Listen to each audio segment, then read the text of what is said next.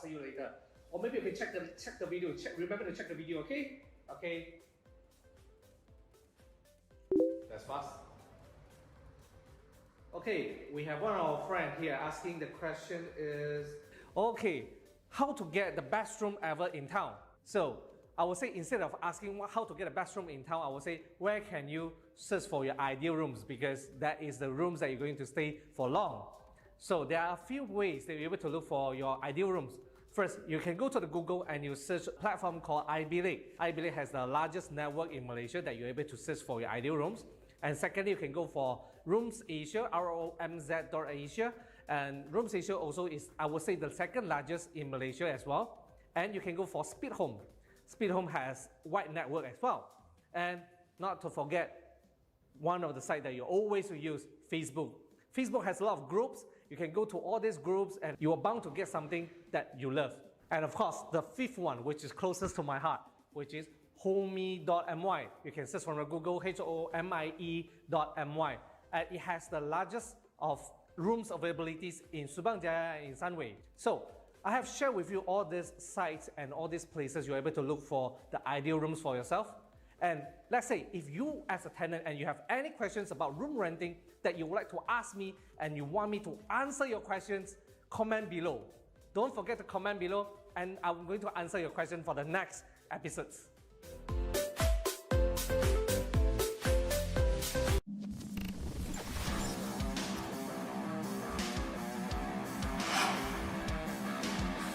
Hey, I'm Raji Boy, also known as Jay.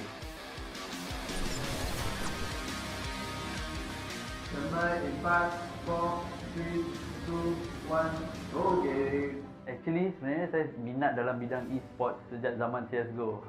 Korang mesti pernah dengar zaman CSGO kan? Yes, tentu kita orang main dengan kawan-kawan. So, much later, Mobile Legends pula yang keluar. Mobile Legends was way more fun. It's a short game, interesting, it's best played with friends, and it's a mobile game. Siapa tak nak main? Main je lah. Yes, so kita orang main Mobile Legends, we played in tournaments. Yes, we win some, we lose some, but that's the nature of the game. Who just wants to win? You need to lose to learn some. So after that, I thought to myself, how can I enhance my career in esports industry? So that's where I found an opening as a producer in eGG Network. Yes, eGG Network is a gaming channel in Astro, and that's where I started working to grow my career. And I was way more happier after joining eGG Network because I was the producer for this MPL MYSG first season.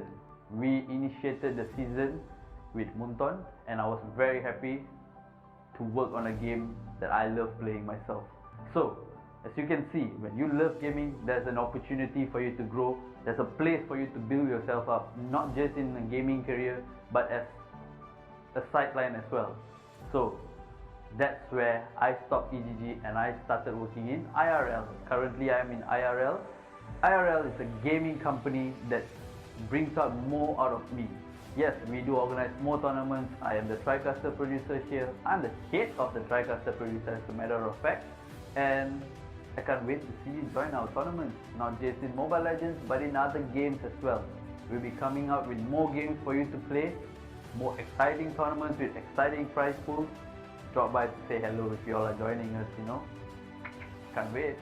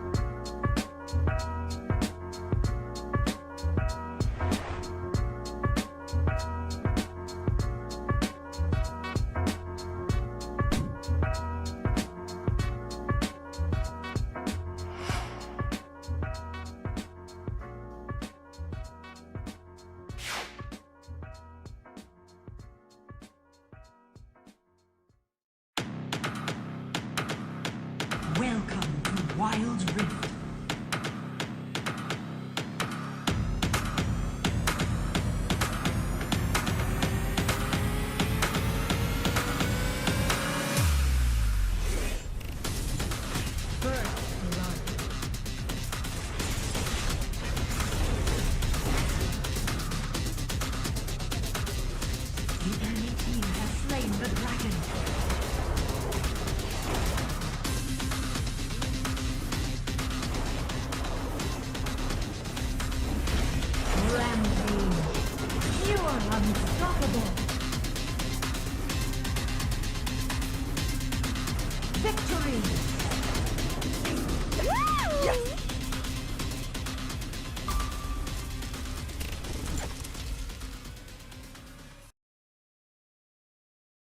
Line as well.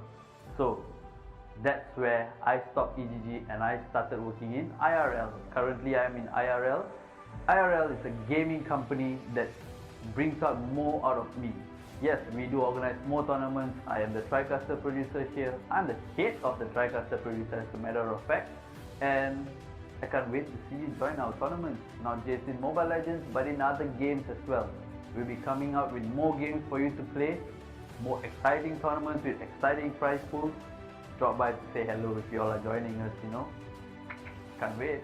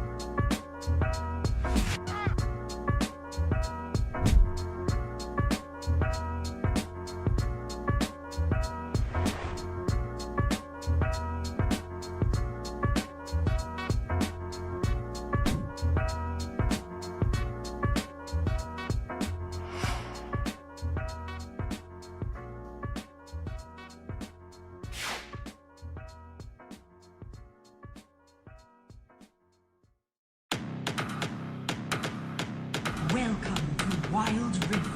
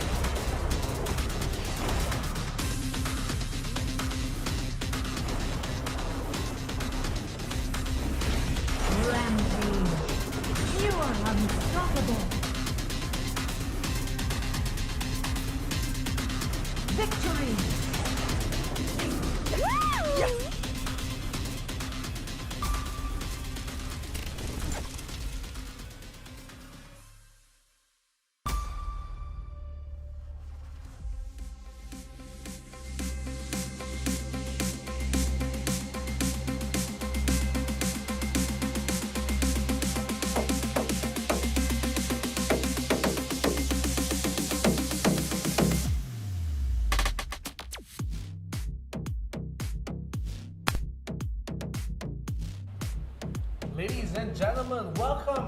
Good evening. Today, Wild Rift Summer Odyssey will be coming online to you.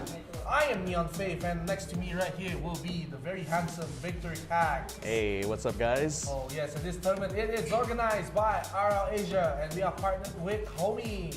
And of course, we are sponsored by Engineering and co-sponsored by Feng and Payax.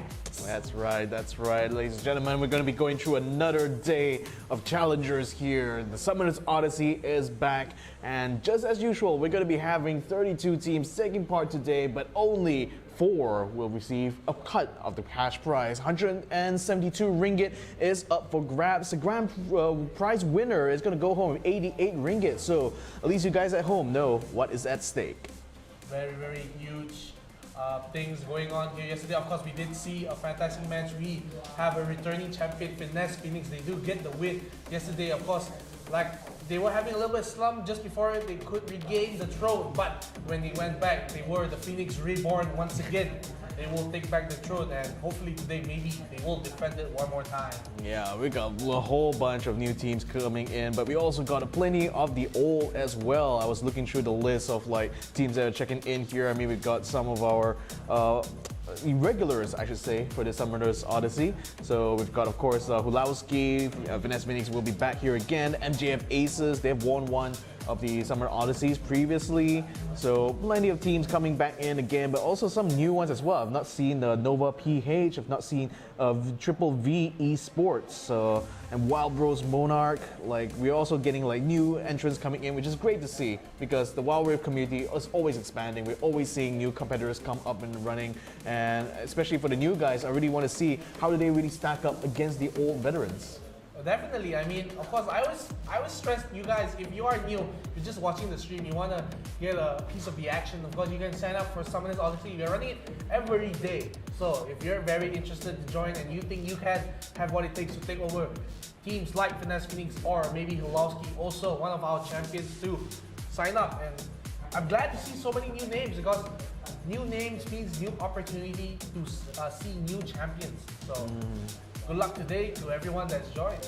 Yeah, so just to expand a little bit about the format, I mean, especially for those who are only just joining us today, I mean, we've been running the same format all throughout the last couple of weeks, so basically it is a 32-team single elimination format. So the first 4 rounds are all going to be best of ones. It's only the grand finals that will be run as a best of 3. So this, I think, adds quite a bit of a challenge, I think, especially for those teams that are just starting out here in the round of 32. That's a little bit of extra pressure where, you know, you make sure that you don't mess up earlier because the problem with the best of 1 is, of course, it has that, if you mess up, you do go up. But it has that, I don't know, I like it's the thrill of, you know, being on your toes, being alert where you can't make a single mistake, and that makes you play better as a team because you are very cautious and very mindful of what you do in the game. So I like it. I like when I used to compete, I loved it because I like that. The thrill of, you know, sudden death. Yeah, it was more like a situation where, like, I mean, I always imagine it to be similar to like if you're playing a pub game and you're trying to rank up in pubs, and then you're going through a 5-game streak. So in this case, if you actually get through a 5-game streak, well, pretty much you're going to be winning a cash prize. So I guess like that's pretty much the incentive really for a lot of teams to take part in the Summoners Odyssey here, because we're running this pretty much every single day, like all throughout the week. So if you are looking to kind of like stretch your wings a little bit, you know, try to see how far it can go in the esports scene, I think it'll be a good idea to take part in daily tournaments like this one here, just to see like how do you actually stack up against other teams. Because here's the thing, when it comes to playing pubs and when it comes to playing tournaments, it's always a very different kind of feel, isn't it? I agree. One of the major things I feel that players, they want to experience that tournament feel. It's not the same as going to a public match, but of course, with tournaments come with the brackets. So of course we will come with the brackets right here. We want to see all the teams that signed up. We have said that Hulowski and Finesse, they are joined the tournament, so we will see who will they be fighting against. Yeah, I think one of the most notable things you guys will be seeing here is that we're also added on the region or the country that these teams are taking part from. So you guys can see the vast majority of players and teams are from the Philippines. Though we do have a couple of teams here from in Indonesia. I think we see Fresh. Team Fresh is from Indonesia, but they will be going up against MJF Aces. So in the first round alone, they're going to be up against some pretty heavy-hitting titans, I should say. Yeah, and it looks like they're only Indonesian team, so rest of it will be dominated by the Philippines, and so they are that lone Indonesian representative, Fresh. Yesterday we did have another team representing Indonesia. I can't get the name right off my head. GeoX? No, GeoX was playing yesterday. GeoX, oh yes, GeoX. Yes, GeoX, they were playing yesterday. They were from Indonesia. Sadly, they did fall in the grand finals, but Fresh here from Indonesia, they're looking for that fresh, sweet revenge against their fellow countrymen. But of course, we can't forget Finesse Phoenix, we can't forget Hulowski. Secret Empire too, they played really, really well yesterday and the day before. Oligarchs, a very, very new team that we saw came in and actually went all the way to the grand finals 2 days ago. So a lot of new and old talent in the pool today. As you can see as well, to fill up some of the gaps in the brackets, we do have certain teams that will just have a walkover into round 2, but rest assured, like the vast majority of these, as far as I'm reading here, are regulars to this tournament here, so we know that they are capable of getting to round 2 anyway, even with or without an opponent here. So special shout out as well, I'm going to go to some of our returning champions here: Hulowski, MGF Aces, Finesse Phoenix. I think, did Caballero actually win a series here before? No, I think they went all the way to the grand finals and they did fall to RTZ underranked. I see. They were close, they were close. Okay, so hopefully this time it will be a better one around here, because, like, again, I'm seeing a lot of really familiar names here, and it's always great to see these teams just constantly coming back and constantly trying their luck here, trying to see how far they can go. Yeah, I mean, the thing is, some people will think, hey, we couldn't make it, so we're just going to give up. But these teams here, they are very persistent. They want to show that they are strong. So what they do is they come back again and again every day. They want to grow, because even in losses, you grow. It's not only just about winning. And like people say, if you don't lose, you don't learn. True. I mean, that's the thing. Even as you're a team that's getting competitive, you know, you have to take these losses in stride, because there's definitely a lot you can learn if you can really analyze and just kind of break down what exactly went wrong in your particular match. And you'll know that if you already understood exactly what are the parameters or what are the conditions that led to your loss in the first place, then the next time you're going to have the same situation again, you're literally going to be better prepared. You'll know exactly how to deal with that situation, and hopefully you have a much better game plan going to that match. Exactly. I mean, if you keep winning, you don't have that formula to show that what went wrong. So if everything goes right for you, eventually you're going to hit a wall where you just have people that have kept losing and losing. They're going to rebuild that wall every time you break it down. And every time you rebuild the wall, it gets stronger and stronger. And at one point, because you're so used to weak walls, that when you run into a very strong one, I mean, it's a weird analogy, but it works. You run into a strong wall and you won't be strong enough to break it down. And sadly, some teams here, they have left after they won, because they did, they're content with winning. But of course, these other teams like Finesse Phoenix, they already won twice as champions, and they're still back again, trying to prove that they're still the best today. And of course, we will see a chance for them to prove it once again. I mean, the thing is that the teams that I really massively respect the most are those that, even though they have not really won or even gotten results, they keep coming back again and again. And sometimes these are the kind of teams that over time we will see like the most dramatic improvement, because the more matches you actually take part in, the more tournaments you actually start to learn from, the more your team is going to progress. So that is certainly how we're going to be doing it. In any case, we're going to be jumping into our draft now between our first two teams for today, and we have two teams that are going to be very familiar to those that have been following Summer's Odyssey. We've got Astraios PH joining us, and they will be going to be drafting from the blue side, and on the red side we've got Fourth Dimension, who had a pretty stellar run, I have to say, yesterday. Fantastically played. Of course, they did fall at the semi-finals, but can't take anything away from their performances. They played extremely well. Of course, Kyle Steen was very, very instrumental for them, and today he will be back once again. And let's talk about a little bit about the bans. On Astraios' side, they did ban out the Gragas and Oriana. Like I said, Gragas, one of the most flexible characters in the pool. And of course, for Fourth Dimension, they'll be banning out the Braum and the Akali. So, very standard bans for both sides, and the picks, to me, look standard too. Well, it looks pretty standard until we got the Garen coming into the mix here, but naturally, when you already have the opponent taking an Alistar, you want to have someone who is going to be able to bring the same level of survivability, and of course with the Janna pick as well, if she can pair very well with the Camille and the Garen here, I think Fourth Dimension could have a good enough lineup to meet against the Kai'Sa and the Lee Sin that's just been picked up by Astraios. Yeah, but they will not go with the Garen, they will go with the Yasuo, so a little combo with the Janna. Maybe not the best so far, but of course they still have their last pick, their top laner to go. So maybe they'll pick someone like Malphite that can really combo in. But for Astraios, they have that Pantheon and the Cannon, so that shows to me that they're looking for the fights, the big team fights.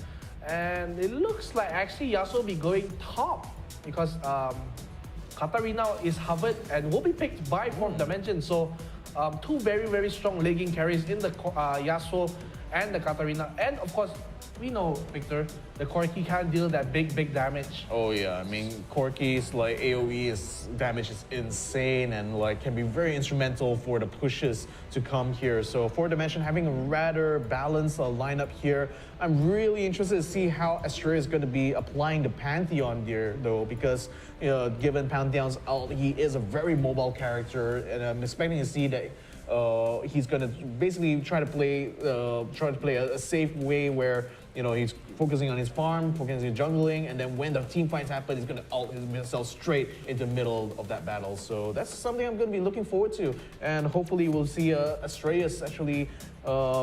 I really want to see what they will be able to pull off using that hero. Yeah, and of course it won't look like a Pantheon mid. So usually you do see Pantheon in jungle up top. But it looks like this game they're going for him in the mid lane. So that just opens up his ultimate to be able to go to top or bottom at the same time.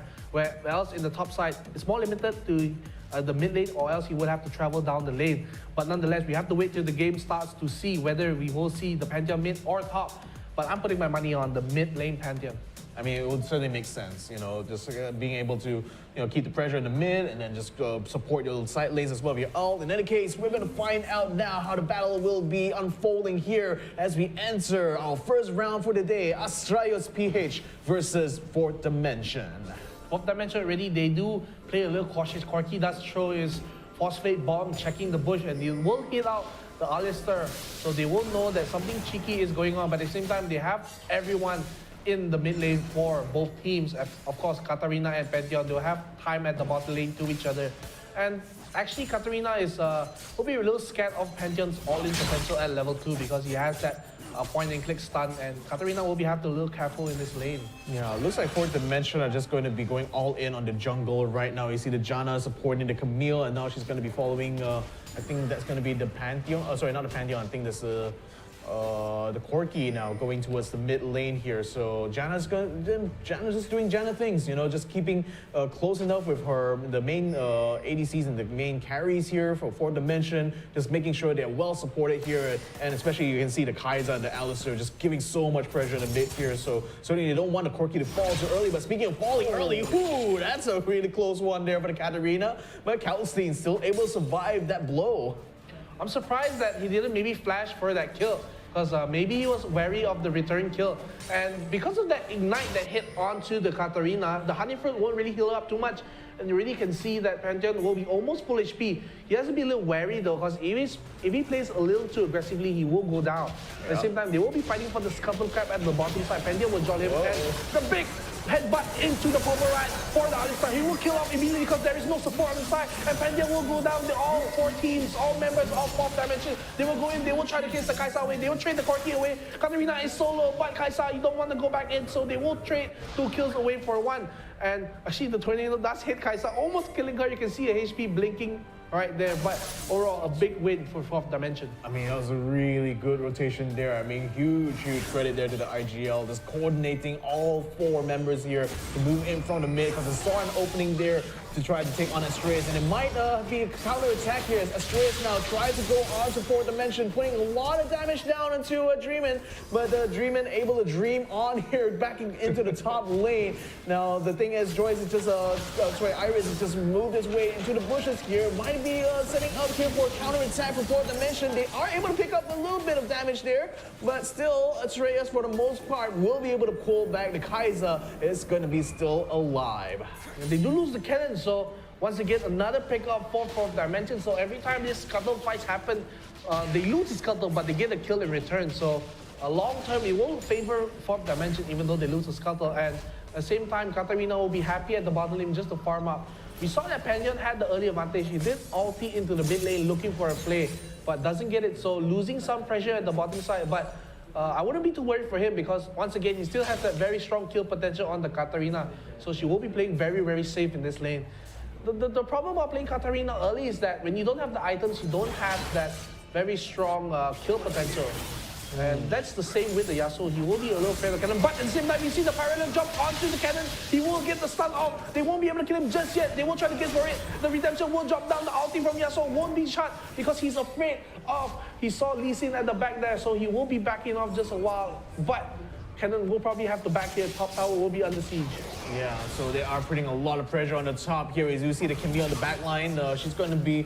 okay, I thought she was going to recall back, but looks like she is sensing an opportunity here to keep some pressure going on this first tier turret. So 3 heroes now will be continuing this push here on the top. Only the Lee Sin and right now the, I can't recall what it is, Samuel is going to try their best to keep this turret alive. In the meantime, the Drake has already spawned here, so that might be a cue now for Astraeus to try to gather up and try to take the Drake buff early on. But the thing is, with the top line push here, not quite going the way of Fourth Dimension at the moment. It looks like they will be backing up. Only the Janna is sticking around just a little bit longer here to collect some extra XP and perhaps some extra cash. But for now, it looks like the push is stalled as both teams are now focused onto that Mount Drake.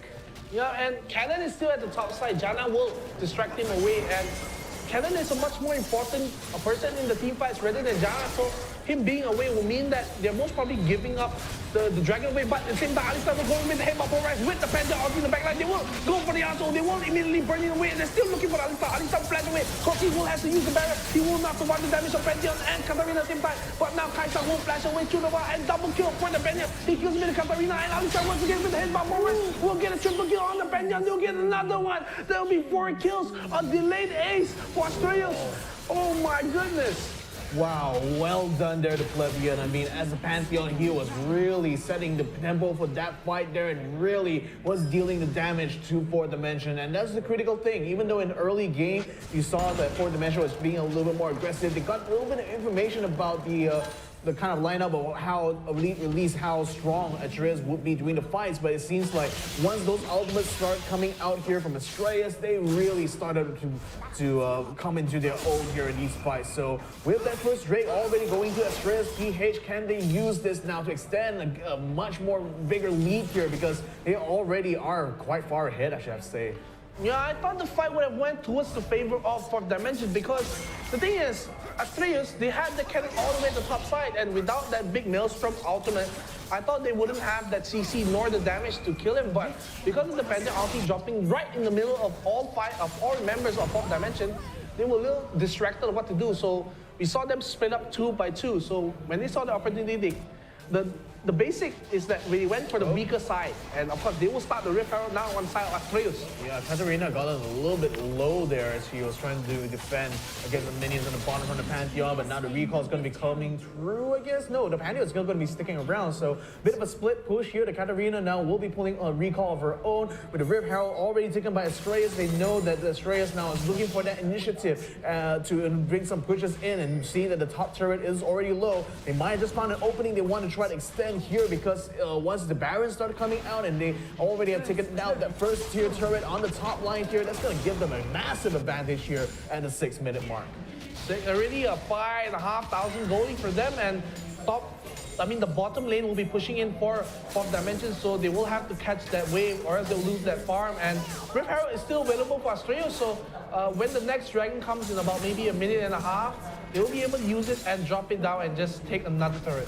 Yeah, in fact, this mid turret doesn't look too long for the Worlds of Fourth Dimension now. Trying to jump for the strike, but initiation doesn't quite land perfectly on the Astraeus though. It is enough aggression here to force them back. Halsey in the meantime gets himself caught out by the Lee Sin right on the bottom lane. Now that could be a cue now for Fourth Dimension to try to go for some more trades here, as the rest of them pile a while here, waiting to see whether or not they can catch some more. The Alistar looking quite low. The Corky trying to get out of the way here, trying to put some damage, but he's still being chased all the way to the tier 1 turret, which is looking very, very low at the moment. Could be very dangerous for them. Continue fighting here as the turret gets taken down, and they will get a double kill in return as well. As Astraeus PH looking very, very strong here, practically a wipe here, if you consider the fact that the Catalina was taken out much early on.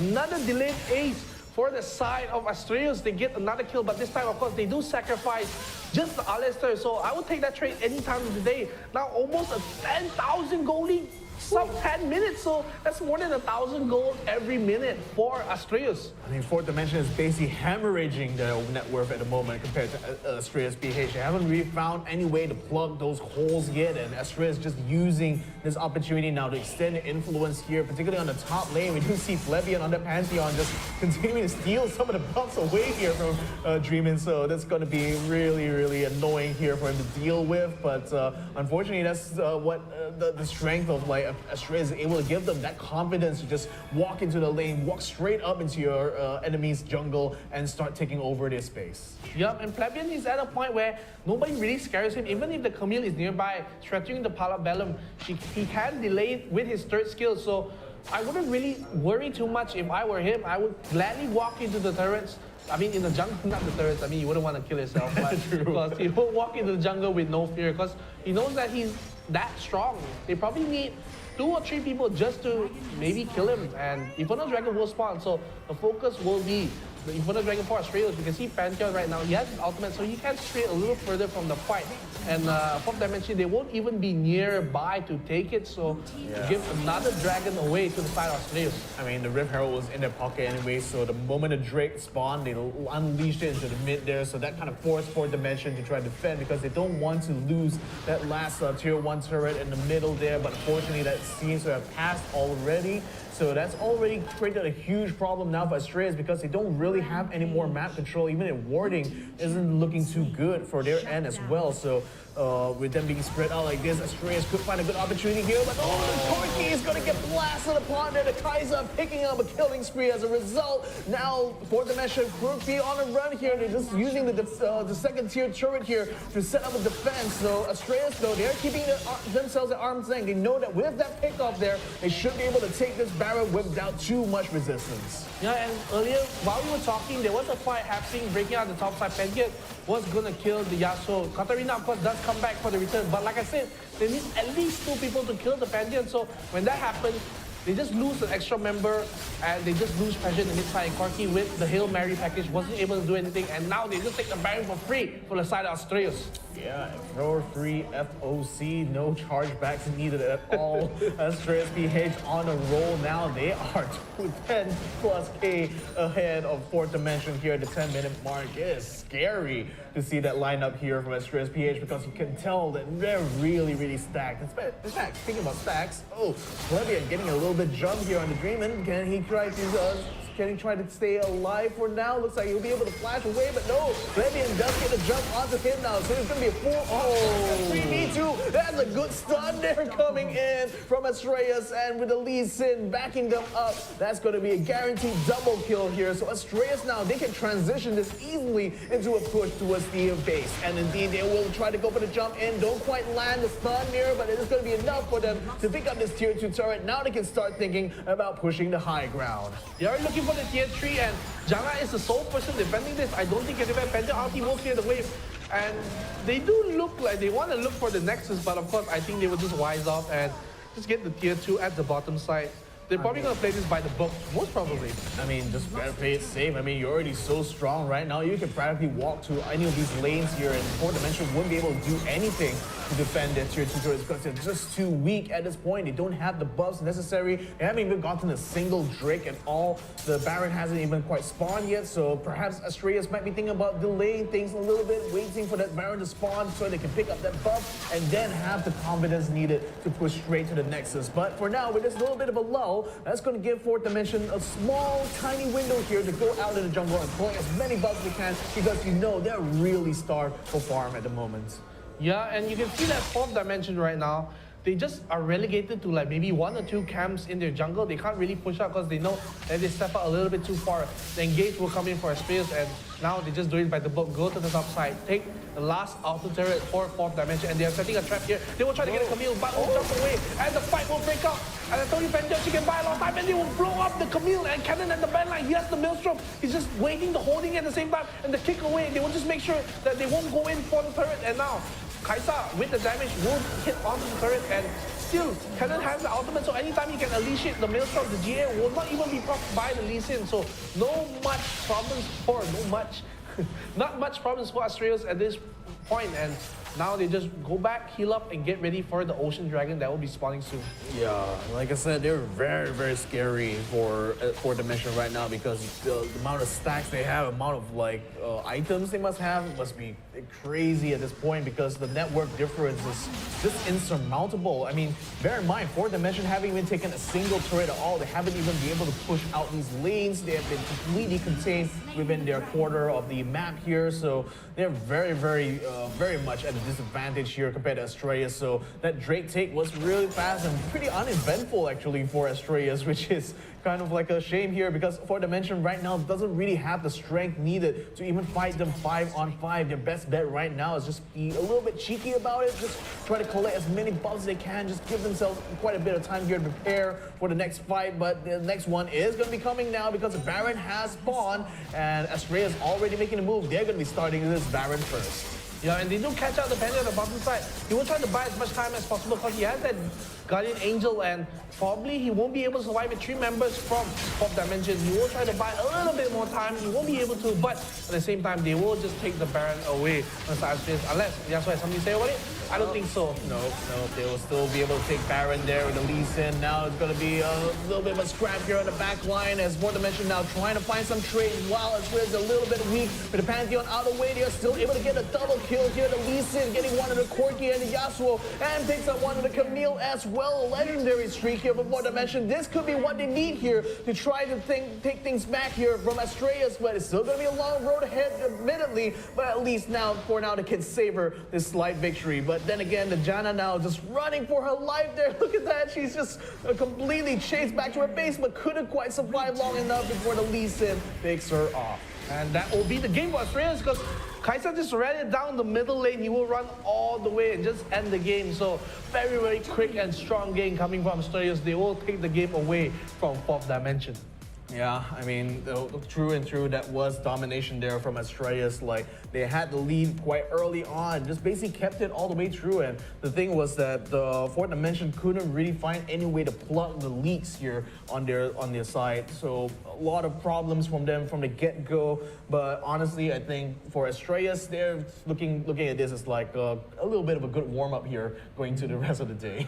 Yeah, I mean, Australians, they look really, really strong. And I mean, that was the problem with picking Katarina and Yasuo because when you have 2 really weak early game side lanes, Pantheon, either way, if you had to fight either the Katarina or the Yasuo, you would have a fantastic laning phase. And we saw how the laning phase transferred into the mid game, and it was just so much goal ahead, and it wasn't able to stop them from fighting anymore. And Australia's just snowballed that goal from 2,000 to 4,000. Then eventually we saw the 15,000 goal lead. It was just too much for 4th Dimension to handle. Yeah, literally too much for them to deal with there. So again, I think when we have a look at the stats there, it's not going to be too surprising, I feel, because again, Australia's really had been controlling most of these fights all throughout here. Look at that, Lee Sin didn't even die once here. He got 9 kills total in this matchup here. I mean, that says a lot here, I feel, as far as the way this match kind of panned out here. So you can see the early game focus for the side of Australians, and that really paid off. Lee Sin is really rare that you see a Lee Sin MVP because usually Lee Sins, they will fall off later in the game, but because they were so far ahead that there was no chance to fall off because he was going to be always so much goal ahead, and he actually has the most goal in the whole team too. So he's getting majority of the kills, majority of the buffs. So that is such a huge sign. Of course, the damage, we can see Plebeian, my goodness, on the Pantheon, dealing all that damage. We saw how many times he was in the side lanes. Of course, he getting caught at the end there, but he did it with a purpose. They will be able to get the Baron, and that was just the beginning of the end for 4th Dimension. And I was thinking, like, I think all the lineup here that the 4th Dimension brought to this didn't really have anything here that could deal with a super mobile Pantheon. So, and that was immediately the problem they discovered the moment Pantheon got his ult. It's like he can immediately like use that to evade any attempts to gank him, and at the same time contribute so much damage there. He's practically a nuker for the team there instead of a Corki. So there's a lot of utility here that Australians really took advantage of, and once they already got that early game lead, and once the Lee Sin was like fully online by mid game, I think the writing was pretty much on the wall there for 4th Dimension. Yeah, it was really, really hard to handle it for the side of 4th Dimension because Lee Sin, when you get the ball rolling as him, because he will get the nice damage, and of course everything else just guys falls nicely into place, and everything just fell in the lap of Astraeus. And production is replay ready. Yes, just in time for the replay. Victor, we will go straight into the replay. Let's go. Yeah. So beginning on the match here, we did see that there was an attempt to try to control, I think, Astraeus' take on these Rift Scuttlers. And the thing is that a lot of these fights early on seem to favor Fourth Dimension quite a bit, but bear in mind, this is a lot of the attacks have been taken here whilst Astraeus is still very weak in that early game. So these early victories here, even though it gave Fourth Dimension a bit of a cushion to lean on for the first 5 minutes of the fight, once the Drakes start coming up and once Astraeus really started to come online with their ultimates, that's where you start to see the momentum shift very firmly to the blue side. So the thing is, Fourth Dimension really banked a lot on the natural abilities of their heroes here, rather their hero pool here. But as these brawls started to draw on here, I mean, the Pantheon, the Katarina really couldn't find any way to serve a good purpose here on these side lanes because she kept getting taken out way too early on. I mean, Astraeus had so much damage going on to these fights here in mid-game, and it got really scary, especially as time dragged on. Yeah, and you can see how tanky Alistar is. The Maelstrom will hit on cannon onto 3 people, and Pantheon ulti will come as well. And they will eventually lose the Alistar as he was tanking the turret the whole time, but it will be a delayed ace for Astraeus, and this was one of many delayed aces for them. Yeah, and you never want to be in that situation where every single one of your team just basically gave up kills to the enemy here, because it's just going to create a huge imbalance in terms of their net worth and in terms of their skills. So again, not a really good take here, getting a really quick double kill. Again, a lot of that has to do with the fact that the Alistar is just basically unopposed. He was soaking up so much of the damage here for Astraeus that, Fourth Dimension, it was just forced to kind of pull back every time that Astraeus tried to form a death ball, and with the Alistar kind of leading the way there to ensure that the Lee Sin or the Yasuo can always find, the Lee Sin or the Kai'Sa are able to find ways to break into that backline there, the Fourth Dimension. So even though the match picked up a good kill there on the Pantheon, that really would have been much more useful if they could actually kind of contest this Baron take here. So unfortunately, the rotation came a little bit too late there for the Yasuo and the Janna, and unfortunately, they had to scrap it out in a really bad fight here. And pretty much once they lost this fight here, it was pretty much end game from this point onwards. Yeah, and you can just see that Alistar, even after all this, he won't be survived. You can just see Kai'Sa on the mid lane. He'll just run straight down the mid lane. Doesn't even care, like, hey, you can deal with the Janna. I just want to end the game right now. And of course, TP will be bought by the Pantheon, so you will be able to join the fight. Alistar will buy TP too, so he will TP into the base, and they will all meet inside the Nexus, and they will win the game for Astraeus. Game round 1 of today's Summoner Odyssey will go to Astraeus PH. Yeah, so they'll be going through into round number 2, and we're going to be seeing who are going to be the players later on in round 2 after we take a short break. Hope you guys enjoyed this. Don't forget to give a like to our pages here and follow our social media so they will be informed whenever these live streams come up. And in fact, if you do enjoy this, just consider going ahead and subscribing to our channels here. We are going live on YouTube as well as Facebook here. And if you do follow our pages here, if you become a supporter of our live streams here, we do have supporter badges. We do have a special promo video that will show you guys if you do donate stars. So gentlemen, do give us a support here on our live streams here, so we can continue delivering quality content like this every single day. Every day, non-stop, just for your entertainment. Because for now, we will go to a very short break, and me and Victor will be back in about 10 minutes. Or maybe not exactly us, but you know what I mean. Roughly. 10 minutes. All right, see you guys. Cheers.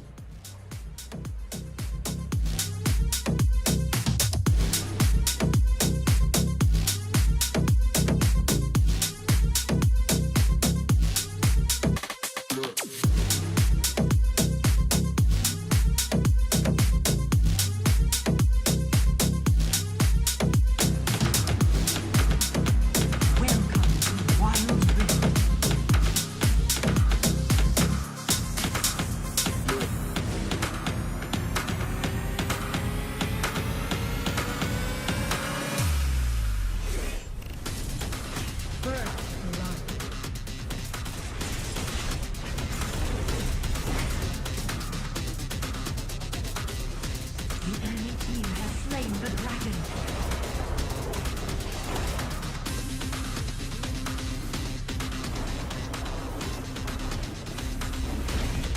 Rampage. You are unstoppable.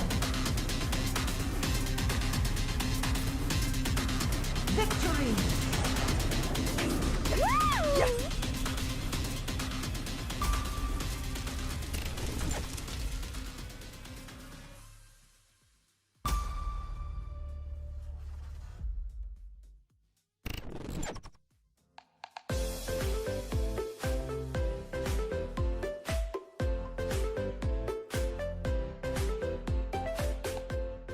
Hi everybody, my name is Keith. So in the last episode, I have covered the do's as a tenant. So right now, in this episode, I'm going to talk about the don'ts as a tenant. So right now, what is the don't for a tenant? Number one, agree to verbal contract. There's no such thing as verbal contract. So everything has to be placed in a black and white. Number two, making sure that all your rooms are well prepared as per agreed before you move in. Number three, renovate or alter the place. Alter, it can be pasting a poster which may has a potential of spoiling the properties because this may cause your deposit to be forfeited. Fourth, breach the rental agreement. Do not breach any of the single lines of the rental agreements or your tenancy agreements. So always check or cross-check whenever you want to do something or alterations inside your room.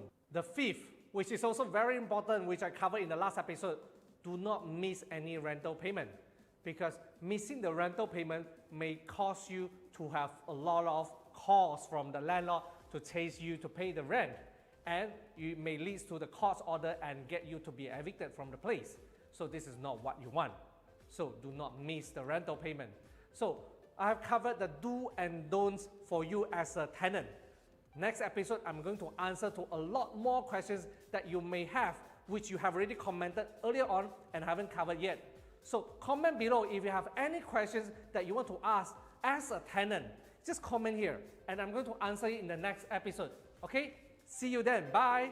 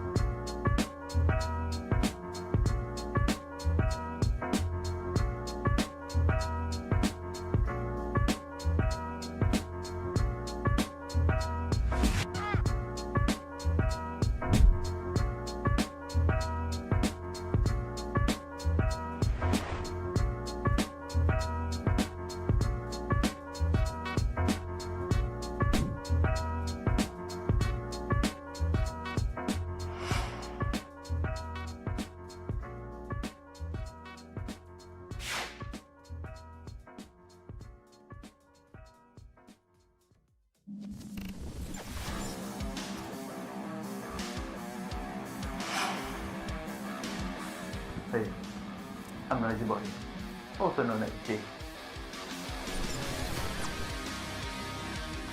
Tonight in 5, 4, 3, 2, 1, go game! Actually, sebenarnya saya minat dalam bidang esports sejak zaman CSGO. Korang mesti pernah dengar zaman CSGO kan? Yes, time tu kita orang main dengan kawan-kawan. So, much later, Mobile Legends pula yang keluar. Mobile Legends was way more fun. It's a short game, interesting, it's best played with friends, and it's a mobile game. Siapa tak nak main? Main je lah. Yes, so kita orang main Mobile Legends, we played in tournaments. Yes, we win some, we lose some, but that's the nature of the game. Who just wants to win? You need to lose to learn some. So after that, I thought to myself, how can I enhance my career in esports industry? So that's where I found an opening as a producer in EGG Network. Yes, EGG Network is a gaming channel in Astro, and that's where I started working to grow my career. And I was way more happier after joining EGG Network because I was the producer for this MPL MYSG first season. We initiated the season with Munton, and I was very happy to work on a game that I love playing myself. So, As you can see, when you love gaming, there's an opportunity for you to grow. There's a place for you to build yourself up, not just in a gaming career, but as a sideline as well. So that's where I stopped EGG and I started working in IRL. Currently I am in IRL. IRL is a gaming company that brings out more out of me. Yes, we do organize more tournaments. I am the TriCaster producer here. I'm the head of the TriCaster producer, as a matter of fact.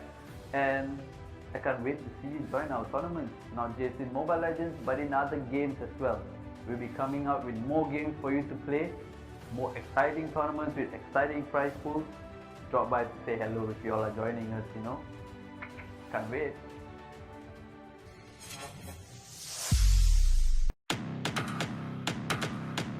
Welcome to Wild Rift.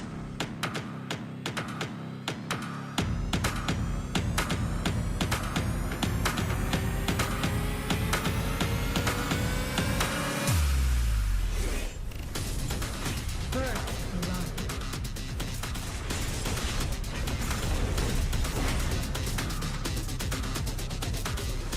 The enemy team has slain the dragon.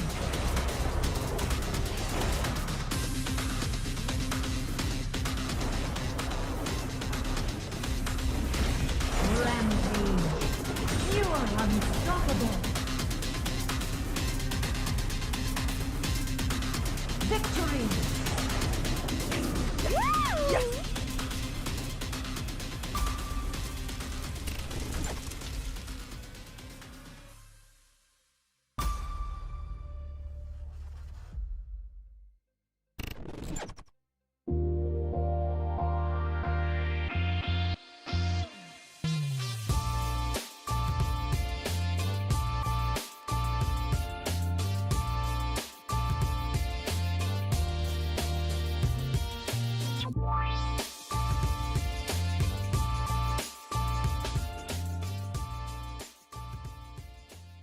Hai, saya Muhammad Nur Asyakir bin Ismail ataupun lebih dikenali sebagai Syak. Saya, orang kata pengalaman saya dululah. Pengalaman saya bekerja dalam industri e-sport ni bermula daripada cyber cafe. Di mana saya bekerja di cyber cafe dan hari-hari saya main game juga. Bila main game ni kita tahulah orang edit game ni macam mana, hari-hari kena main juga game tu. Lepas tu saya dapat peluang macam join event crew untuk tournament-tournament yang ada dekat Malaysia ni ya. So saya tak ada terikat dengan mana-mana company ke, tak kerja full time dengan orang. Saya as a freelancer je. So di mana freelancer ni saya bekerja dengan company-company yang besar, orang kata lebih orang kenal sekarang macam TGC, Orange Esport, Mushroom. Semua ni kita orang mereka ni akan anjurkan tournament yang besar, tengok pada game apa yang dia buat, saya akan jadi macam event crew dia orang. So saya pun macam shock lah. Aku pun dah jadi macam Sting aku lah. Sting aku, yahoo, yahoo. So bila di mana dalam tahun lepas, hujung tahun lepas, saya ada kawan saya ajak, Syak, aku ada satu tempat baru ni, IRL Asia. So aku kata okey, boleh, aku boleh join, tak ada masalah. So aku pun datang masuk IRL Asia. So aku tahu IRL Asia ni adalah multi-tainment company. Dia bukan fokus on e-sport je. Dia ada macam-macam. Dia ada orang kata dari segi music industry. Music industry, kau boleh main gitar, main piano. Kau boleh jadi penyanyi, kau boleh jadi pengubah lagu, kau boleh jadi producer lagu. So aku pun tak lama lagi akan jadi penyanyi, tak silap aku rasa. Apa lagi? IRL Asia. Aku dah masuk dalam ni, aku antara salah satu produk daripada IRL Asia. So apa lagi? Mainlah join dengan kita orang sekali. IRL menjemput anda.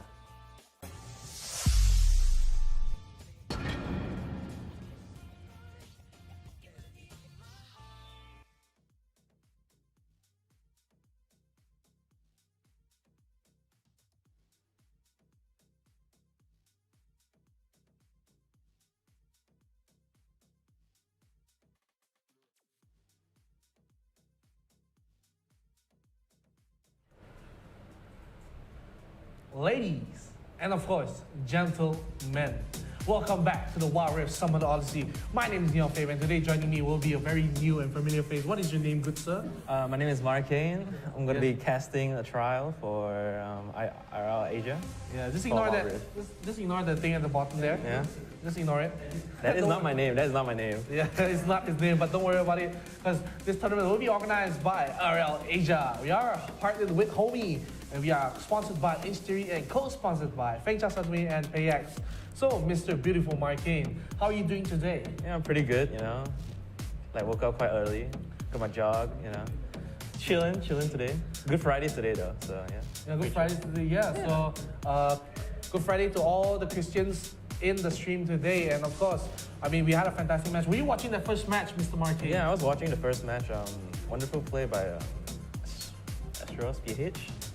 Yeah. Astros PH. It was a, I don't want to say it's a one-sided stomp, but you know, Astros PH actually, you know, played their heart off. So congrats to them for winning that first game.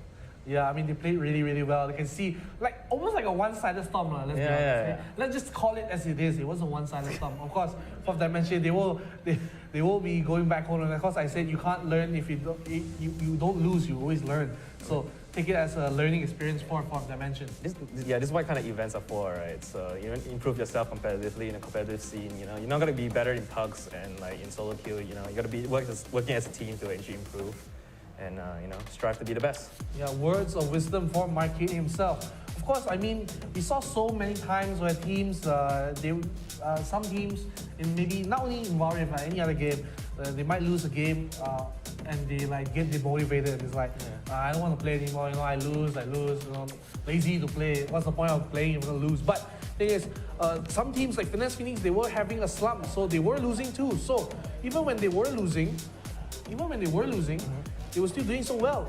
So it was such a nice thing to see that they don't give up. And of course, because of that, yesterday they came back and became a return champion. Second time they got the champion. So it's important not to give up. I mean, the true winners is usually people who just, you know, keep on trying, becoming the best. Like, you know, even though you're losing, like, you know, every day, like 0-1, 0-1, 0. As long as you keep improving, that's winner in our eyes, honestly. Yeah, the journey is not the destination, but the journey. Yeah, the journey. That's right. That's why it's called the race of life, you know, and this is the race for the Wild Rift. And of course, a lot of supporters here today. Let me read a little bit of the comments, of course. We have a lot of people saying earlier, the Pantheon is God. Yes, I mean, he was playing really well. He was the MVP. Plebeian, if I remember his name is correctly, he played extremely well on the Pantheon. And also we have Api Zoops, my idol, saying, I want to watch Academy. And yes, I did maybe get a word, maybe that we'll be watching Academy's match next. So spoiler alert, too late, spoiler it already, spoiler. And of course, some people are looking for a match for Frontliners against Finesse Phoenix. Of course, maybe we'll stream that, I don't know yet. Maybe I do, I don't know. I'm not gonna tell you guys, secret. So keep on a low key, you know, keep on a low key. Low key indeed. So Mr. Marcane, this is usually what I ask every caster that comes in today. Who's your favorite champion in Wild Rift? My champion in Wild Rift, honestly, it's gonna be either Cannon or Oriana. I just want to see like a big like play. A big play, like maybe a 5-man out or like, you know, something to just turn the fight around. Maybe you could be losing 10k gold, but just one 5-man out is gonna like change the direction around. Kind of deal, like game changer. Game changer, you know, like the shockwave, like the Maelstrom. So I understand what you mean. You know, I understand what you mean, man. That's pretty cool. I'm gonna agree. I mean, of course, having the big ultimates does change fights. Of course, even if you're 10,000 go down, if you hit a 5-man shockwave, you will get that game-changing move. And also, for this you don't know, my favorite champion is Fizz because he summons my favorite Dato. He will summon the shark. So Dato Shark will appear in the game for a little while when you throw his ultimate out. So that's why Fizz is my favorite champion. At the same time, Fizz also is really cute. He has that corgi skin. Not corgi, is it corgi? He's a dog skin, right? Yeah, the dog skin, yeah. Yeah, it looks like a dog, so it looks nice. Talking about dogs, the emote that just came out for patch 2.2, they have that corgi butt, which is the most funny and most BM emote there is currently in the Wild Rift. So every time every team wins like a fight, or even they get a good trade, the corgi butt will come out in the screen.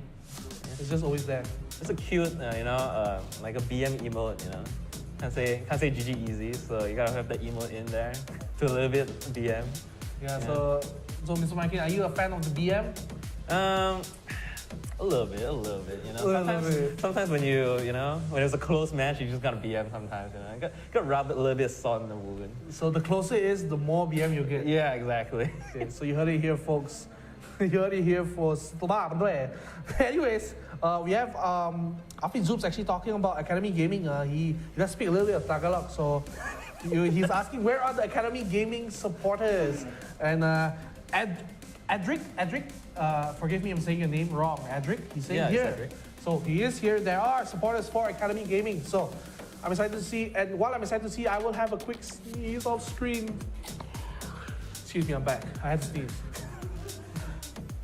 Okay? Don't blame me. I had to sneeze. Duty calls. Duty calls, indeed. So Marcane,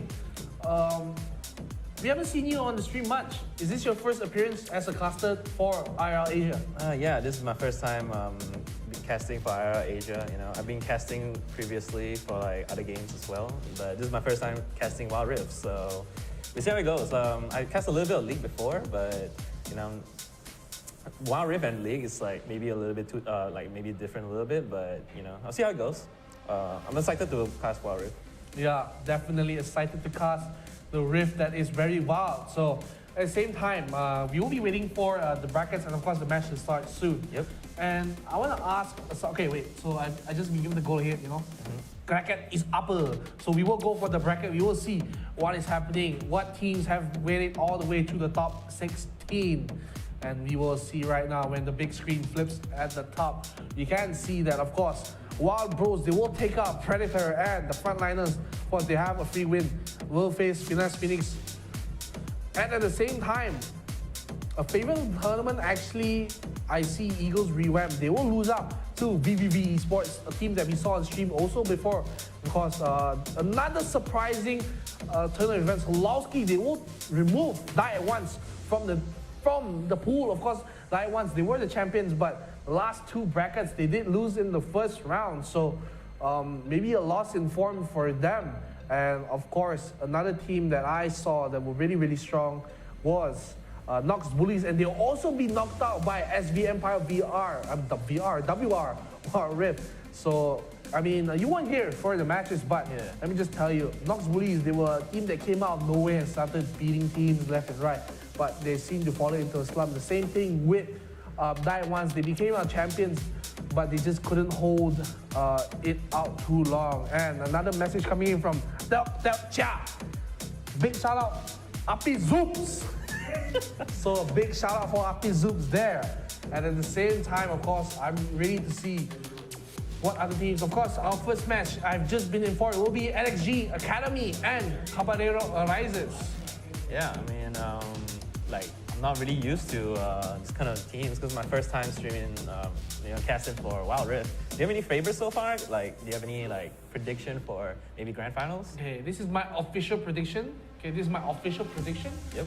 Guarantee I'm gonna get it right because it's scripted. This tournament. So, dude, you can't say on the stream, man. Come on. Nah, man, you're gonna break the surprise out. So I'm gonna say that Finesse Phoenix and Halowski will meet in the semifinals for the left side of the bracket. Okay. On the right, we will see probably Caballero Arises and of course Oligarchs in the semifinals on the right side. And the grand finals, I think, will be Halowski and Caballero Arises for the grand finals. That's my official prediction, but I might be wrong because I've been wrong before, but I'm never wrong. Well, we have to see them battling out to the grand finals. Of course. And I want to see the message from the chat. Guys, support your teams. Hashtag, if you're a Finesse Phoenix fan, hashtag FNS win. If you're a Oligarchs fan, hashtag OLI win. Or, I mean, I don't know. OLI, yeah, Oligarchs. And frontliners, of course, we have Ray Barracuda. What a nice name. He will say frontliners go. So frontline support. And we have Tukang Masa in the chat here today. He say, giving my energy to the casters. Where is the Tukang Masa today? I think maybe he's cooking for a buffet for someone else. I don't know. Maybe he's busy today. That's true. And of course, John Andre Castro. Wow, another nice name. Hashtag CA win. Caballero Arises win. And Wo I Ni Api Zoops. Another, I love you too, the Avi Zoops himself, the Dato. Damn, I'm really surprised. You actually know how to speak a little bit Mandarin. What do you mean you're surprised? Oh. Why? Why are you surprised I can read Mandarin? I mean, some Chinese people in Malaysia, we call them a banana. We like they don't know any Chinese, but they're more towards the English-speaking kind of people. I eat bananas. I'm not a banana. Oh, that's true. That's true. Right. So of course, we'll see that. I love you, Neon. You handsome. Hey, thanks very much, Mr. Edric. Ubra.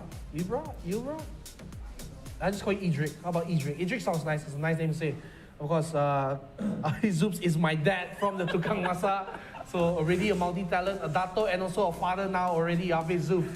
Of course, congratulations. Talking about being a father, we will be going to the father of all picks. We're going to the pick and ban for NXG Academy and Caballero. So the bands. Marcane, why don't you say what the bands are? Yeah, the first band coming from the academy is Gragas and Katarina. Yeah, you said just now before the first game where Gragas is very mobile. Maybe going to top lane or jungle, I believe so. Katarina, yeah, it's a big threat. You just don't want to catch up with that 5-man ulti. And Katarina just like, it's very mobile. Everybody doesn't want to deal with that, so Academy just wiped Academy ban it. Caballero ban with Akali and Orianna. Orianna, yep. I've seen quite a lot of people banning Orianna and Gragas. I feel like that's an issue. Akali as well, yeah. Akali I've seen so far is pretty strong in Wild Rift compared to League of Legends. Yeah, Akali is 100% ban and pick rate for the tournament. So every game we do see a ban or a pick for Akali. And let's talk about a little bit on the picks. Corki, Ziggs, and Jarvan. He'll be picked up for the side of NXG Academy, and for Caballero, they will get the Wukong and the Kaisa. And because the Katarina is more of a ban, a respect ban for Shunpo, because if you don't know, Caballero, they have Shunpo, and Shunpo, what does it sound like? Yeah, Shunpo sounds like he plays Katarina, Yeah. I honestly think that, Shunpo's gonna get the Katarina, but unfortunately, Academy knows this, so they've decided to ban a Katarina instead. Yeah, and also we can see Camille and Pantheon, so that that long-range combo from both Optimus at the same time. So you can see how strong they will work together. And let me read a little bit of comments since we're waiting for a little bit of picks. You can see Edric says his name is pronounced Edric Ubra. So sorry about that. Now I do know how to say your name. And of course, NeonFaith, my idol, my inspiration. Thank you very much, my friend. I feel very loved. And of course, more Chinese, and I think that's not Chinese, that's Japanese. Yeah, that's Japanese. I'm not able to read that, so don't call me a banana or an apple or orange or I don't know what fruit you want to call me. I know that's Ta Hao, and then I don't know what's that. Big Happy. Big Happy, yes, Big Happy. Also, we have Alistar and Fiora for the side of NG Academy, and Annie will round out the Caballero Arises side. Yep. So we haven't seen really a lot of Annie other than Oligarchs picking it up, but now, of course, for Caballero, they will pick it up. So what do you think of the compositions for both teams right now? Yeah, Caballero's more towards the fighter catch comp, and then while Academy looks like they're going for like a slightly disengaged and catch comp. So we're about to see how things go. We got that Corki and Ziggs on the side of Academy right there to maybe poke and try to lower the HP while trying to run away as well, because I believe that Ziggs can run away with his W. Yeah, Pantheon being a really big threat. I don't know how are they gonna be, how they're gonna be using that Pantheon, maybe to catch, maybe to initiate fights. We're about to see. So yeah, and also we can see more people for the support of NXG Academy, and of course, shoutouts for my idol, Penel. So we haven't seen him here in the chat today, so we will miss him very much. Our Dato, our Tansri, our hero, our idol. But while we are waiting for the game to load out, of course, both teams, they have a very, very strong chance of winning. As you said, they have a very strong team comp from both teams. Yep. And also, happy birthday to Tyson Umbra. Happy birthday, my friend. Dude. Happy birthday on Happy Friday as well. So, I greeted him happy birthday. But talking about happy, we're happy that the match will be starting for the side. For the round 2, we have on the left NXG Academy, and on the right, we have Caballero Arises on the red team. Yeah, I mean, right now, just nothing, just Alistar just caring for Corki and mid. I've seen this a lot, support just kind of, roam around mid side early in the game. Can you tell us a little about that? Yeah, I mean, you can see that both teams right now, of course, Annie with being the mid lane, she have that very strong push because of her first skill. It will refund mana when she's attacking, and they will actually have a Pantheon support for the side of Caballero. So we even more rarely see that Pantheon support. So now it's being played. Yeah. So very, very strong pick, and I'm interested to see how the side of NXG maybe they will look towards the top side, since Ziggs will be there alone. You have a little issues. You can't really 1v1 the Camille at all. I think they swapped lanes where like the top laner actually went up top, and then like the AD carry went mid, and then the top lane went bottom. So I don't know how how is it gonna go. Maybe there's some new meta. So yeah, it feels like Dota again, you know. Yeah, I see what you mean. And at the same time, you can see Alistair, he will be on the blue side of the jungle, on the red side of Caballero's jungle, and he'll just be there dropping a ward and just looking around. And also, every time you see Annie with that stun, you have to be a little careful because she has that all-in potential with her ultimate. And right now, Camille, actually I'm surprised that she's being poked out by the Ziggs, since he can drop the bombs like Kobe Bryant from far away. So you will be a little careful. At the same time, we'll see a kill onto Fiora. The Ignite will take her away, and this swap lanes won't work at the side of NXG for the time being. Yeah, maybe a little misplay by Fiora. You know, Pantheon can dive under the tower for bottom lane. A little bit misplay from Fiora there maybe. We didn't catch that. We might have to bring up that replay. Great first blood onto Caballero there to pick up Fiora under the tower. Yeah, and definitely that was very, very instrumental for the side of Caballero. They do get the early first blood and an early 1,000 goal lead for them. I mean, of course, 1,000 isn't that much, but slowly and surely the lead will grow for the side of Caballero. But at the same time, I wouldn't be too worried if I was NXG, because I have that scaling Ziggs, I have the scaling Corki in my team. Of course, Fiora, even though she was let down a little bit in the bottom lane, she will scale nicely in the late game against the Camille, as we saw many times. We can see again, they're going for an all-in fight at the top side. Ziggs will almost die to the Camille. She did burn her flash and her barrier at the center, trying to kill him away. But Ziggs will also burn both summoners, and they will both live with just a little bit of HP. Yeah, I don't think you can trade like Camille versus Ziggs. I feel like Ziggs can just outpoke Camille here. I don't think Camille can engage in any fight at all. Looks like you just have to get that minions and wait for team fights to happen. Definitely, of course. Right now, Fiora is under third, and you will be dived also, but I don't think they have the damage. So they will expand the heal also for the side of Caballero. So just a burn summoners there, but almost getting hit by that second skill of Kaisa, where probably chunked her a little bit low. Pantheon already is actually level 5, so very, very dangerous for the side of NXG. If Pantheon can find a nice ultimate into any lane, he could deal damage. Of course, Camille can combo into him. So very, very dangerous. If I were NXG, I'll be looking out for that. Yeah, Kaisa and Pantheon, great awareness by both of them. Knowing that Fiora has the ult, has the barrier, has like not the flash but barrier.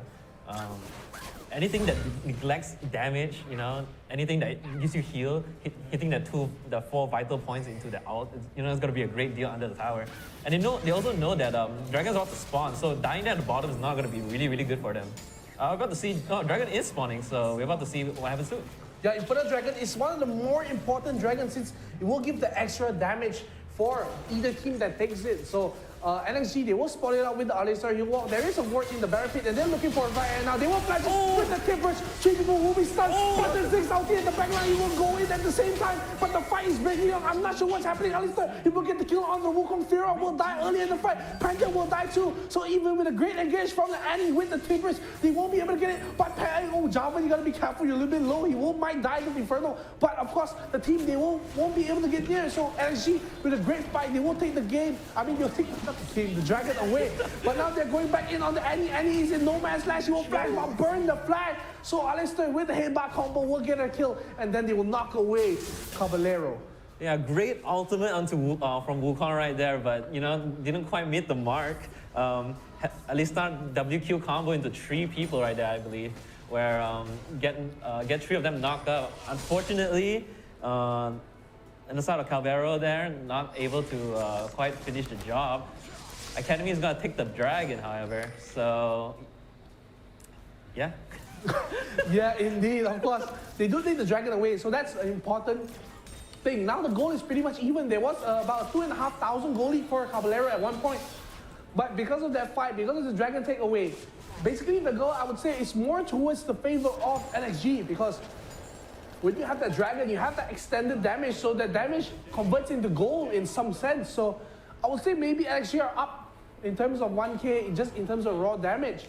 So that was really, really well done from NXG. Yeah, even though like Academy got the first dragon, but it doesn't really matter. As you can see, Caballero still leading up with the hunt. Oh, with the first turret, however, Fiora almost catching off Camille here, so didn't quite work out. Panda coming in with the ult. Looks like it's gonna be a team fight. Odysseys goes down first. The 4 vital points is gonna heal the team. That's Cataclysm coming in from the jungle. He will lock everyone in the side of the fight, and Wukong won't be able to destroy anything. So Ace comes to NXG. They'll only lose the Alistair, and that will also be the Rift Herald going for the side of NXG, and that was really well done because I thought they had the pick off onto the Fiora very early on, but then with the counter engage, Camille gets caught from the Alistair and everything just goes wrong. They come in with the package, they come in with the Ziggs ultimate, they come in with the Cataclysm. Everything just goes so well for the side of NXG. Yeah, that was a great combo, but honestly, with the flag and drag into the ulti into the Corki's passive, which is the... oh, it doesn't look like another fight. Yeah, they will go in. Alistair will pop the ultimate, so he's a little tanky with the Gargoyle Stomping. They will have to flash away. But Annie with the hack stack will go for it just a little bit. But they won't be able to continue the fight because Porky is low, Alistair is low, they all have to back off, but they don't want to give the turret away for free. So actually they are sticking around just a little bit. With the Jarvan, he will just dissuade them. Of course, he doesn't have the Cataclysm, but they don't know that, so he's just having a little bluff. At the same time, they do poke him down really low. He still has a GA, so not much to worry about from the side of NXG. Yeah, they gotta push back the wave. Looks like they're not gonna take the mid. Maybe they are staying over to get the mid tower, but hopefully Academy here can defend the tier 1 tower. Yeah, mid. They will try to defend the tier 1 tower, and Corki of course has that long range ultimate. He will try to stop the push. They will successfully stop the push, and of course Dragon will be up in about a minute and a half. Yeah, so this is where we see the poke comms starts coming in, where like you can just clear the wave as soon as possible. Oh, looks like it's gonna be another. I am surprised there that Wukong died. Honestly, I thought Wukong would have killed Ziggs there, but Ziggs honestly outplayed him in every way, shape possible. Yeah, the Ziggs is mega death bomb onto himself, making sure that he will get the kill. And of course, probably the turret will go down in the bottom lane because there is nobody coming from Caballero to defend this. They are still instead looking for the tier 1 and mid lane. But of course, with the clear now, I see Kaisa will be caught out of position. They will try to push it down, but with the ultimate and the Baron, she will not die. And Timbers will drop down, but still the tier 1 4, and she will still stay alive. So still, no turrets for Caballero. They weren't really looking for it, but they just weren't able to get it. Yeah, it looks like he's gonna get caught there, but Lisa's a tanky boy with his ult. He neglect a lot of damage, so at least it is safe there. Looks like they gotta put Rift Herald and mid. They know that Caballero went base back, so they might have one Rift Herald push here from mid. Maybe takes the tower? Nope. It's still at 500 HP. Yeah, that was really, really close for the Rift Herald. 420, shout out to Sharp 420 here. Tower will just live with 420 HP. And now the Dragon will be started by NXG. They will take the Cloud Dragon away, and that's 2 Dragon advantage for NXG. And also, they will finally take the mid turret for Calera, the turret they've been looking for. But Alistair, he is mad. The cow is angry. The bull has shown his horns. They will try to stop them. But no objectives here for the map, so NXG, they will be happy just grouping up, having the package still of Corki. They might be looking for a fight, but since they got the Dragon, they want to back off, they want to reset. I think Caballero will be really, really happy to have that mid tower over the Dragon. But we have to see. They do have their second Dragon. I believe 4 dragons where you get the Dragon Soul. So Academy has like 2 more dragons left, while Caballero has none. Looks like Caballero is okay with giving up the Dragon for mid, I guess. Yeah, they're giving up the Dragon, so of course, it'll either be a Inferno or Mountain Soul. So, sorry, not Inferno or Mountain, Ocean or a Mountain Soul for this game, and both seem really, really nice to have. Of course, have the Omni Web from the Ocean, and of course you have the shields from the Mountain. And right now we see the Baron will reach to the Wild Rift here. It will spawn on your screen at the bottom, and NXG, they're already putting a ward, a standing ward there as a Jarvan in place of an actual ward. So they will spot on the Pantheon. He will go in for him, but of course with no setup from the team, he will not. He will just have a little tickle onto the Pantheon, and he will back off, and he'll be happy with that. Yeah, dangerous game played by Pantheon there. Honestly, like with Baron up, I feel like Having anybody dead here is going to be tremendous because the other team can just go Baron instantly. 4v5 is not going to be in favor, so this is going to be deadly for Caballero. Yep, and mid turret will be taken away. I thought maybe they wouldn't have such a strength with that push, but of course, the side of Caballero, they're looking towards the top side. They want to push it up because Baron is, of course, at the top side of the map, so they want to push it up. But Javan will go in with the flag and drag, and he will just clear out the watch here. Ziggs will deal a lot of damage, and on the bottom side, we have a fight. Alistar is going in onto the Camille with Fiora proccing the vital points. He will get the kill too. So already one member away from Caballero, and now NXG, they have the advantage here in the top side of the map. And he will go in with the damage with stun too. And now Kaiser coming right there with the ulti too. He will get the Corki at the same time. He will try to survive, but Ziggs won't be able to. The TP coming in from the Fiora. Will he be able to clear the fight? They will get the kill onto the Kai'Sa, and now the GA will be proc from the Javan. He will try to help his best for the team. The reports will come in to guys. Cataclysm will catch all of them. Alex down over here with the hip-hop right. He will get the kill. He will get the Wukong. Will try to run away. He has the GA. He will now be proc. And now it looks like the fight will break out. And Caballero, they had such a good start. But NXG, they will get the kill and they will get the win for the fight.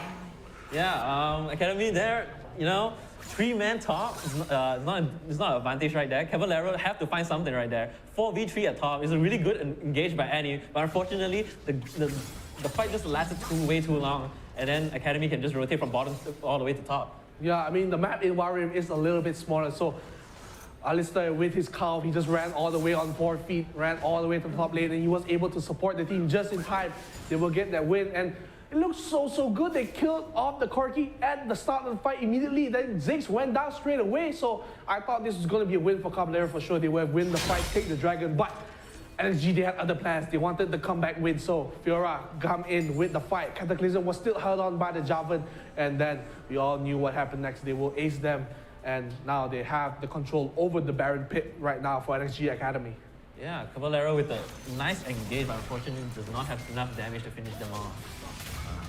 Having like 1 minute from bottom all the way to top. Yeah, that's way too long, honestly. And I think like the respawn time also finished, so they just TP in, I feel like, as well. Yeah, I agree. Of course, at the same time, you can see that the Baron, it won't be started by any team, but the dragon will be spawning. It will be a cloud dragon. So we will now know that the Mountain Soul will be, the Mountain Elder will be up later if the match lasts that long, because NXG Academy, they are pretty strong in the driver's seat. They have a 7,000 gold lead, especially taking the tier 2 at top side. You can see the top side and the bottom side. They're going into the Javan, he doesn't have his J, so he will die. So no jungler for the side of NXG, so maybe they will have to give up the Cloud Dragon. This is what Caballero wants, just catching out the dragon, just catching out the jungler to get the dragon. Looks like they're not going for dragon, however. Trying to catch out maybe more people. I think they're greedy for the Baron here. I think they're going for the Baron, actually.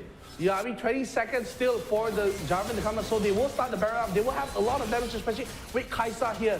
So, but XG, they won't give it up. Remember, we saw that they were 1 man down earlier, so now it's a 4v5. So we can see with the package from Corki, will he go in? Of course, the Bender RT will come in. They're all stuck inside the pit, and the Corki package will go in the background. He will separate the whole team. Panjang will try to gargoyle stone play. He will try to hit up with the shield. But the Alistar, he's so tanky. He's still looking for the backline. And backline, Kai'Sa and Fiora, they're still alive. But Kai'Sa won't live. But Ziggs here will drop the bombs like Kobe Bryant, killing them, all of them. Corki will try to get the kill onto the Annie. We're going with the kill. And Corki will survive a little bit of HP. But another comeback win for NXG. They will always win this odd number of fights, even if they're 1 man down, 2 men down. They always come back and show us why that they are gonna win this match. Yeah, I think Annie was very indecisive there, trying to out, I think, for Corki, but didn't quite work out. Didn't quite, catch the threat there. Or it looks like right now they are going to get, no, they're not going to get the Baron, however. They're going to get recall. They don't want to be too greedy in getting the getting the Baron, so they try to recall and regroup. Back to Dragon, however, they are going to get their third Dragon. It's going to be the Ocean Drake. You can see how much gold that Fiora has. She has almost 14,000 in the bank. She has that Trinity, she has the Stars Gate, she has the Death Dance. The TP is also ready to go. So she will be very monumental in the fight. She can split push. Nobody can 1v1 her. Camille, I don't think she even wants to go near her. And talking about that, they will go after Camille. She will have to flash away. The Death Ball will go right on top of her head. And she will not survive. The 4-5 procs will come in for the Fiora will get the kill. And now they're 1 man down. 40 seconds with no Camille means it's open town for the Fiora. Yeah, great catch from Fiora to catch Camille there off, farming bottom side. Actually going to the so far to go into the tier 2 actually. I'm surprised that the other team didn't follow up there, but I guess you know, I guess they're not on the same page. Yeah, and Caballero right now, they are indecisive because Fiora, if they don't deal with her, they will end the game. They will send Annie to deal with her, but at this point, no one can really deal with Fiora. Look at her, she will just ignore the Annie and will just poke her away, and the tier 3 will go down, inhibitor turret is taken away, and now they will start the Baron on the side of NXG. They know that Caballero still, Camille will try to come into the fight. Fiora will back, buy item and TP in with the teleport. GA has really bought. So Pandia will try to ulti in the backline, but the Mega Bomb will go in. They will kill the Baron away. They won't be able to steal it. Very close from the side, but then now Fiora will go in. Though he won't be able to get the power fight. No proxy will get the kill. They will try to stun him, but she's so strong. Look at the backline. She's going in for everyone. She's going for the. She gets the Kai'Sa's GA. Now looking for the Annie. Annie will not survive against the damage. Missing all the steal shots. Kai'Sa will try her best. Riposte will come in, kill a double kill for the Fiora. She will end the reign of Caballero. NXG from nowhere with the Academy will come in and clean house. Of course, Fiora will be running straight to the bottom lane. They want to end this game. They want no hope for Caballero anymore. Fiora just gonna free shot everybody there, just chasing everybody and not taking any hostages, killing both their backlines, chasing them at the end of the world to actually get the kill. And as you can see, he still have his flash actually at the end of the game. Yeah, and of course the flash wasn't needed for the Fiora. He will end the game very cleanly and very decisively. Camille wasn't able to stand with Fiora, Kai'Sa wasn't able to stand, of course Annie wasn't able to stand, and NXG Academy, they will be your winners for this round. Yep. Whoa. Congratulations to Academy there. Unfortunately, Caballero, I think stumbled there quite a while. I think at one point they do have the lead, but I guess they kind of choked while like Academy kind of snowball and pick up the lead. Yeah, definitely. I mean, they just couldn't get the rhythm in for Caballero. They just were stumped every time by Academy. We thought they had a very, very good fight with Annie. You can see Annie went in with the big Tiber stun and the Dragon fight, but it just wasn't enough. They come back with the Jarvan ultimate, and of course, even the Wukong on the side of Caballero gets knocked up. It just wasn't enough because Ziggs with the Mega Bomb into the Cataclysm was just too much damage for them to handle. And of course, NXG, they will take away a win against one of the favorites of the tournament, Caballero. So my prediction is wrong. We won't see Caballero in the final. So already, after my prediction was counted out, already wrong. So yeah, next time I don't do a prediction. I don't do it. Don't do it. Academy, yeah, Academy is being really, really good there. Yeah, and of course we will go into the stats for the match. I want to see what went down and who will get MVP. I think maybe Ziggs will get MVP. Yeah, I think Ziggs will get MVP. Oh wait. Oh, never mind. Okay, we forgot all about the Fiora. Yeah. Fiora taking every badge known to mankind right there. I mean, how many badges does she have? She has like 8 different badges on her name. Yeah, that's like 8 different badges, so I haven't seen. It's like 9, I think. Is that 9? Nah, that's 8. That's 8, dude. That's 8. I can't count. Yeah, it's okay. We all can't count. That's why we're casters. You know? Yeah, that's true. That's true. So, of course, we will see that so many badges for her, and honestly, even the damage charge we will see in a while. Corki will also deal a lot of damage, but the Fiora, he killed the backline so convincingly. It was just a no-brainer for the game to pick Fiora as the winner. Yeah, I feel like it's deadly combo as well, where Jarvan and Corki's passive and Jarvan's flag and dragon into Cataclysm. Corki's passive is just too strong.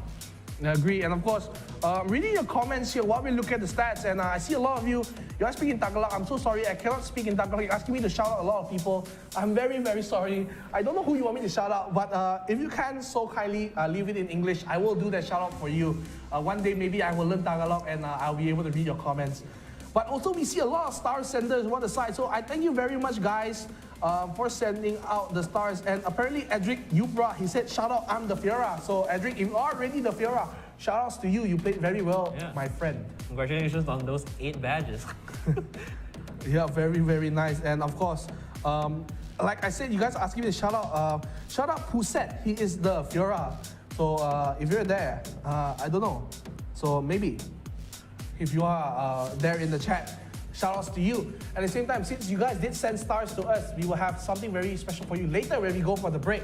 But for now, of course, I'll talk a little bit about that match. So, Mark, we did see that Fiora was a very strong force. I did say that Fiora is a natural counter to Camille, but it just went even more so in that game.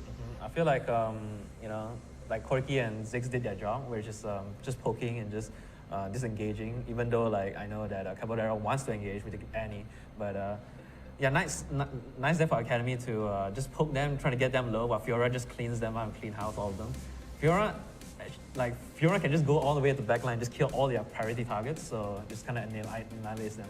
And what's another priority for us is going into the replay. So we will go into the replay and we will see how this game transpired and how the teams were able to finish off the match. We can see here the first early blood. It looked like a very bad match for the Fiora, but at the same time, this is the fight where I thought was going to go to the way of the side of Caballero, but the big death bomb into the Cataclysm and Alistar in the backline with the Gargoyles to play will be able to clean the house.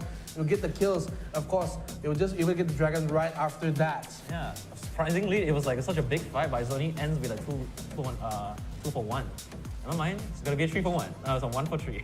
Yeah, and of course, they will take the Dragon away, they will go away, and this is a fight, they will go look for engage onto the Alistar, and when they look for the engage on Alistar, they don't kill him early off, but the rest of the team from NXG, they will appear, they will get the Cataclysm onto the side of Annie and everyone else. They will be stuck inside, and Corky, of course, will Valkyrie across the Cataclysm just for the extra DOT, and they will get the Roof Herald too. So really well done for that side of NXG, and when that happens, they do look for another fight. Once again, it looked really, really bad for NXG. They killed the Corky, they killed the Ziggs. He wasn't able to live, but look at Fiora, she survived so long. The GA will come back from the Jarvan. He will immediately Cataclysm all 3 members, and the big Carl from the bottom screen will come in with the headbutt pulverize onto the side of Caballero. They will all fall. The GA from Wukong will be procced, and he will not survive right after this. Yeah, I mean, good engage from Caballero, but Academy, you know, just too tanky, man. Just too tanky. The card's just too tanky, you know, everybody's just too tanky. And again, I said, like, those disengage, you know, trying to get away from the team, trying to get away from, like, the enemy team, and trying to regroup as a team. As you can see from the third fight just now, yeah, it's a perfect example of, like, just disengaging.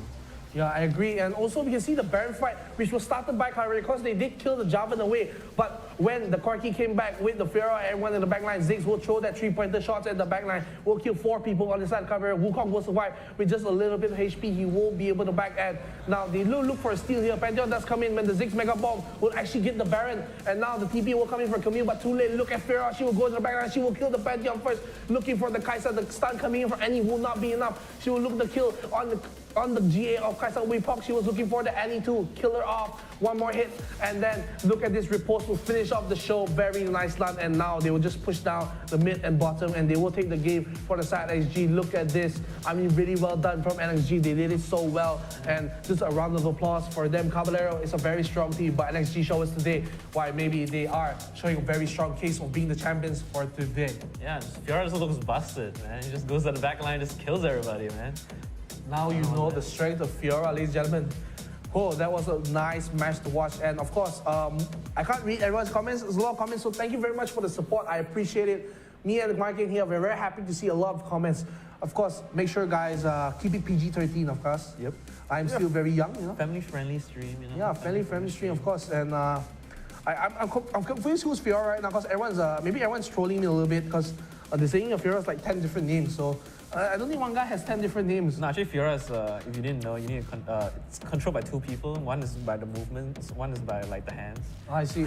So it's a very hard champion to play. You know, that's why you need 2 people to play it. I see. Maybe that's why there's so many names. Yeah. Of course, John says, I'm not good at English because I'm not graduated. Don't worry. We all here, we are multi-culture stream, so you can speak in Tagalog. I'm not saying you can't speak. Don't worry. I will like it if you speak in Tagalog. Don't worry about it. You're not here to judge. And of course, we have your friendly Filipino friends in the chat too. And of course, Abizut, he can speak Tagalog too, so you can speak to him in the chat. And thank you very much for coming for this stream. And we will go for a short break. We'll come back later with the round 3, the top 8 of the tournament. So stick around and come back in 10 minutes, ladies and gentlemen. See you around. Ciao.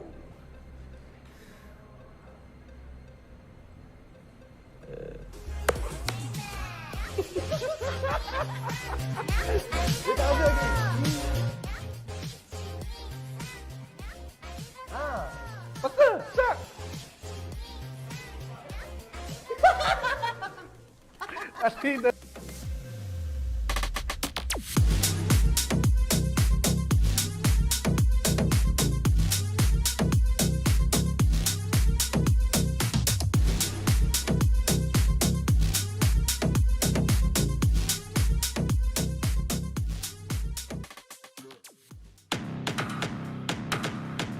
Welcome to Wild Rift.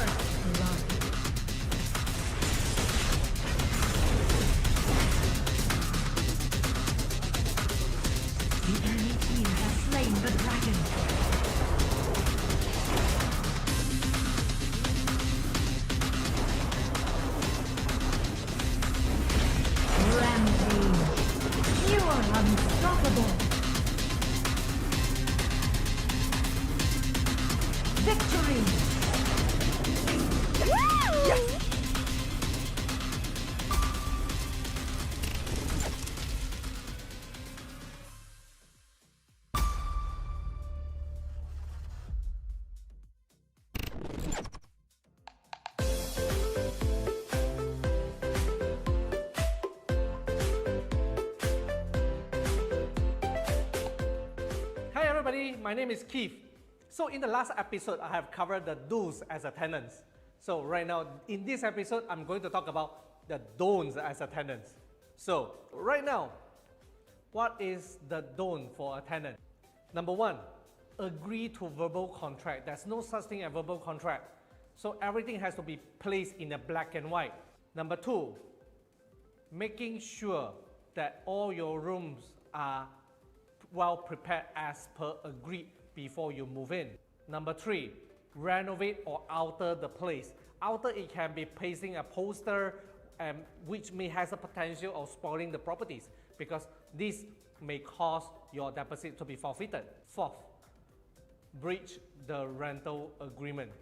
Do not breach any of the single lines of the rental agreements or your tenancy agreements. So always check or cross-check whenever you want to do something or alterations inside your room. The fifth, which is also very important, which I covered in the last episode, do not miss any rental payment, because missing the rental payment may cause you to have a lot of calls from the landlord to chase you to pay the rent, and it may lead to the court order and get you to be evicted from the place.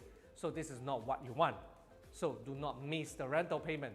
So I have covered the do and don'ts for you as a tenant. Next episode, I'm going to answer to a lot more questions that you may have, which you have already commented earlier on and haven't covered yet. So comment below if you have any questions that you want to ask as a tenant. Just comment here and I'm going to answer it in the next episode. Okay? See you then. Bye.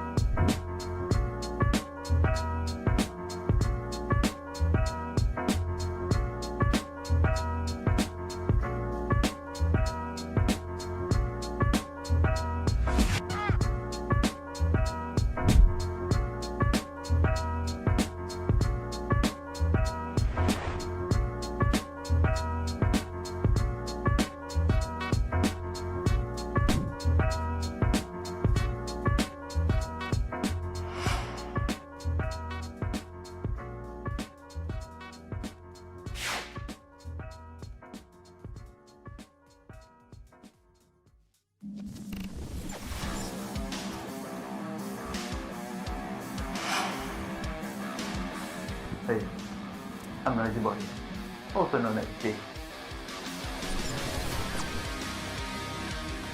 Standby in 5, 4, 3, 2, 1, go game! Actually, sebenarnya saya minat dalam bidang esports sejak zaman CSGO.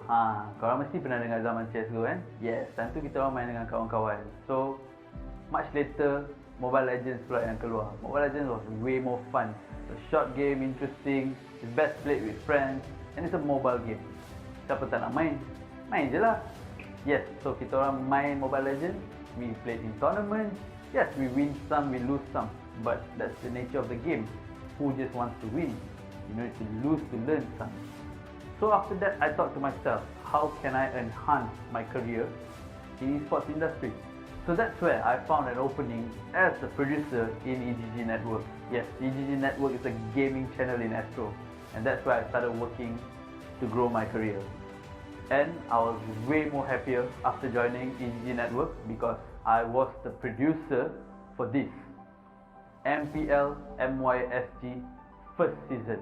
We initiated the season with Munton, and I was very happy to work on a game that I love playing myself.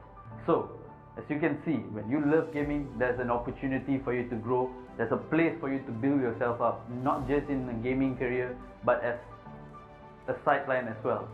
So, that's where I stopped eGG and I started working in IRL. Currently, I'm in IRL.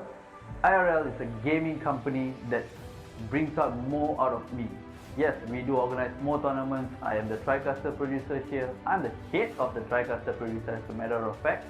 And I can't wait to see you join our tournaments, not just in Mobile Legends but in other games as well, We'll be coming out with more games for you to play, more exciting tournaments with exciting prize pools. Drop by to say hello if you all are joining us, you know.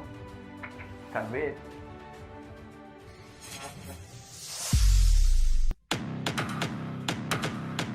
Welcome to Wild Rift.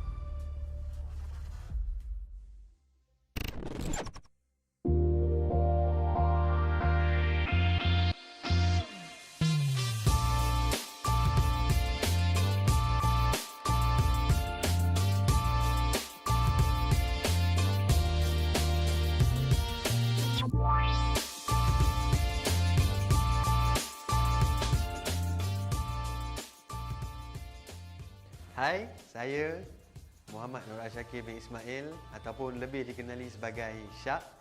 Saya, orang kata pengalaman saya dulu lah. Pengalaman saya bekerja dalam industri e-sport ni bermula daripada cyber cafe. Di mana saya bekerja di cyber cafe dan hari-hari saya main game. Bila main game ni kita tahulah orang edit game ni macam mana, hari-hari kena main juga game tu. Lepas tu saya dapat peluang macam join event crew untuk tournament yang ada dekat Malaysia ni ya. So saya tak ada terikat dengan mana-mana company ke, tak kerja full time dengan orang. Saya as a freelancer je. So di mana freelancer ni saya bekerja dengan company-company yang besar, orang kata lebih orang kenal sekarang macam TGC, Orange Esport, Mushroom. Semua ni kita orang mereka ni akan anjurkan tournament yang besar, tengok pada game apa yang dia buat, saya akan jadi macam event crew dia orang. So saya pun macam shock lah. Aku pun dah jadi macam sting aku lah. Sting aku. Yahoo! Yahoo! So, bila di mana dalam tahun lepas, hujung tahun lepas, saya ada kawan saya ajak, Syak, aku ada satu tempat baru ni, IRL Asia. So, kata okey, boleh. Aku boleh join, tak ada masalah. So, aku pun datang. Masuk IRL Asia, so aku tahu IRL Asia ni adalah multi-tainment company. Dia bukan fokus on e-sport je. Dia ada macam-macam. Dia ada orang kata dari segi music industry. Music industry, kau boleh main gitar, main piano. Kau boleh jadi penyanyi, kau boleh jadi pengubah lagu, kau boleh jadi producer lagu. So aku pun tak lama lagi akan jadi penyanyi, tak silap aku rasa. Apa lagi? IRL Asia. Aku dah masuk dalam ni, aku antara salah satu produk daripada IRL Asia. So apa lagi? Mainlah join yang kita orang sekali. IRL menjemput anda.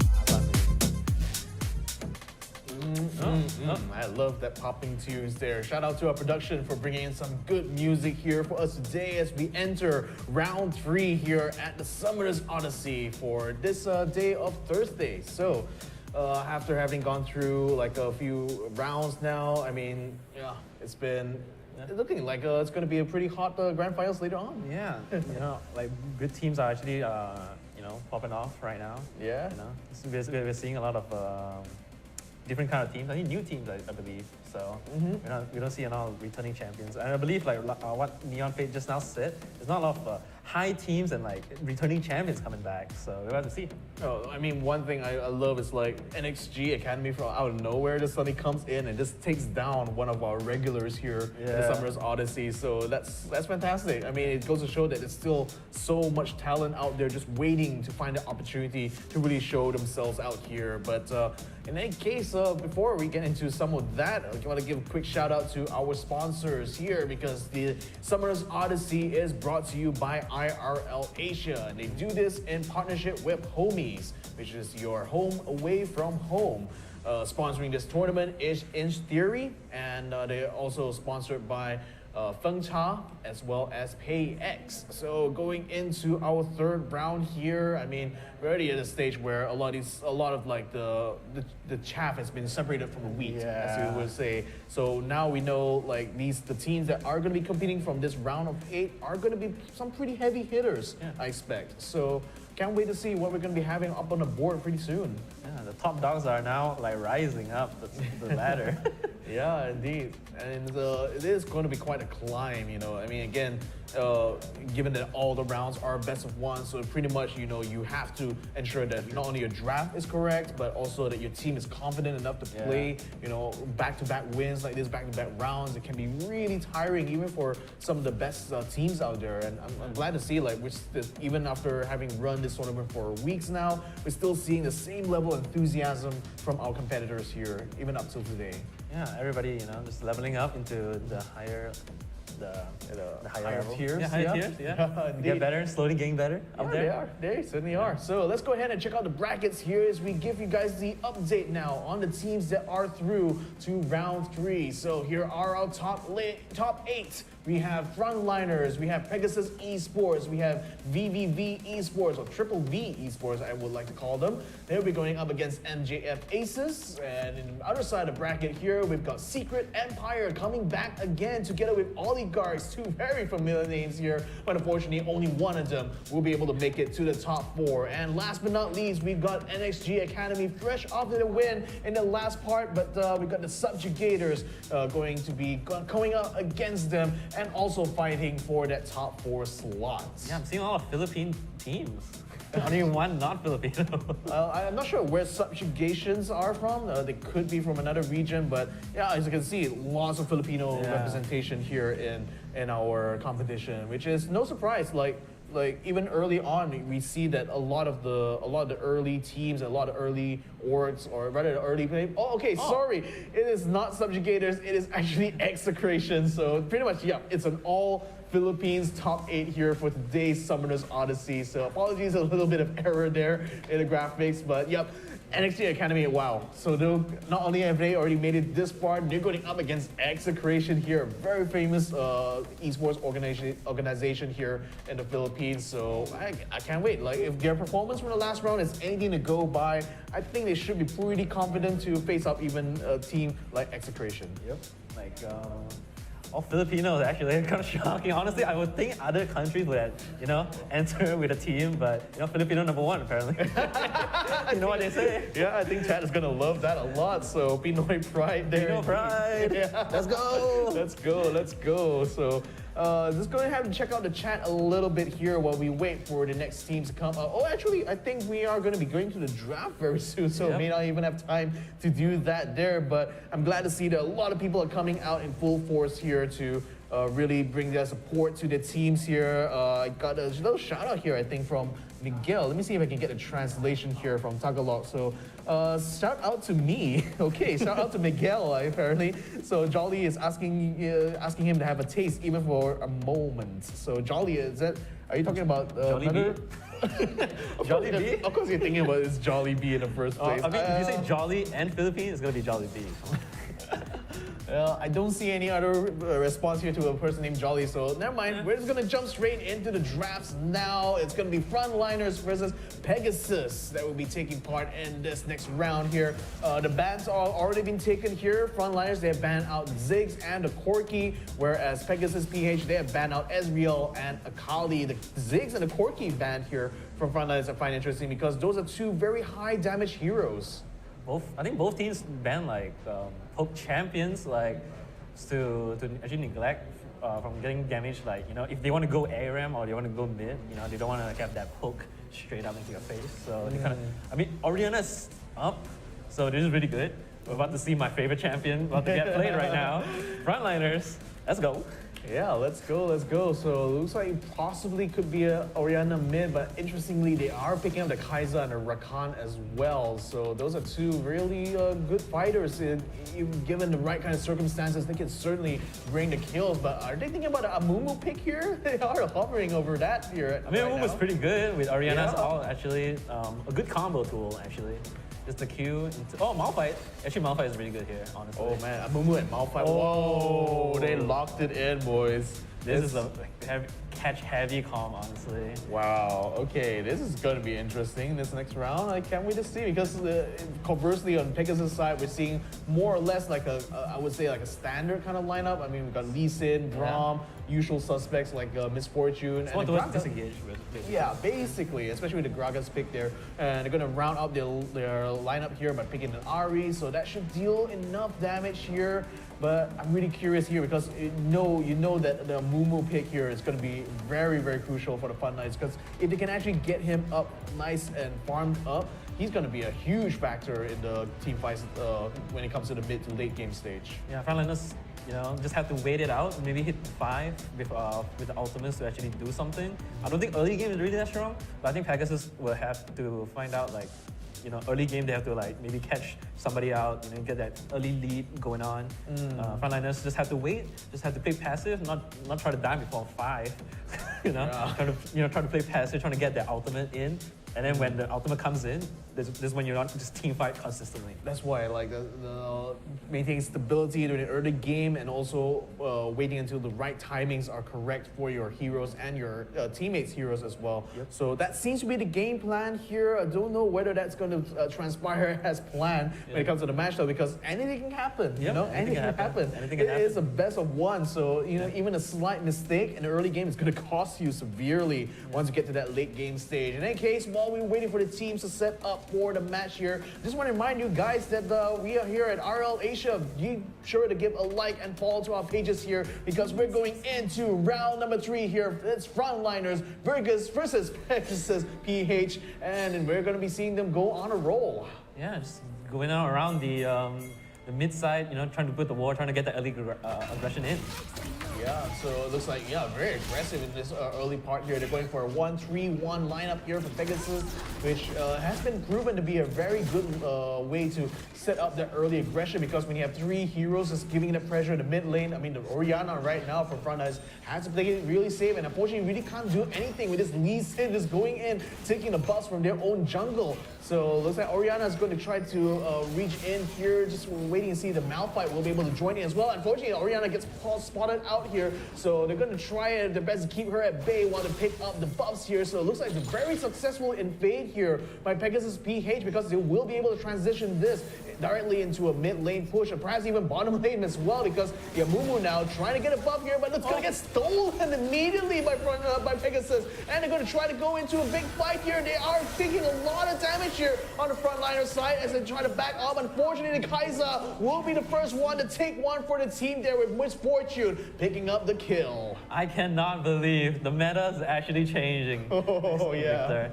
3-man mid push the wave into getting their blue back to the Aniasa, the map blue. Pegasus with the big brain plays right there. Hey, you really called it during the draft as well. Like, all Pegasus needed is to get that early game advantage, and then just pretty much keep the aggression going throughout the early game stage. So they're already putting themselves to a really good start here. So Frontliners now, they just have to literally play it safe here in the front lines. We're about to see Amumu is trying to get something here, but not quite, you know. There's nothing mid, there's nothing in the bottom river right now. The Scuttle is gonna get taken by Pegasus, I believe. Yeah, so Amumu just kind of wastes his time at bottom, so he's got to recall and go back to top. And that's a kind of worrying thing because, again, Pegasus continue to do the invades there with the Lee Sin now just taking up the buffs here in the bottom side jungle. I think Orianna is going to be able to spot that pretty much, but what can she do at this point? Lee Sin is almost having his ult ready now, so anytime they want to try to go for the fights here is pretty much going to be very one-sided. So Lee Sin now just using this advantage here to do their best to keep this mid lane push. I mean, they're still going for that 1-3-1, which is super aggressive, but again, it is possible in a game like Wild Rift. So right now, Pegasus seems to be on a really good trajectory. Yeah, with the Amumu, being behind and all, Orianna's like having a time of her life actually. 1v3 in mid, jungler keeps droning mid, while Brom and MF can just keep hiding and just slowly poking with the Q. I believe so. Yeah. So he can't walk forward to get EXP, can't walk forward to get any CS at all. It's kind of bad. As you can see, Marcane actually came back to mid actually to support Orianna here. Yeah. Leaving Kai'Sa bottom alone with Ahri, which is okay, which is understandable. Okay, so the Gragas now just facing a bit of pressure on the top lane here because he is just going solo against his Malphite at the moment. Right now, it's just literally a push between the two of them. But really, what I'm keeping an eye on is that tree stack now that's continuing to do these invades here. The more the Pegasus does this, the less farm there is for frontliners to go around. So again, they cannot afford to allow Pegasus to keep getting away with these invades. But unfortunately, they've just made a successful run here again. So gathering up 4 strong in the mid lane here, I think it's just a matter of time before they try to go for the push. It could come with the Drake coming up now in about 10 seconds. So I think Pegasus pretty much has everything they needed now in order to take this first Drake. Yeah, they just want Amumu not to like. Oh, it looks like going to be a fight top lane. Oh, yep, indeed. The Malphite getting jumped on there a bit by the Gragas, but really he's just trying to create some space here, trying to force frontlines to be a little bit more passive here while Pegasus continues to take the Drake. So in the meantime, the rest of frontlines are still gathered up here, but they haven't quite dared to make the jump yet. But looking at the speed in which Pegasus is taking it, the thing is the frontlines have to make the move sooner rather than later. And unfortunately, they're a little bit too late there because now the Ocean Dragon has been taken by the Lee Sin. And just like that, Pegasus now scatter, and with the buffs from the Drake there, they're definitely going to be able to use this to extend their influence throughout the map. Yeah, you can see just now Amumu was really close to just like hitting the blast going over the dragon pit to actually steal the dragon, because they know that if they give Pegasus the dragon, they're going to snowball all the way to victory. So Amumu actually like want to try to do something there, but unfortunately nothing was done there. They know that it's better just farm out, try to keep on adding, pressure. Yeah, oh, looks like gonna be a fight. Oh no, it was not even a fight. It's just a simple gank there because all 3 members of Pegasus here just moved their way towards top here, just banking off of Gragas, continuing to get the pressure on this tier 1 turret. So I think they should be able to take this turret without too much resistance now. I mean, the rest of the frontliners are just gathering back here for the recall, so I don't think they will be defending that lane at all. Indeed, that turret will get taken down, and that's just adding further to the woes here for frontliners, because not only are they behind by 5k, but at this point, like, they haven't even taken a single Drake yet. The Rift Herald will be spawning in a few moments, and they really need to try to find that confidence now to start to take the fight to Pegasus. Otherwise, Pegasus is just going to continue to stomp them throughout this match. Yeah, Lee Sin, just counter jungling, don't want Amumu to just keep farming, because Amumu is a really good farmer, honestly. Because if Amumu doesn't farm, he has to gank, and right now that you can see that Brom always sticks with MF, and MF and Brom is always going to be in mids, so that Amumu can't gank anywhere at all. The only place Amumu can gank is at bottom, but Ahri is playing so safe and also has barrier, so Amumu can't gank really at all. So Amumu just have to just like trying to find a way. Yeah, so Rift Herald's gonna get taken really quickly, so now we're gonna have our first big fight here. It looks like it's not going too well here for frontliners because they lost 2 people right off the bat. Rimac and Scoozy gonna have to sit it back, and the Kai'Sa now taking very much a lot of damage here from Pegasus, but it's just able to slip away with a sliver of her health there. But no! Jumping in is the Lee Sin, and he picks up the kill there, securing practically a wipe here. Only the Orianna was able to stay alive throughout that, but she backed away from that fight very early on, so a very devastating fight here for the frontliners. Yeah, honestly, frontliners want to get the Rift Herald, but unfortunately, Pegasus actually stolen Rift Herald away, actually. I think Lee Sin decided to smite there to stole the dragon, the Rift Herald. So again, very unfortunate here for the front lines because they weren't even able to get a single kill here, kill throughout that Rift Howard fight. So that's just going to add so much more net worth here for Pegasus. In fact, they're 10k above frontliners at this point, even if only one turret taken down so far. So at the moment, I mean, I would say Pegasus is actually playing it relatively safe, I should say, given the amount of like advantage they currently hold in this this mid-game stage. So now we're seeing them continuing to do the invades here. We see the Braum just kind of holding back both the Amumu and the Orianna from being able to engage on the Lee Sin, and that's just worked out perfectly with them because they've got this Malphite completely isolated here in the lane. Now Amumu is going to try to come in here, but it's too little, too late. Amumu, unfortunately, the poor guy is just going to have to duck away to the second tier turret and unfortunately concede another turret here to Pegasus PH. You know your team is strong when you actually dive a tank under the tower. That's to be a problem. If they dive a tank under the tower in the first tier.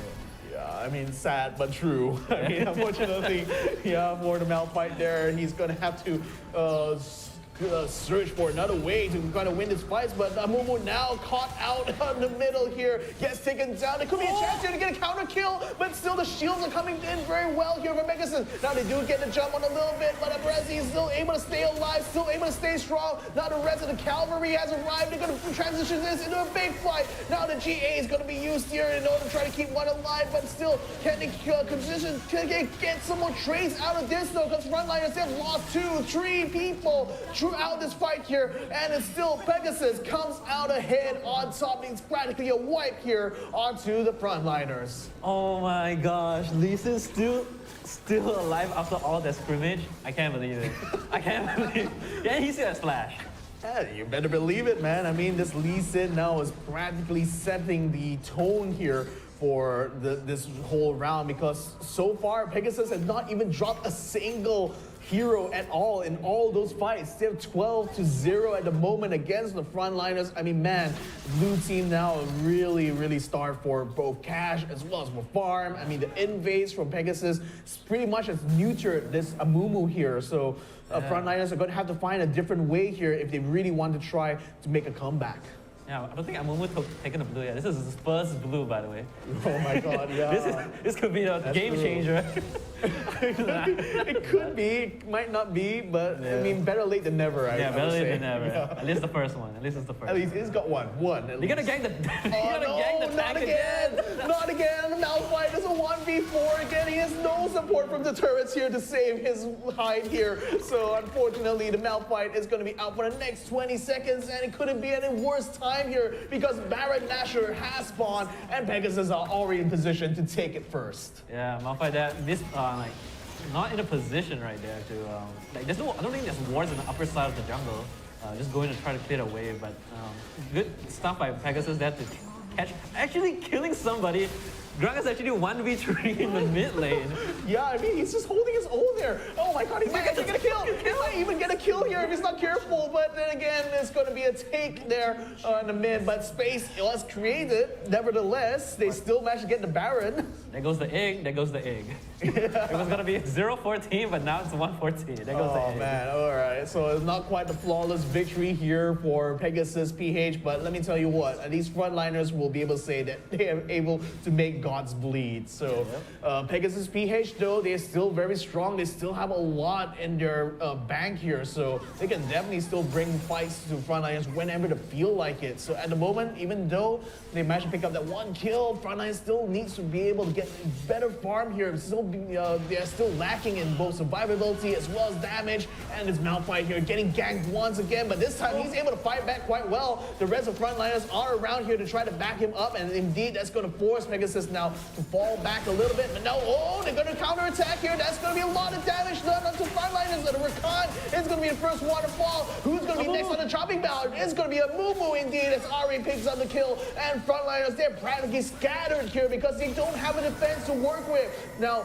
Pegasus PH still going to stick around, still going to keep the pressure going. They're still going to be able to get the kills. This NeonFaith now is the next to drop. And the Orianna, no, the Kaiser is going to be dropping here. The Guardian Angel is only delaying the inevitable as Misfortune picks up the rampage. Yeah, the first person to die is actually the tank. I mean, that's how you know that. That's how you know. That's how you know. That's how you know. That's how you know. I think this, I can safely say, this is kind of like a storm. Because, you know, Lee Sin, counter jungle, stop every buff away from Amumu. You know, killing like back to back mid gangs, top gangs. As you can see, blue team refused to surrender. I mean, credit to them. Like, they're still in this fight. Like, they have not given up at all. They're still trying to push out the lanes, which is super commendable. Even though, like, they really have no answer now to this Lee Sin dominance, they're still attempting to at least pick up whatever buffs and whatever farm they can get from the minions. So, huge credit to them. Even though they're so far behind, they're still in this fight. They still believe they have a chance, and that's all they need at this point. But NeonFaith, can he have a chance right now? Because I think he really needs one now. Feels like deja vu. Feels like deja vu, but again, at least the rest of the frontliners are around here to try to break some trades. But unfortunately, they're still taking so much damage. Unfortunately, Amumu is going to get taken out. So is a Rakan. Nothing is left here on the top lane as the rest of Pegasus are ready to push down this tier 2 turret. Yeah. Mumu thinks, thought that 3 people stacking on top of MS actually. Right. Yeah, so the Drake pretty much going to be taken solo here by the Lee Sin as he is, that's goes to show, he's so farmed up, he's so tanky, he can afford to do that. Now the NeonFaith tries to go for the 3-man stun, but unfortunately there's no follow-up, or not enough follow-up, I should say, here from frontliners as they had to back off. Unfortunately, that's going to be a kill there on the Orianna. The NeonFaith will be the next to join her in the fountain. Now, that is a good sign. This could be it. This could be it because now the Kaiser has just successfully taken a kill on the RV, and that's forced the rest of Pegasus PEH to fall back a bit, but only just to try to find the kill now onto the Kaiser, and the shutdown is in order here from the Misfortune. Victor, that was very, very close, honestly. Honestly thought that. What? Using a GA? Oh, this is very bold. This is very bold here from the Lee Sin. He tried to end the game immediately there, but unfortunately got himself taken down by the Nexus there. But again, I think at this point, Pegasus PH will be wandering into the base again. The minions are already right up against the Nexus, but the rest of frontliners are able to come in just in time to defend. But we've only one tier 3 turret left. There's not much inhibition available here for them to be able to use, and unfortunately, I think it's going to be a race against time now for frontliners to be able to make a comeback at this point. So coming in at the 14-minute mark, I mean, look at that, 24-2. I don't think the Lee Sin even has dropped a single death at the point. And oh no, Misfortune catching a Mumu just off screen there, and that's just going to add to the woes because that means that Pegasus pretty much can just walk in the Baron's pit and take the buff. Yeah, I mean, Pegasus played really well this game actually. Like the early game, although like they're quite early, like they're pretty quite strong in the early game. However, but they still give a little bit of respect for our frontliners. They don't want to give frontliners a little inch of like advantage. So try to back off, try to kite, maybe take the buff and then run away. Try not to like over push that boundaries. They're already in their base. There's going to be a really big fight here as frontliners now putting up their last stand, the last chance for them to stay in this fight. And unfortunately, the Rakan will be the first one to take one for the team as a NeonFaith now drops into the fountain to try to heal. But no, the damage is coming true for the Lee Sin, and it is going to be enough. That one push is all it takes now for Pegasus PH to reach the top 4. Yeah, congratulations Pegasus PH actually. Pegasus actually played out of their minds right there. Frontliners, however, did not try to find like an option to actually neglect that engage, neglect that that invade. So unfortunately for them, they are going to be dropped out from the competition. Yeah, again, it was a perfect way to kind of counteract like a strong jungler like Amumu. Just basically don't give him any buffs to farm throughout the whole match, and that worked out so well for Pegasus PH here because all those invades and coupled with the fact that early game they weren't really that strong enough, at least on the blue side there, so they were able to just basically take that lead and just run away with it. Like there was no response at all. The NeonFaith couldn't even get enough farm to get tanky enough to really face up against a challenge. So it was really a tough fight true and true for the frontliners, and sad to say, yeah, their journey has just ended here. Yeah, Pegasus actually, I think Lee Sin there was MVP. Because I don't know if you've seen, but MVP Lee Sin was like everywhere. Was like top side, was at mid, was like counter jungle. You know, it was everywhere actually. Yeah. So let's go ahead and check out the stats and let's see if the prediction is true. And I think it could be right here because no, it's not. It's not. MVP goes to the misfortune, but. Yeah, I mean, to be fair, she was the one picking up most of the kills here. I mean, Lee Sin really was just more instrumental in taking the objectives, I would say. So I'll be curious to see what the split is in terms of the damage here. But yeah, misfortune 11-0-9. That's insane KDA to have. You know, Tactical actually put out a lot of damage. MF, you know, with his ult, do tons of damage. They try to. I think Lee has a big part in playing. On why they won that match, because that they stopped Orianna from farming, and if Orianna farms, she's deadly, you know. But like the items she's gonna be buying, the more damage she's gonna be putting out. Honestly, it's gonna be damaging for Pegasus. Yeah. So good job for Lee Sin to actually neglect all this. To counter that.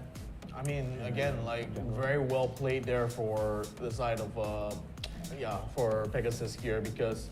Again, just look at this. Looking at the stats, it's just so stark the difference between them and frontliners there because frontliners couldn't even get much kills throughout. Yeah. Like they couldn't even trade well. They just basically didn't have the fighting strength they needed to come right out the bat, and that's kind of the advantage. The disadvantage of going for a draft that's more late game heavy. Yeah. So yeah, unfortunately, when you do a draft like that, you easily open yourself up to this problem where if your opponents are going to be aggressive early game, that poses a big problem here for your junglers. So that's what we saw here with the Amumu pick. Even though I felt that Amumu could be, under the right circumstances, a very impactful hero in the team fights, he really couldn't come in his own here because of the lack of buffs and the lack of jungling that he could do. Yeah, they just stress him down. Like there's no way for him to farm. There's no way for him to tank up. As you can see, I'm pretty sure MF has more HP than Amumu in that last in the end of the game. I don't want to say it's like that, but it is. Yeah, you know? You're probably right again because of just how how strong. Yeah, how strong Pegasus was. Yeah. Like so. In early game is like what you want to do as frontliners. You don't want to get caught, but apparently they got caught very early, and they keep getting caught early. So yeah, you know, kudos to Pegasus to trying to counter junglers. Yeah. So in any case, do we have the highlights now? No. Okay, we're gonna keep rolling on. Let's see what's going on in the chat here because you guys are still awesome, still sticking around here to. Join in this event. I want to give a shout out here to Nina Michaela Ocampo because saying GG well played to Pegasus, and she in fact is the #1 fangirl for Ari. So I can see why. Yeah, I can see why. So yeah. So without further ado, let's go ahead and jump into the highlights now, and let's try to recap a little bit about how this match turned out. Because early on, it seemed like Pegasus just really took the initiative early on. They took control of most of these fights and ensured that frontliners really had nowhere to go, nowhere to farm. Yeah, I mean, Pegasus just looks one-sided as hell, there's not much frontliners can do. Even though ultimates are putting out, great positioning by by the other members, but Lee Sin is just too strong apparently. Yeah, but I think if frontliners actually applied themselves a little bit more in these early fights, at least try to go for the trades here, not allow Pegasus to take kills and not suffer the consequences, as it were, for just making these aggressive moves. But the fact is that Pegasus really, they took control of the match and pretty much had it the whole time and just basically had frontliners on the tip of their thumb, basically. Wherever they go, they dictate how a lot of these fights start off immediately. So frontliners here, they try to go for the initiation here in the bottom lane, but you can see that Pegasus, they had the amount of damage and survivability to really take the fight, and especially with the first tier turret already taken down, there was no support there the frontliners could fall back to. So in a sense, deja vu. I mean, again, they overextended a little bit in trying to chase for those kills, and really hurt them a lot in the early stage. Oh, this is why Gragas is balanced here. Yeah, fair and balanced as Gragas usually is. But again, I mean, Gragas still had flash. You could have killed Amumu there, honestly. he could have, but at least like the thing is that for him, his goal was basically to create space, like force them to focus on the mid so that they can, so that his teammates can take the Baron unopposed. So That's true. Yeah, so once they had the Baron buff, like you saw how confident they were early game. Now they're so much more confident because they can just basically tower dive the Malphite. Again, stuff that you don't really see, especially at the 11th minute. They're still doing it at this point. So yeah. And at this point, I knew it was over because Ariana ulted and then like MF got caught by it, but didn't even move an inch with HP. HP man was still max. Like, it didn't even move. Got ulted, but just still planted himself like a tree and so it's K. stayed. It's K. Yeah, it's K. It's all good. So unfortunately, like despite frontliners' best efforts here, their base slowly started to crumble under the pressure that Vegas' PH was able to bring to them. And the fact that we weren't able to get much trade kills until this very moment here, where the Kai'Sa really started to try to bring some fight here to the frontliners, but eventually overextended herself, and there was no support at all for her. So it was an easy kill there for the Misfortune by that point. And without the Kai'Sa in place, and especially with the Malphite getting engaged on so early there, I mean, the thing is, the tanker really couldn't do much there because there was so much damage coming out from Pegasus' side, and pretty much every single fight here just ended up becoming a war of attrition here, like for the frontliners, because it just delayed the inevitable here. The Nexus gets taken at the end there, and Pegasus PH, they're through, and they're in the top 4. And you know Pegasus is strong when they aim the tank only. The first thing they do is to aim and then kill the tank. No, the thing is, in most usual fight, if it was a little bit more balanced, like at least the tank will be able to survive for most of the fight, right? But in this case, the tank is the first one to die. Yeah. So when you're in that kind of situation, what can you do? There's no one around to kind of like absorb any of the damage. All that will be coming in through to your ADCs, your marksmen. So it was very hard for frontliners by the time we got to the mid game. So it was still impressive they were still able to keep going. You know, despite all that, they still tried their best to like farm out, trying to get some control over the jungle. But again, it's just the early game mistakes just came back to haunt them towards the end, I would say. Yeah, I mean, Orianna, not enough damage. Kai'Sa could have actually carried there. I think Kai'Sa have potential to carry there if they would have like, honestly, if they have like the right mindset. Because I feel like I can see a little bit tilt in them, but if they have the right mindset, they would. I think Kai'Sa would have turned the fight around. But unfortunately, they did not. They get picked off. Like every time, like Dragon spawns, Baron spawns, Ray Power spawns, you get kicked off one by one. You know, Kai'Sa's not. Kai'Sa's actually pretty strong. Just that Orianna does like a damage. But as long as you get the ultimate hit and stuns and like CCs are there, Kai'Sa would have carried it. Honestly, I would think. Yeah, I think like, especially if your team is already very far behind, I feel like what teams sometimes should consider doing is to play much more cheeky. You know, just basically avoid big fights, just constantly push turrets and try to take ganks where your opponents aren't at. So, but to be able to do that, you also need to have lots of good warding being done. You need to be able to get some map control, which I think frontliners really did not have throughout the map, because they basically allowed Pegasus to keep invading and taking their buffs away from their jungle, and that I felt was very crucial, especially given the fact they ran at Amumu. Under the right circumstances, like I said, Amumu could have been the deciding factor here, but Pegasus, I guess, like they were playing smart. They played smart. They knew that. Yeah, they knew that as long as they can starve out the Amumu, as long as Amumu had no farm, there was nothing they could do. There's nothing. The Malphite was basically a non-factor already by the 5th minute. So they knew that once those two conditions were met, with the Malphite being low and Amumu having no farm, it was an easy pickings for them onto the frontliners. Well, I think we are. Okay. Yeah, we are going into a break now. So thank you guys for checking us out here. We're still going to be coming back with our semi-finals here. So don't go away, ladies and gentlemen. We're going to be back later on with more Wild Rift action here at the Summoners Odyssey. My name is VictorKaxx. Joining me here is Marcane, and we'll see you guys after the break. So don't go away. Ciao.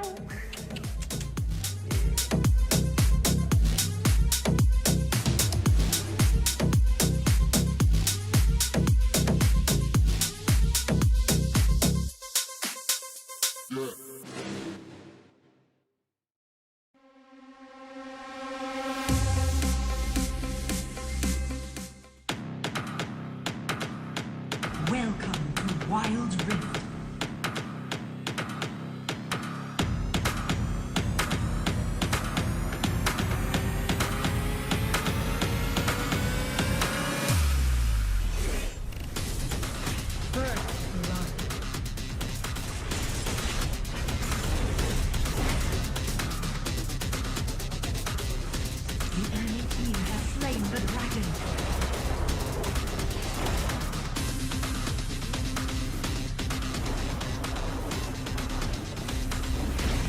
Rampage. You are unstoppable. Victory.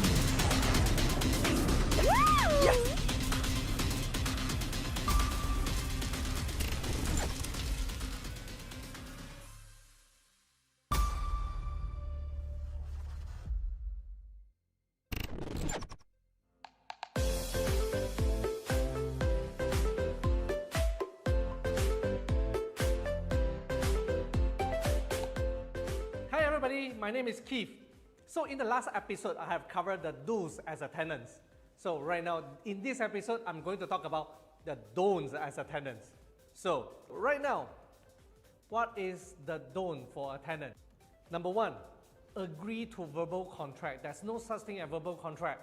So everything has to be placed in a black and white. Number two, making sure that all your rooms are well prepared as per agreed before you move in. Number three, renovate or alter the place. Alter, it can be placing a poster which may has a potential of spoiling the properties because this may cause your deposit to be forfeited. Fourth, breach the rental agreement. Do not breach any of the single lines of the rental agreements or your tenancy agreements. So always check or cross-check whenever you want to do something or alterations inside your room. The fifth, which is also very important, which I covered in the last episode, do not miss any rental payment because missing the rental payment may cause you to have a lot of calls from the landlord to chase you to pay the rent, and it may lead to the court order and get you to be evicted from the place. So this is not what you want. So do not miss the rental payment. So I have covered the do and don'ts for you as a tenant. Next episode, I'm going to answer to a lot more questions that you may have, which you have already commented earlier on and haven't covered yet. So comment below if you have any questions that you want to ask as a tenant. Just comment here and I'm going to answer it in the next episode. Okay? See you then. Bye.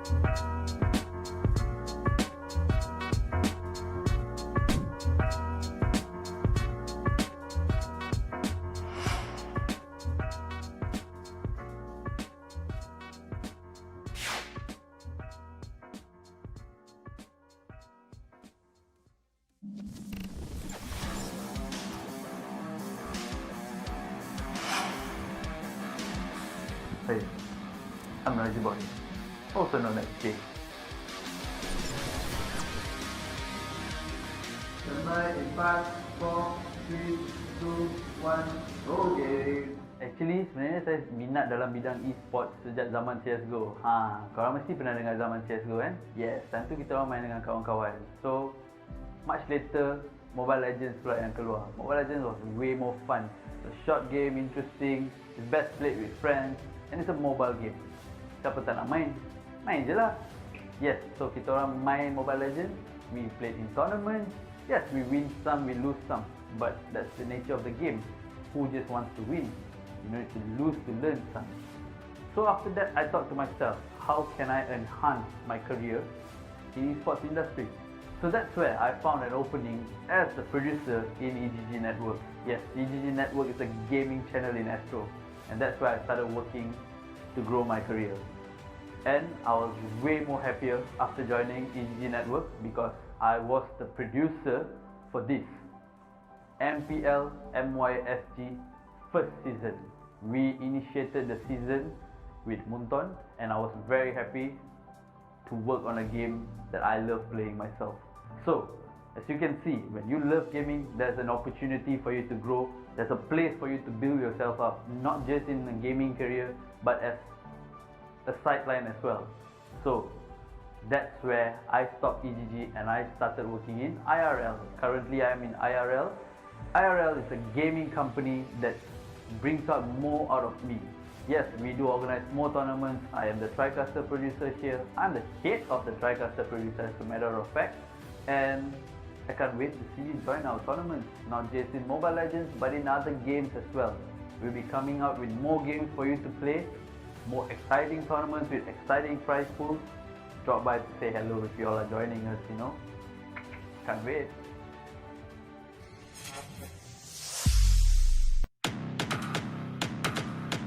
Welcome to Wild Rift.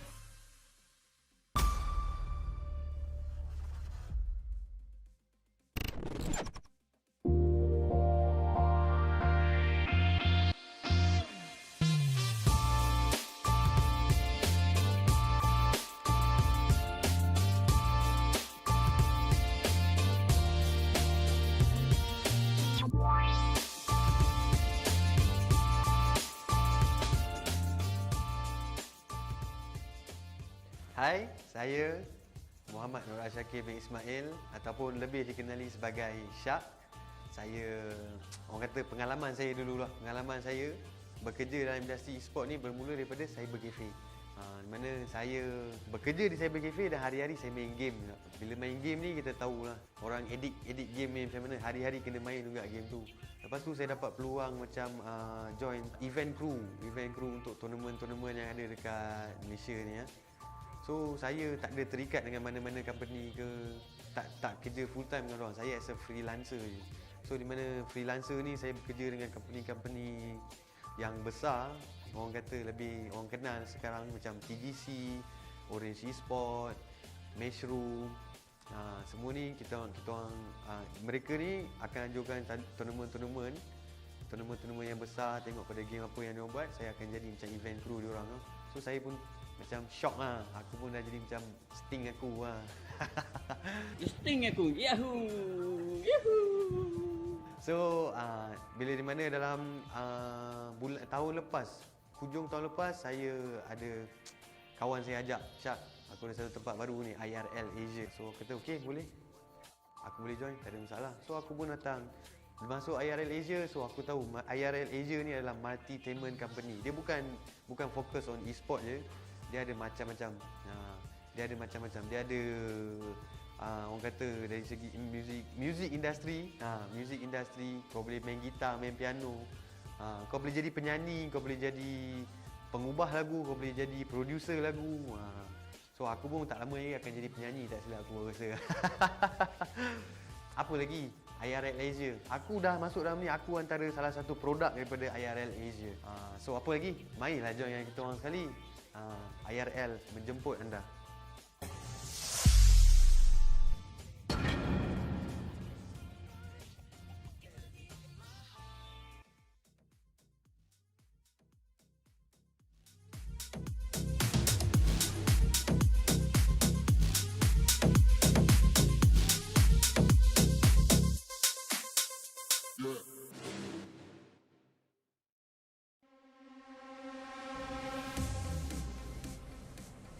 and welcome back to Wild Rift Summoners Odyssey. My name is Shiv. My name is Marcane. And today we had 32 players playing, 32 teams, sorry. They've been playing for the prize pool of 172 ringgit. So far, right now we are in the top 4, but before we get into that, we'll be thanking our sponsors and the partners. Of course, this tournament is organized by IRL Asia and partnered with Homie. And of course, sponsored by Esportsmans and co-sponsored by Sunway and VictorKaxx. So Marcane, how are you doing today? Pretty good. I think like this is my third time answering the question. Pretty good. Good Friday, you know, we're chilling. I mean, you've been casting 3 different people, so I gotta ask you 3 different times now. Yeah, that's true. I have to ask many times. So, true. of course, we did have an amazing match coming from Pegasus. They were basically stomping on frontliners right there, and even the early game aggression, especially, like there was no other way to spin that around. Even though frontliners, they did show a very, they did not stop fighting even in the end, as we saw that nice re-kill attempt by Kaisa. Yeah. Trying to get some kills, trying to get a shutdown, but the lead was really too much for Pegasus, so really well played to them. They will already be in the top 4. So right now, what we think the brackets, how do you think about Wild Rift so far, and what are you looking forward to? Maybe what's your favorite champion? Wild Rift so far, you know, a little bit different from the normal league. I feel like the Wild Rift is very hard to see. So everything's so small. Right? Of course, this is on the phone. Yeah, I'm more towards the big things. You know? Yeah, but of course, this tournament is very big because we have teams from all around Southeast Asia, from the Philippines, from Malaysia, from Indonesia, from Singapore, from Brunei, everywhere in Southeast Asia. So especially right now, we do have a more Philippine teams being dominating so far. So I do want to see, everyone here wants to see more regions joining the tournament today, as we did have yesterday as well. I don't know if they mentioned it. GOX Esports, they were from Indonesia. They made it all the way to the grand final. So we have been seeing many teams from different regions being the champion as well. Yeah, but you don't see him come back though. Like top 8, however, you know, Philippines still number 1. Top 4 still all Filipino teams. Yeah, the Filipino pride, man. Yeah, Filipino pride. And are the brackets ready? No, haven't yet, but okay. Let's talk about have you been to the Philippines? No, not really. I've always wanted to go to the Philippines, dude. Yo, I really want to try Jollibee. Jollibee? Yeah, dude. Jollibee. I wish they'll open one in Malaysia, obviously, but I don't know whether that's gonna happen. I'm not really too sure. And most of our viewers are all, from Philippines, so you know, hook us up in Malaysia. You know, get one store here in KL. You know, I got you. And of course, while waiting for a little bit, let's look at the comments, you know? Yeah. Let's look at the comments. And of course, if you do want to support IRL Asia, before we get to the comments, if you do want to support IRL Asia, please do get us to 10,000 likes on our Facebook page. We'll be able to give you more games, more tournaments, more content like the promo video that you see, the very famous Dato Shapa 20 with the TikTok video. That's the promo lah. It's just more of a preview. We'll be able to give you more of those kind of content. So please do try to get our page to 10,000 likes. And of course, if you want to support the page even more directly, you can even send stars. And sending stars is like a small payment to get the promo video lah. And support us lah. Yeah. To give you more entertainment for you guys. Yeah, like in the future, we're gonna be able to have more stuff as a supporter here. And of course, please still try to support. We want all support. And of course, we'll be going into the brackets for the top 4. And of course, we did see Pegasus Esports being very, very strong, very dominant earlier. They will be in the top 4 right now, and we will have them going to be up against BBB Esports. We have seen them recently. We have seen them perform, and so they have made it to the top 8, I believe. So right below there, the match is still going to be ongoing, so we're not really sure who's going to win yet. But both teams, and you did watch the NXG Academy. They played super solid. And Execration, you weren't here, but they actually played really solid as well. So a lot of really strong teams again, very new teams actually. Like most of these teams, they have not really won. They haven't actually won at all. Oh, really? Yeah. We got new dogs coming in. Yeah, new dogs, new kings. As there are no more old kings in this tournament. As even one of the champions of Wild Rift Summoners Odyssey has been knocked out, which was Pulowski Esports. They're one of the favorites to join. Caballero Arises as well. They were one of the big contenders. They got knocked out by NXG Academy. So again, we're gonna see every day newer, bigger teams being so strong, and it just feels like everything is changing. Not just the meta, but the level of the teams. Yeah, the level of competition is increasing slowly. If you keep pumping out these daily events, this daily tournament, everybody's gonna be competing for the top dog, honestly. And yeah, so let's finally get into the comments. We do have, let's see. Man, there's so many Tagalog comments. I can't really understand Tagalog, man. But it's okay. Please do still comment in Tagalog as you can. Interact with all the other Filipino watchers, so it's still good for them. We do have a lot of birthday shoutouts. Yeah, a lot of birthday shoutouts, man. Especially Ape Zubs giving the birthday wish to John Carlo. Ape Zubs still my idol. He's also my dad. But of course, we'll be getting into the match. The match will be starting soon, which will be Pegasus Esports versus VVV Esports. Yeah, I mean, saw Pegasus just now, pretty solid.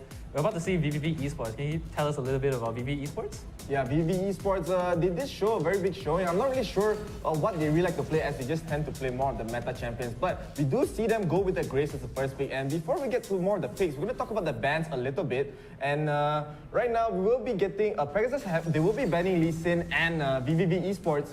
Wukong Lee Sin and VVV Esports, they will be banning Janna and Akali. What do you think about those bans? Yeah, not quite sure, but I think we got a report so far. It's Tactical's birthday today, actually. Wow, happy birthday, Tactical. He did show an amazing showing the last game as well. So, I mean, his team better, beef up, because this is gonna be his birthday present. I mean, he wants to show. He's showing that he's one of the stronger players in the tournament today. So, like his birthday present, not just to himself, but to his team and just to everyone around, all the Pegasus Esports fans. So again, happy birthday to Tactical. I hope you do go further, as VVV Esports it's not an easy opponent. They're still very strong. And while still talking about the picks, they will be going a very conventional draft for each team. We do have the Braum, Ezreal, Camille, not very unusual here. And on the other side, we do have the Grace, Corki, Alistar, and Gragas. So Gragas usually going to the top lane, most probably. But right now, just looking like a more standard draft. Oh, Amumu again, not like this. It's not again. You're gonna take Vi? Yeah, we do have, we do see a new skin for Ari on the screen, but it's okay. New league skin for Ari. It's okay. We will have an Ari pick for the last pick. Ari is being more popular as a more popular pick nowadays for the mid lane. We do tend to see Ari compared to maybe the Orianna, or maybe the Orianna even not being banned in this game, not being picked as well. So right now, we're going to have not a very unusual draft. The only really uncommon thing will be the Ari pick. Yeah, the Ari pick. Not really seeing like a lot of Ari so far. I think like last game was the only Ari pick I've seen. But Ari can hold lanes, wave shove, but not. I'm going to see like how the team fight is about to go on. Yeah. But it's okay. Calm down, buddy, calm down. But of course, Ari does, as you said, Ari not just has the ability to clear the waves very well, she also has the ability to get very good pickoffs, as with her charm, she's able to just isolate members from the opponent team, able to deal so much burst damage, especially with the extra burst damage too. So Ari, a very underrated pick, I must say, compared to other picks right now. I think they hover over Amumu there, that's what I thought. Come back. I mean, Amumu, I don't think it's a very bad pick as well, even though he did get nerfed in this patch.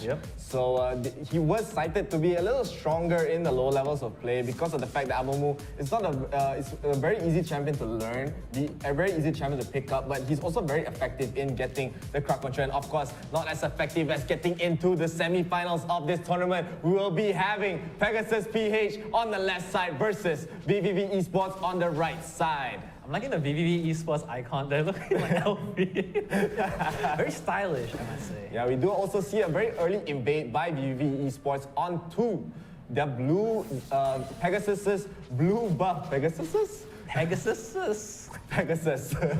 So right now they are going to be able to snag this blue buff, but Pegasus, they will be able to get the blue buff on their own on the other side. So we're not going to see a very early game, a very early aggression from both teams, as both teams, they're going to play a bit softly. We're going to see just a few trades here and there, not many kills, but we do get a punish attempt onto Pegasus trying to get their blue buff. We do see an engage by Alistar trying to go on the team, and the first blood for the Grays will be able to kill the Braum, and right after that, Vi will also fall. So VVV, they will be able to punish the blue buff steal attempt by Pegasus. I feel that's like a deja vu from last game to now. Both players trying to steal the blue buff, and both players do also get punished by stealing each other's blue buff. Great play by VVV there to actually to catch off both the Vi and the Braum there to get the 2 lead kills. Yeah, and they were very aware of the fact that they had to take the blue buff there, so they just knew there were at least 1 or 2 people at the other side. But we do see an engage onto the top scutter here. We will see Fiora being very aggressive. Camille has to spend the flash. She is trying to run away. She won't be able to run away. She'll get tower dove by the Fiora, and Vi is not able to help. But a charm coming in from Ari, not 1 hit away as Fiora does escape. But on the other side, Ezreal does get the pick up onto Gragas, so it's still a 1-for-1 at the end of the day. Great play by Ezreal there to actually pick off Gragas at the bottom side. Oh, almost dying to the Q, I guess. The Corki big bombs? Yeah, the Corki big bombs. The bouncing bombs. The bouncing bombs indeed. So Pegasus, they are going to be able to snag 1 kill in this early game. As VVV, they're still up 1,000 gold. It's very significant, especially in this stage of the game. So not just 1,000 gold, almost a 2,000 gold lead right here. So VVV, they are going to be happy in this early game. They will be having, we do see like teams playing like this, especially when they have the Graves, right? The Graves being so aggressive in the early game. But we also do see Fiora being aggressive as well onto Camille. Yeah, Camille, I think missed his E there. Yeah. Hope shot. Oh, here comes the fight bottom lane. Gragas is gonna get picked off though. Is he gonna kill Tactical? Oh, Tactical goes down though. Oh, I think he's gonna survive though. Is it not? Yeah, and Vi does get the kill. Yeah, Vi got the out. So yeah, that's a safe kill. However, Tactical it's a 1-for-1. However, Gragas still in the lead. Yeah, I mean, getting that kill there was very, very good as he was ganked by 3 people there. So getting a 1-for-1 for that fight. Oh, on the other side as well, again, we do see Fiora being able to get the pick off onto the Camille right there. We have been seeing Fiora being picked a lot against Camille, knowing. So we've been like just theorizing that the fact that Fiora is a better matchup against Camille. But another nice repose coming from Fiora, trying to get a return kill onto Ari. Ari does get the last hit onto Fiora, but will be traded right back by Graves. Yeah, I think that was a 1v2 just now when Fiora killed Camille there, I believe. It was a 1v2 and Camille just kind of drops to Fiora. Ari didn't quite pick up, but Fiora got a little bit too greedy there to get the CS and try to try to look for more, but Ari got the kill.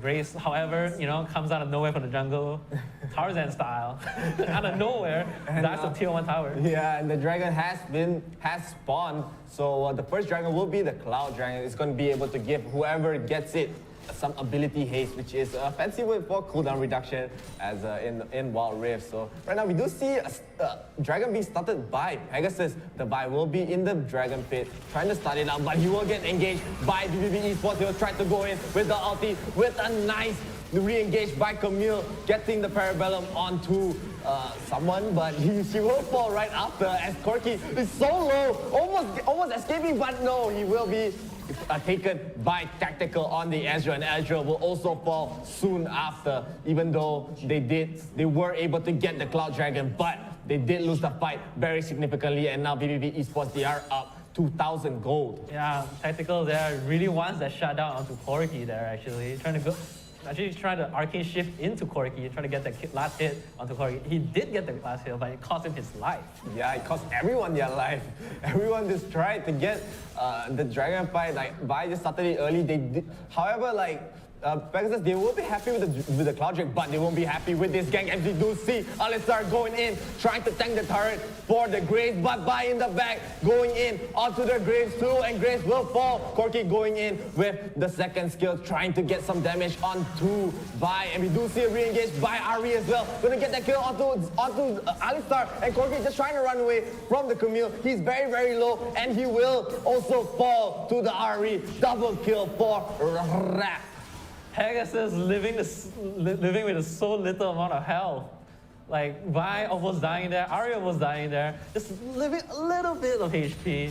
Unfortunately, VVV Esports do not get the kill. Yeah, I mean, that was a very costly death for VVV Esports, but they do stick with their aggression. Grace is just going in onto 3 people, but at the same time, the Rip Herald has spawned right there. And in the bottom, Fiora 1v2ing, gonna be able to kill the Braum, and it's almost gonna be able to kill the Ezreal, and she does a double kill. She just 1v2'd the bottom side of Pegasus PH. Man, Fiora is looking so good in this game. Fiora looks like he's about to die to the tower, actually. Oh, wait. That was a nice repose coming from her, but she will also give out the shutdown for the buy right there. But a re-engage onto Ari as well in the top side, just so aggressive, constantly trying to get pickoffs for BBB Esports, and you will be able to probably did they secure the Rip Herald? No, yeah, they have secured the Rip Herald as well. So BBB Esports, they are going to be happy with the 3K lead, even though they're down a dragon, and it looks like they're just non-stopping with their aggression. Yeah, I'm seeing a lot of Fiora, like, you know, seeing a lot of Fiora 1v2s. I don't know if Fiora is just, that busted or I mean, Fiora is able to snowball her lead very well, as she's one of the best fighters in this game. She's able to just win a lot of 1v1s, and we saw that she won a 1v2. Yeah, 1v2. Yeah, and right now, it looks like BBB Esports, they are going to slow down, they are going to reset, as there are not really any objectives left on the map. So I'm not really sure what they're going to do here. No, just trying to get, wards coverage, trying to pick somebody off, because you never know. Like if they catch top off, they might get the tier 1 tower.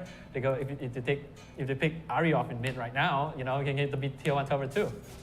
Yeah, but I don't think Ari is going to get picked up anytime soon, as she is playing very safe. And we do see Fiora just walking in front of 2 people, just trying to just show her face. She's trying to go in. We do have probably a gank attempt at the bottom side. Corki trying to just bait Camille out, thinking that he's alone, but Camille not biting right there, as we do see a death brush as well by BBB Esports. She's just waiting, and now they're finding the opportunity. They're gonna go in with the casket. Does catch the Camille from her attempts to escape. Alisa is tanking the turret. He might be tanking a bit too much, as we do see Ari going in, getting the charm onto Corki. Alisa is running away with a sliver of HP, and he will be able to recall safely, or will he try to re-engage? Yeah, no, they're just gonna recall, as the dragon will be spawning in 10 seconds. They're looking really dicey there with that dive. I don't know if they want to. Actually, great play by Camille there to actually neglect most of the CC, honestly, with ult to get away from the pulverize, I believe, from Alistar. Yeah. But we do see Mountain Drake does spawn, so we're about to see BBB might contest this. Pegasus do have the first Drake. The second Drake will be really, really good for them. Yeah, and the second Drake will be able to give them a lot of extra HP, as it does give percentage-based shielding to the members of whoever gets the dragon here. But we might see a fight happening in the mid side, both just throwing skills out, just waiting for someone to engage here. But in the front line does get engaged on by Alistar, as we do see her going into the back, trying to get the ulti onto Corki. No one has died yet. The Rip Herald is spawning for some reason. Fiora gets the ulti onto Ezreal and onto Ari, and Ari will fall right after. And a nice repose, getting the stun onto Ezreal. Tactical will fall. Giyu tries to run away on the Camille. Fiora just going in, tanking the turret. She will also fall barely right there. And the Parabellum going in to the Corki, but the Corki just killing her off, as right now BBB Esports, they're on 4,000 gold. They're able to get the turret. They're able to probably get 2 turrets here, and now they're making their way to the Mountain Drake. They're both so low. Corki has flash and barrier, but does not want to commit. But however, actually, maybe both summers would help in this dragon fight right now we're about to see. Yeah, and the dragon fight, Pegasus, even though they did fall earlier, the Baron has also spawned right now, and they are going to take the initiative in the dragon fight, as we do see Alistar trying to go in, but he's taking so much damage. He's so tanky. He's tanking everything. We do see as well Ari will also fall to the Corki and the Dragons, as we do see Corki focusing onto the Camille and the Vi. But right now, BBB Esports, they do not secure the dragon, but they are going to make their way to the Baron, as he has just spawned, and I'm pretty sure they're pretty much okay with it right now. You took the dragon, but at what cost, man? At what cost? 4 lives for Pegasus there. Now BBB Esports is going to take the Baron, however. Not able to get quite the dragon, however, but Baron is pretty good to increase their sizable goal lead right now. Yeah, not just the goal lead, the fact that Fiora is one of the one of the most well-known annoying split pushes as she's able to just push the lane. As now the fact that she has the Baron buff, she's going to even push the lane harder. So the minions will be buffed up by the Baron, and right now Pegasus Esports, they are down 7,000 gold, not 700. I missed a 0 there. So VictorKaxx Esports, they're still going to be happy with this lead. And right now, Pegasus, I don't know. I'm pretty sure they're pretty happy with getting the 2 dragons too. Yeah, I mean, Pegasus with the 2 dragons, I don't know if they're gonna be happy with it, but I'm pretty sure it's better than nothing, honestly. Like, if you would rather have those 2 dragons rather than giving those 2 dragons away. So we're about to see how Pegasus play this out. Yeah, and VVV Esports, again, they're just waiting out, trying to get a pick off. They might be going on to Ari here, as Ari is alone under the turret. She's scared, she's being very safe, but we do see a second skill coming from the Corki, trying to go in as well. And we do see the tower also just melting right here. Alistar waiting for the engage, being in the front line, and I don't think they're going to get an engage here, so they just back off, especially with the help of the Baron buff. Yeah, you know, Alistar just kind of make his way U-turn backwards, you know, trying to get that tread in. You know, everybody don't want to get combo from Pulverize, so, you know, not trying to engage, not trying to do what. Oh, here comes to fight the bottom lane.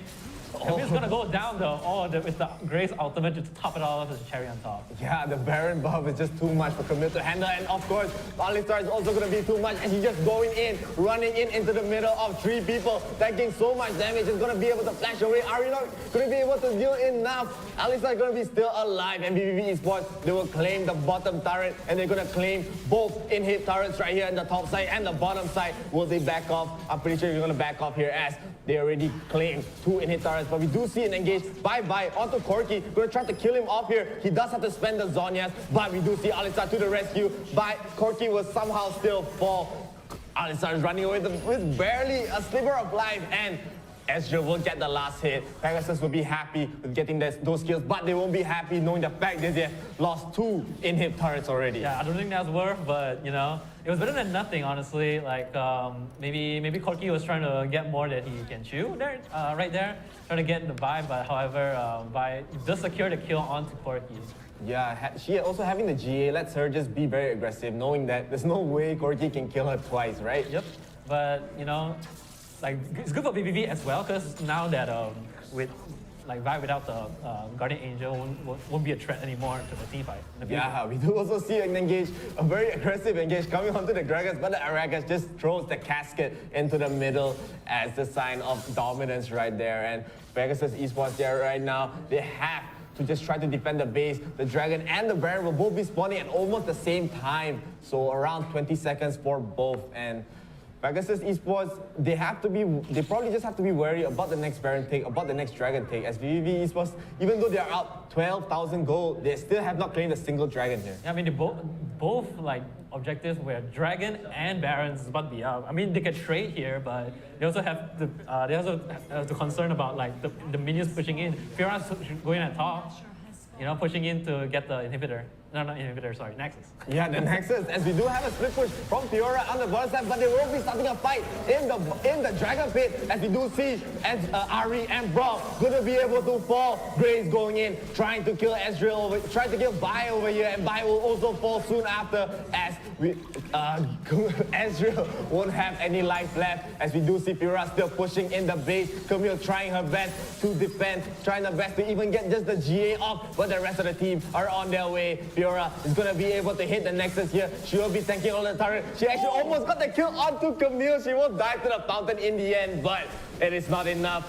Camille's not going to be able to defend this, as BBB Esports, they'll be making it to the grand finals. Let's go, Pegasus. Really strong team, but however, falls to VVV just by a little bit short. You know, Vi there didn't quite catch. I think like the backline there. It just hit the backline. However, the backline does more damage and kill off the Vi as soon as possible as it jump to the backline. Yeah, I mean, the gold lead was just way too much, right, for BBB Esports. They do have, like, I think at the end of the game, they had like almost a 15,000 gold lead right there. So that was just too much damage. Even if Vi got the really great engages, even if Braum got like a 5-man ulti, there's just not enough damage for their side to be able to capitalize on that team fight. So, man, really well played from VVV Esports. They will be again going to the grand finals. Really congratulations to them. Hopefully today we're going to see a new champion for Wild Rift Summoners Odyssey. Yeah, well played from Pegasus actually. You know, like unfortunately they're gonna be out. Looks like we're gonna be in the stats. Yes. We're gonna see the stats so far, see who's the MVP. Oh yeah, sorry, I was confused there. I thought the MVP there will be the Graves. Not really surprising there as he has dealt so much damage in these fights. He's gotten great engages as well, so Graves. That's why we've been seeing teams just picking him more and more. They're able to be more aggressive with the Graves pick, and like as you said, she did try her best. She will be the SVP for this game for the side of Pegasus Esports. So I mean, really well played for VVV. They just played this game super well. They didn't even get a single. I think they only got one dragon, or they barely got a single dragon in this game. So right now, even being 2 dragons down, they're able to secure this game. Pegasus, you know, objective players, you know, objective team, you know. Well, you know, but VVV, you know, comes out on top, you know, trying to get that damage off. Great team fights will lead, you know, the VVV Esports to win over Pegasus. Yeah, we do see the damage charge coming in. Both 3 people from the side of VVV, Gragas, Corky, and Fiora dealing the most damage on their team, and the only one that could be even slightly close, will be Tactical, the birthday boy for today. Unfortunately, he will be eliminated for Wild Rift Summoners Odyssey, but he did show a great showing, and still a happy birthday to him. But he can try again anytime since this tournament is run every day. Yep, you can run every day. You know, you can try it. You come back stronger. Be a team. You know, we're not gonna push you out. You know, come back to us. You gotta be the top dog. Don't worry about it. Yeah, of course he did. As I said, he did show a lot of potential, especially as one of the stronger AD carries in this tournament. He has shown that he can still play even from behind. We saw the amount of damage that he's done, but VVV Esports overall, they just played better as a team. They're able to secure, they might not be able to secure the objectives, but their team fight coordination was just really, really strong. Yeah. Pegasus, however, you know, Tactical, come on. You might not win the game, but you're still #1 in our hearts. Yes, yes, he is. Also, again, the birthday boy, please do wish him a happy birthday in the chat if you are watching. Tactical birthday boy. Tactical birthday boy. And of course, again, congratulations to VVV Esports. And it just shows, man, there's so many teams just improving and improving. And they are going to be able to fight for the grand finals. And of course, we are also going to be able to get into the replays of the last match. Yeah, there's a lot of hype with team fights here. Yeah, we do see again, this was a really great map awareness from the side of VVV Esports, knowing that they invaded the blue and they end up punishing them for this, for the invade. But again, we do see a very aggressive engage by Fiora, getting the kill onto Camille without losing her life. Then Vi has to run away. Ari just almost getting the last hit onto Fiora. She won't get it, as Grace will also be trying to kill the Camille there, the Ari there. But again, we're going to see a 3-man gang by Pegasus onto the Gragas. He will be able to get a return kill, but Vi does get the ulti at the end. Yeah, I mean, again, the Gragas looks very busted. It was 1v2, and he still kills Tactical. I don't know how, but it's going to be top lane. Fiora, you know, 1v2, however. No, yeah, it was the one where he 1v2 before, and then he tried to go for more. However, you know, Ari still gets the kill, and then Grace finished them off. Yeah. This is where the dragon fight is. I believe Pegasus do get this dragon. Yeah, I think they're trying to go for a dragon more than VVV there.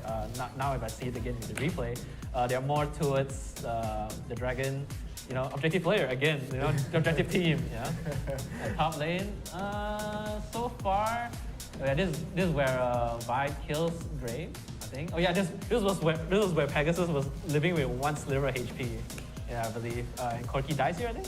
Yeah, Corky will barely just get last hit by. He almost tried to get a honey fruit at the end, but he won't be able to as Rap gets the double kill. And we do see a very this is the part where Fiora does get a 1v2 onto both the Braum and the Ezreal. So really strong showing by them. And this is a very close call for Gyu on the Camille, trying to run, barely being able to escape as Ari tries to re-engage as well here. And again, we're going to get a nice engage from Vi again onto the back line, but they're not able to capitalize as they do not have enough damage for Pegasus. As we do see VVV Esports, they're positioning themselves very, very well around these fights. So they're able to dodge many of the skill shots. We see Fiora being very aggressive in the side here. He will fall, I believe. And Corky will be jumped on by Camille, getting the Parabellum. I don't know what Camille's very ambitious. Jumping to her death right there. And again, we do see Pegasus being so committed to getting that dragon. They will be able to get the dragon, but they were not able to save their lives as they lose 4 just for taking the dragon here. Yeah, this looks very promising in this team fight actually. I really thought they're gonna kill Alyssa, but you know, Alyssa's a little bit too tanky for them. Not enough damage quite on the side of Pegasus. VV Esports getting this tower, I believe. Yep, they get the tower. Now they're gonna go for Inferno Drake. I think this is a team fight. Yeah, this is the team fight where it ends it all. VV Esports just tap out them lah. Sao tong lah. Ikat tepi lah. Everybody go home. Yeah, we do see Fiora here as well. Almost trying to tap out the Camille, but being too aggressive, paying too much money. But he's a big brain player. This guy pushes him back to the fountain. They're killing Fiora there. Yeah. Fountain 2 OP. Fountain 2 OP, please nerf. As also VVV Esports, they are looking like they might need a nerf too, as they're looking so strong. Again, they're gonna be in the grand finals. We will be going for the grand finals after this, so we won't know who's gonna be playing right then. So, yeah. Man, VVV Esports is just showing a great showing. I don't know how to continue the sentence. Showing a great performance. Showing a great performance. Yes, he's the England man. English. Yeah, my England very bad. Sorry, but man, again, really congratulations to VVV Esports. But until then, we'll be going into a short break until the grand finals, the next match. We won't know yet who is playing. So please do not go away. Do not go get a drink, go get some food to eat while waiting for the next match, and we'll be right back.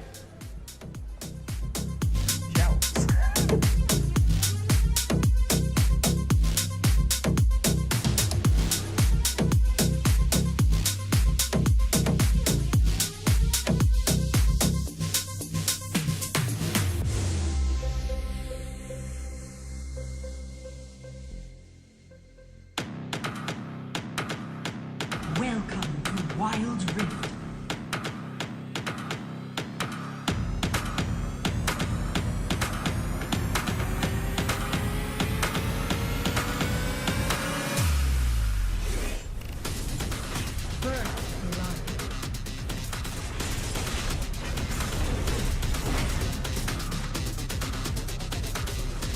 The enemy team has slain the dragon.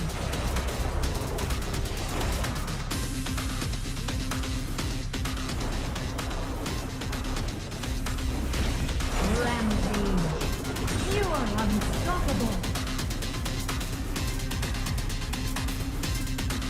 Victory. Yes.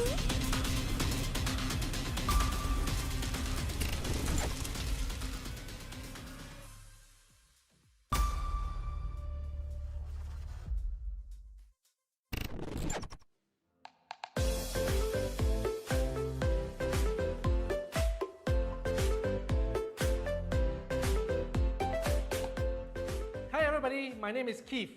So in the last episode, I have covered the do's as a tenant. So right now, in this episode, I'm going to talk about the don'ts as a tenant. So right now, what is the don't for a tenant? Number 1, agree to verbal contract. There's no such thing as verbal contract. So everything has to be placed in a black and white. Number 2, making sure that all your rooms are well prepared as per agreed before you move in. Number 3, renovate or alter the place. Alter, it can be placing a poster which may has a potential of spoiling the properties, because this may cause your deposit to be forfeited. 4th, breach the rental agreement. Do not breach any of the single lines of the rental agreements or your tenancy agreements. So always check or cross-check whenever you want to do something or alterations inside your room. The 5th, which is also very important, which I covered in the last episode, do not miss any rental payment. because missing the rental payment may cause you to have a lot of calls from the landlord to chase you to pay the rent, and you may lead to the court order and get you to be evicted from the place. So this is not what you want. So do not miss the rental payment. So I have covered the do and don'ts for you as a tenant. Next episode, I'm going to answer to a lot more questions that you may have, which you have already commented earlier on and haven't covered yet. So comment below if you have any questions that you want to ask as a tenant. Just comment here and I'm going to answer it in the next episode. Okay? See you then. Bye.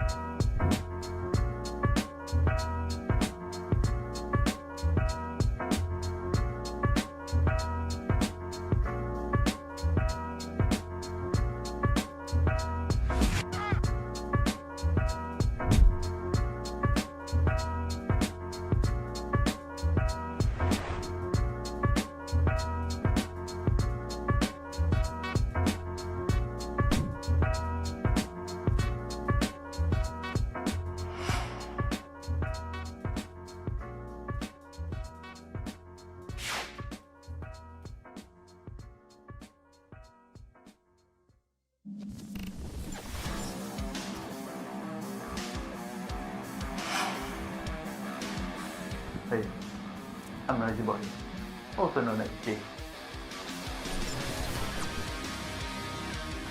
Tonight in 5, 4, 3, 2, 1, go game. Actually, sebenarnya saya minat dalam bidang esports sejak zaman CSGO.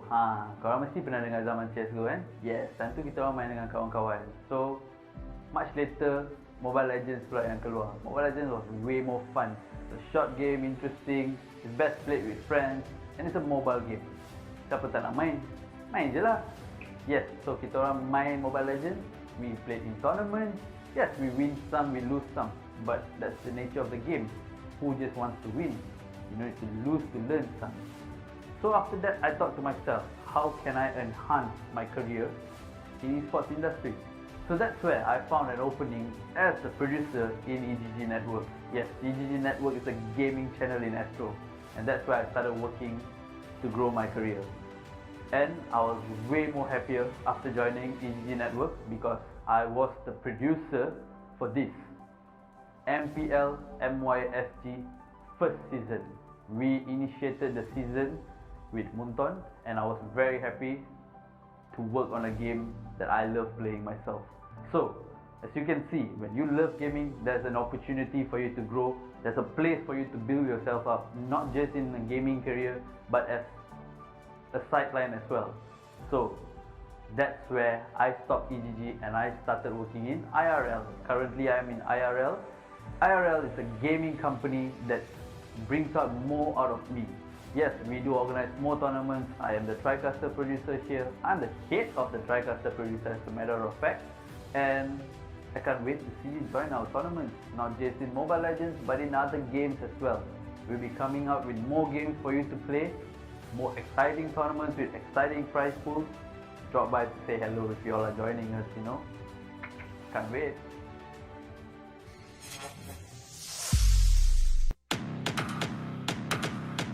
Welcome to Wild Rift.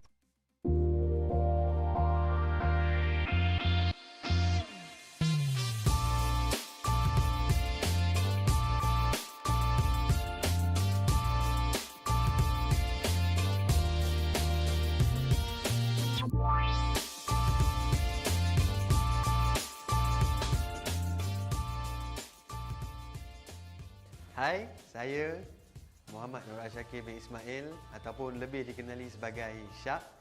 Saya, orang kata pengalaman saya dulu lah. Pengalaman saya bekerja dalam industri e-sport ni bermula daripada cyber cafe.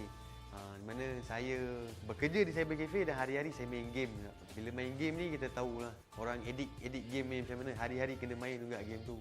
Lepas tu saya dapat peluang macam join event crew untuk tournament yang ada dekat Malaysia ni ya. So saya tak ada terikat dengan mana-mana company ke, tak kerja full time dengan orang. Saya as a freelancer je.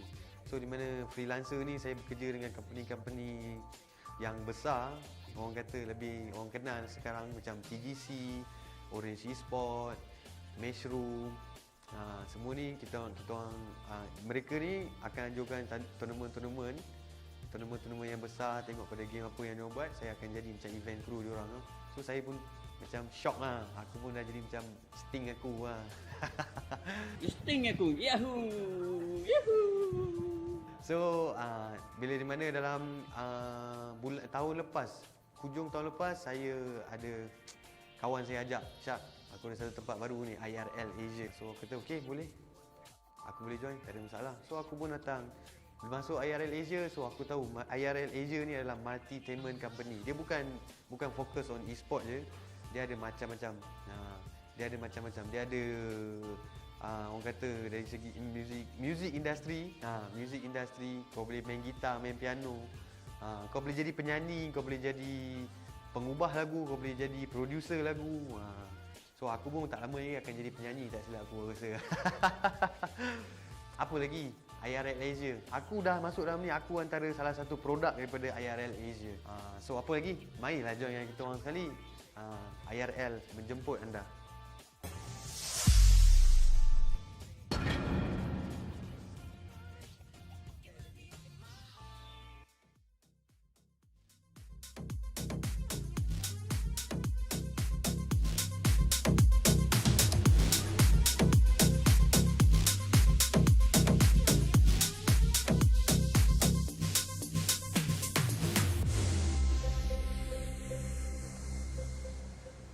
Ladies and gentlemen, welcome back to the Wild Rift Summoners Odyssey. My name is NeonFaith, and with me today, VictorKaxx in the flesh and ready to cast here as we enter grand finals right now. Oh boy, I hope you guys are ready for this because you're in for a real treat, I have to say. I mean, the teams that we have ready in the finals, of course, I won't I'll spoil half of the grand finals for you because we do know that VVV will be in the grand finals. Exactly. The other half, I mean, if you read the comments, you might know who is in the grand finals, but just pretend you didn't read the comments. So just don't read, spoiler free for now. We are spoiler free. But let's talk about a little bit about Summoner Odyssey. We are organized by IRL Asia.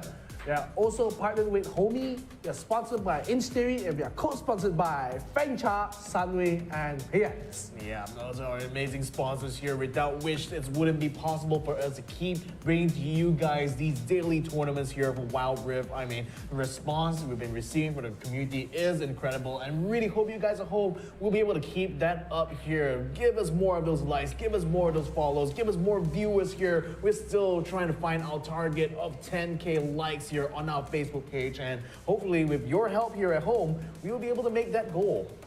Definitely, of course. With more likes means you make me more happy, and when I'm more happy means me and Victor will be casting much more happier for you. Yeah. At the same time, Rudolph, NeonFaith, can you greet my friend Scotty Adolf Aquino. Happy birthday. Happy birthday, Scotty. Yeah, happy birthday, Scotty. Yeah, so yeah. I mean, on that note, I mean, of course, apparently a lot of people's birthday today, so I don't know if I'm being punked or it's like, let's get the casters to say everyone's birthday today. It's everybody's birthday on this blessed day. Yeah. Of course. And while we're waiting for the grand finals, of course, do we have the brackets ready, Mr. Production at the back there? Yes, we do. We will go straight to the brackets all the way from the top, right? Yes. Yeah, so we're let's gonna go. see what is gonna be transpiring. Of course, we can see all the matches so far that's happened.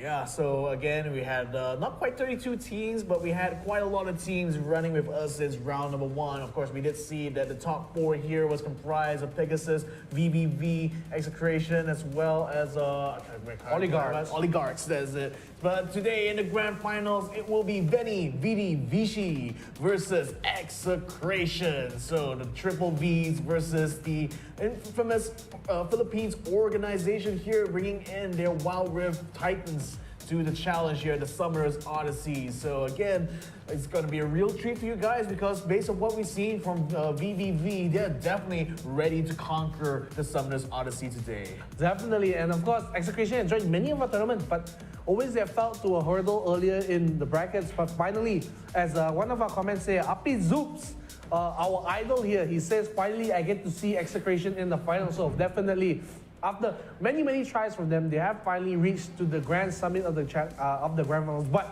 will they be able to remove the team that is Veni Vidi Vici? Veni Vidi Vici. Yes. So you know what that's a reference to?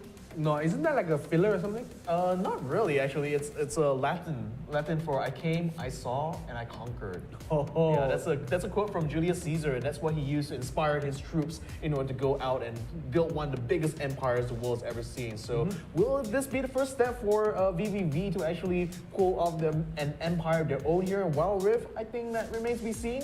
But certainly, if they do nail a really good grand finals here, especially against an org like Execration, I think they could be set to have a really good run.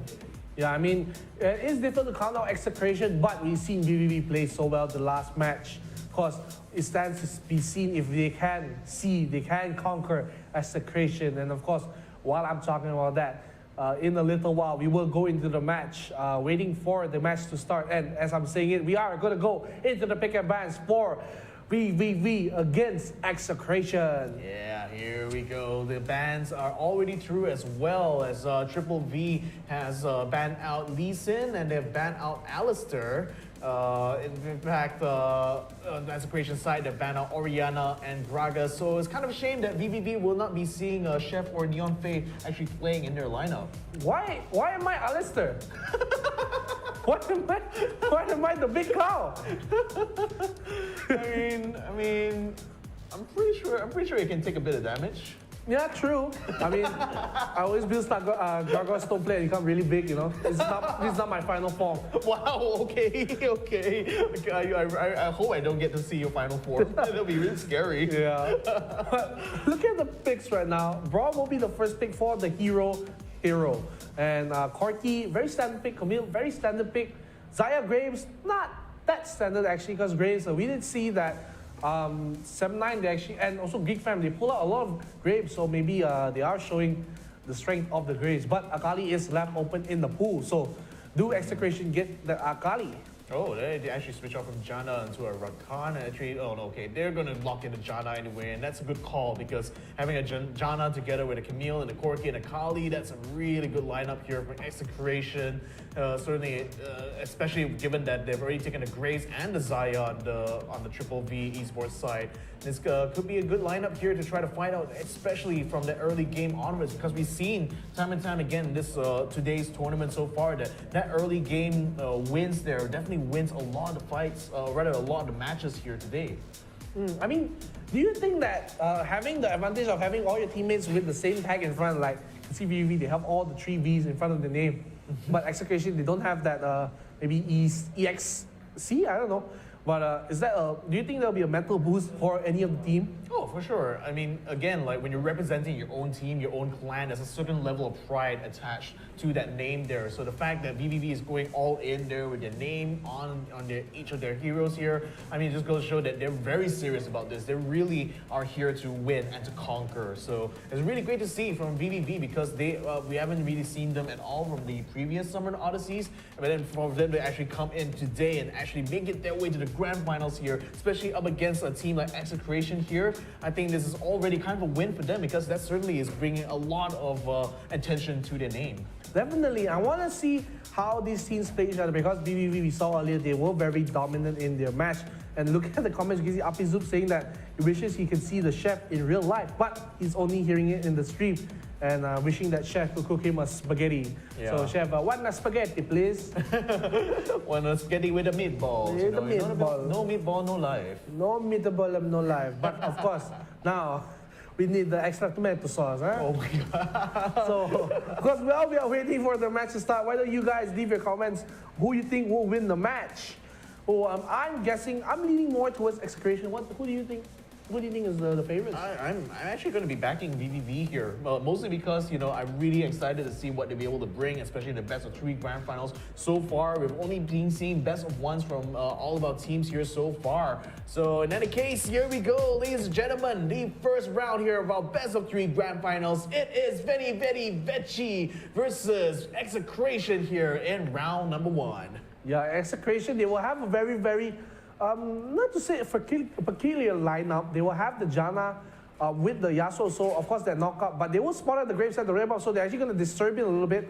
Actually, maybe leashing it for him too, because he will have to burn oh, actually no, that is their own grave, so I'm mistaken. I thought that was actually, they were invading the red side for Execration, and maybe because they see this, they will do some vertical jungling for themselves, but we will have to see and wait. You know, I mean, crucially, after it had already done an invade, Braum already immediately went down to the bottom jungle there to prevent Execration from being able to do the same there. So again, VVV Esports playing very tactically here, even from the get-go. So let's see if this is going to be able to pay off for them in the long run here. For now, though, the Braum is going to have to stave out a little bit of pressure that's starting to form on the mid lane here. So the Janna now trying to keep the Yasuo under protection here, because it's going to be very crucial, especially with Execration, that the Yasuo does have the space to farm and actually does get his ultimate early on.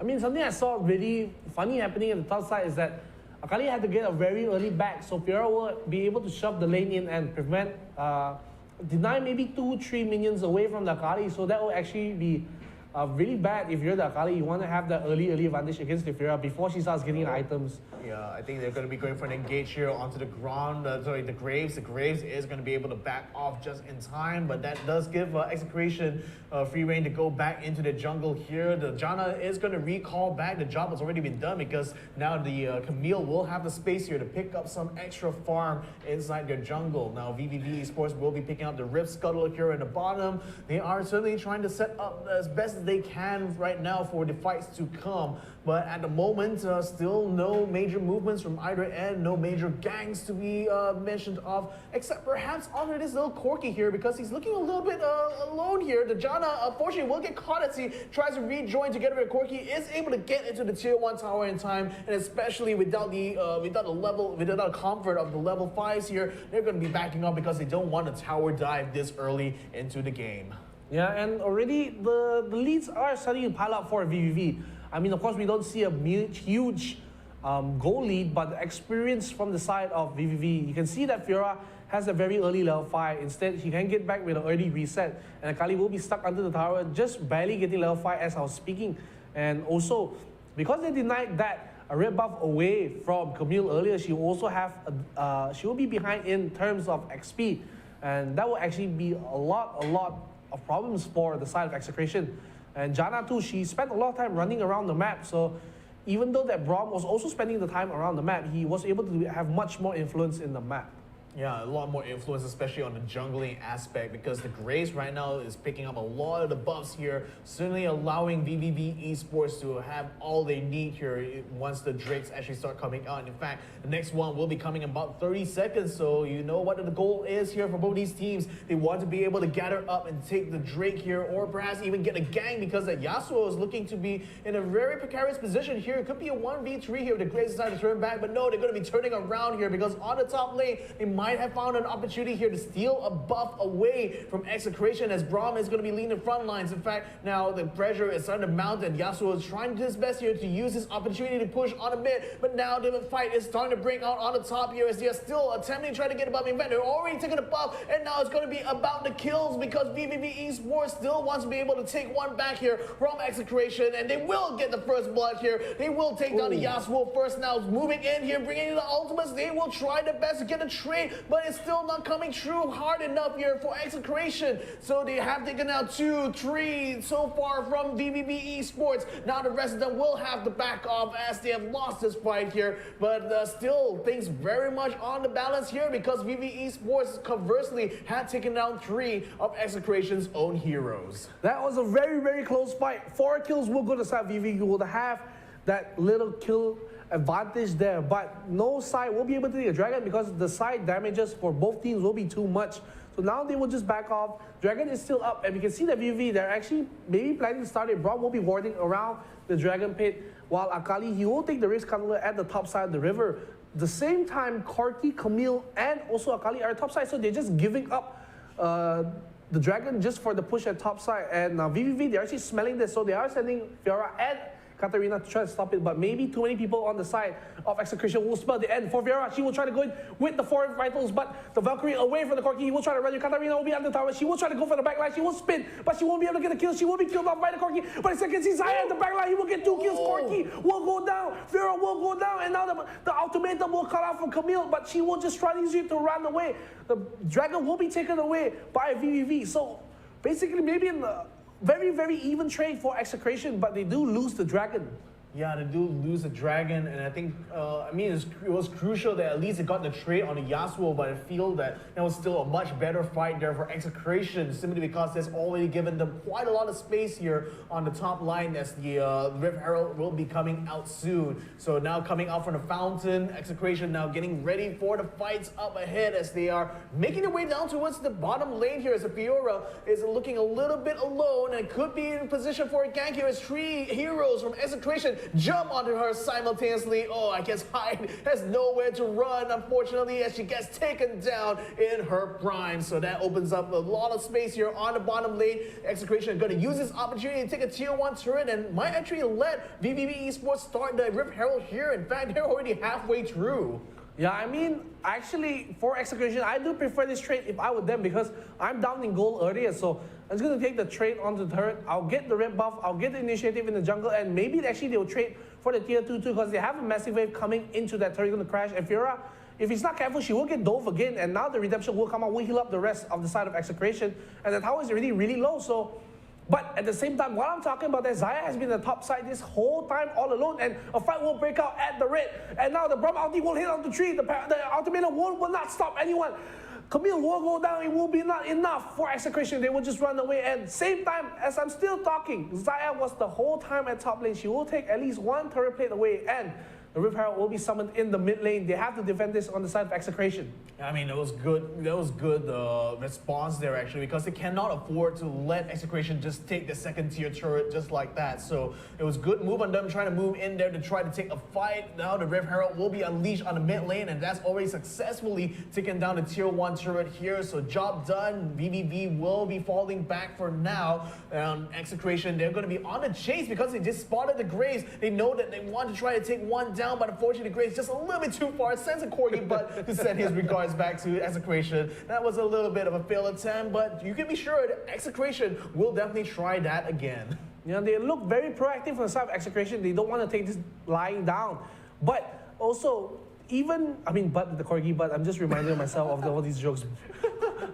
The thing is, Corki really can't really do much at this point in the match. He really has to get another item up and running. He doesn't have that damage that we know Corki so much. And Zaya, the whole time we've been talking, she's still been play pushing, but now she might get punished a little bit by the Yasuo. She will still greed for the turret. She will actually not he won't take it away. Ulti will come out, but he will not be able to go with the ultimate as another turret goes for VVV.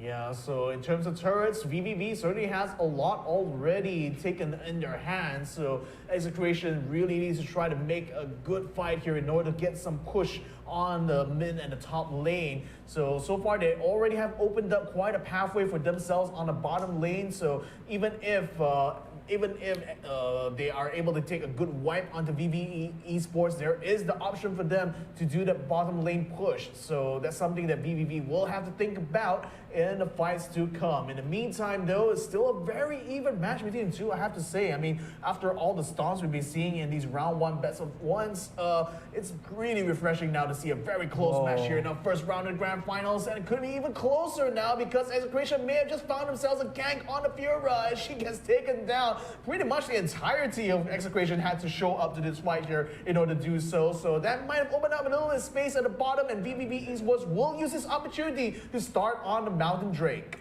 The Mountain Drake will be started on the side of VVV, and they actually take it so quickly, so maybe they won't have enough time to come. It is down to about 1,500 HP. They'll be focusing. Graves will smite it away, and the fight will break out. Braum will be maybe the sacrificial lamb. He will jump away with the team, and now the Fisher will hit off the tree. They will kill the Yasuo straight away. Jana Aldi will stop, but he'll be stopped immediately, and he will go down. Triple kill for the Katarina. One more Quadra, and that will be an ace for VVV. That came out of nowhere. Where the hell did Braum do that? Well, that was very well played there, because now, having taken the Drake as well as the fights here, VVV Esports has the space required for them to take the tier 2 on the bottom lane, and they could even go for some more, but this time they're going to be going for the invades, taking the blue buffs, taking it away from Execration's hand, and certainly adding a lot more to the Philippine team's woes. Whoa, I mean, whoa indeed. I mean, using the, I don't know, just sound the same. And I want to see how VVV respond with this lead, and they will catch out the Fiora once again, but I think she should be fine. She will be able to run because Graves will be back out. But as I say that, she has to flash away. A little bit of HP, the rocket does not hit, and the shield will come in. They will save it, but the fight will break out. Ultimatum from Camille. Zonias will come out from the Graves.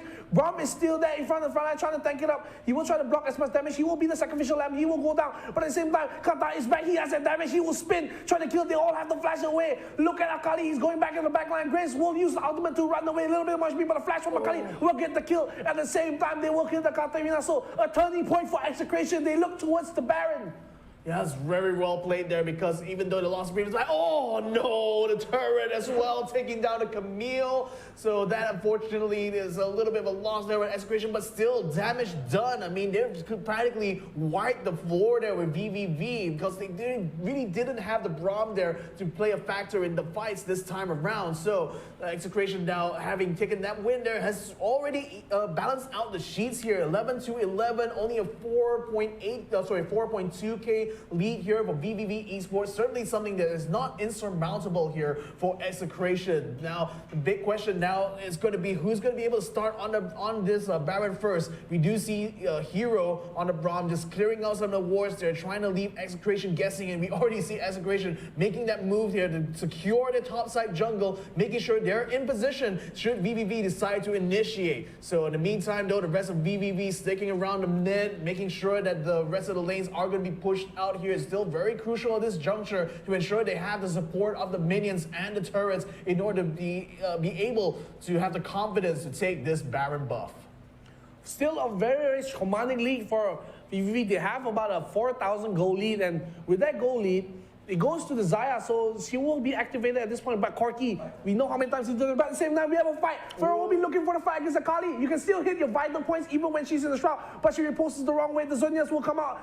Farah will run away because she has that mobility, and both players will just run away and shake hands like, all right. But at the same time, a fight will break out. Ultimatum on the Katarina will kill her immediately, and they'll get a trade onto Camille. But that was a 4v3, so they actually lost a 4v3 on the side of VVV, so not a great looking at their 5,000 goal hit, but once again, Vera is in danger. This team, they don't give me a break to breathe. They're letting me talk over and over again, but of course, still they will escape with no deaths for the side of the Fiora. Yeah, I mean, Fiora is still alive for now, but you can see that both of these teams are just like trying to find opportunities, right, to get those ganks. Opportunity may just present itself to Hyde there, but Hyde unfortunately not able to follow up on the Akali, so the Akali will be able to get away from that scot-free. But right now, Execration, their main focus is really to secure that topside jungle, because the Baron is an important target for them to take, with both Drakes already in the hands of VVV Esports and another Drake about to appear before them.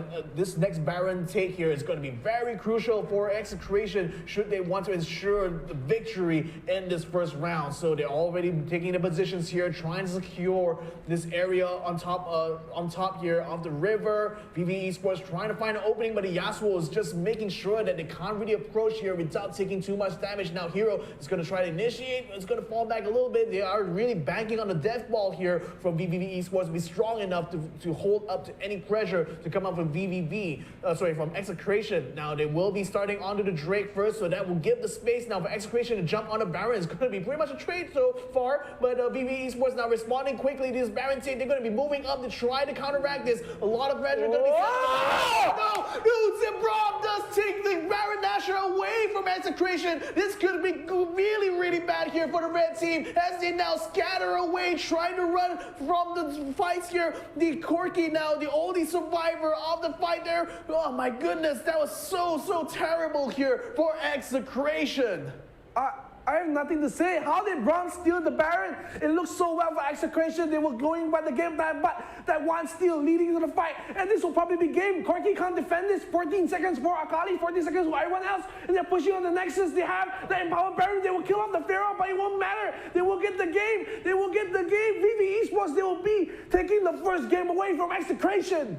What a play there from the Braum. Just like that, taking the Baron away from Execration, and that's just secured them this first round win. My goodness, I am shook, as I expect you are too. The moment like the Braum stole the Baron, both was literally leaped up from the seats because that was amazing there for the first round of the grand finals.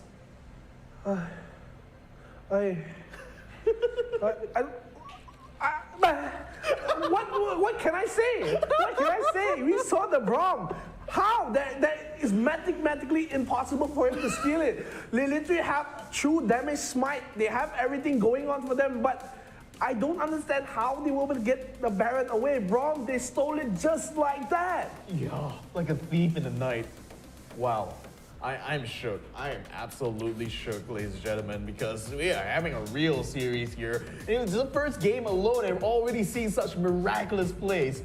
I'm impressed. I have to say I was really impressed by that play there, because the way the transition from that Baron to the Nexus take was just so fast. It really gave no room at all for Execration to really react. Let's go ahead and check out the stats here as we try to explore really what went wrong here for Execration. So MVP will be taken by the Katarina. No surprise there. She was contributing a lot of these kills, but certainly a badge of honor has to be given to Hero here because he has single-handedly won this first round here for his team. That was really well done from Hero. He is the hero of the day for now because they will get the first game for VVV, and I'm still stunned by that. I mean, how did he steal it away? That should not be possible, but at the same time, of course, we will see the Corki will have the SVP. He did deal a lot of damage, and if we can see the damage charts for the game, I'm pretty sure Corki will be near the top of it, but it will be taken away by the Katarina, but really close for the Corki. Yeah, again, I think it was mostly down to the fact that Corki mostly would stay out of trouble and just really uses his AoE to affect there, making sure that, you know, he's giving the damage there onto his enemies and then letting the Yasuo and the Camille just do the cleanup, basically. But unfortunately, that didn't quite work out here because Braum has certainly been absorbing so much of the damage there. He's been making sure that his presence in the jungle ensures that the Fiora and the Xayah just basically had free reign to go around the maps and start taking ganks and start taking lanes. But I do have to say, you know, given that it was such a close fight right up until the end there, it was really down to the plays that determined this game here, and what a play it was from that Braum. It was a crazy play. I mean, honestly, I couldn't predict that would happen. I thought Execration, they were smart. They saw that VVV went all the way to the Dragon, so they're like, right, we have the damage to just finish off. And Braum was just a sole person there saying, oh, guys, they're starting, I gotta stop them. And he was probably not even planning to steal it. It was just he wanted to CC them in the pit. But miraculously, he stole it, probably with his ultimate. I'm not sure. We have to check the replay on that.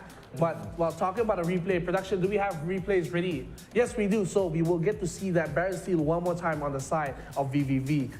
But of course, before that, we will see the rest of the match. Oh, actually, we're starting from the back. Okay, no, we're starting from the front again here. So again, like from the get-go, it was a very even fight, I would say, between the two, because they were keeping it on balance throughout. You know, the invades were kind of even for both teams. You know, the VVV invades the top, so Execration invades the bottom. So they traded buffs effectively, and this was a fight where it kind of worked out well for Execration, mostly because the VVV was not quite up to farm yet. But look at that Dragon, just so strong there as a Katarina, able to pick up at least some good trades, and that trading like that really much allowed VVV Esports to stay even with Execration through a lot of these fights.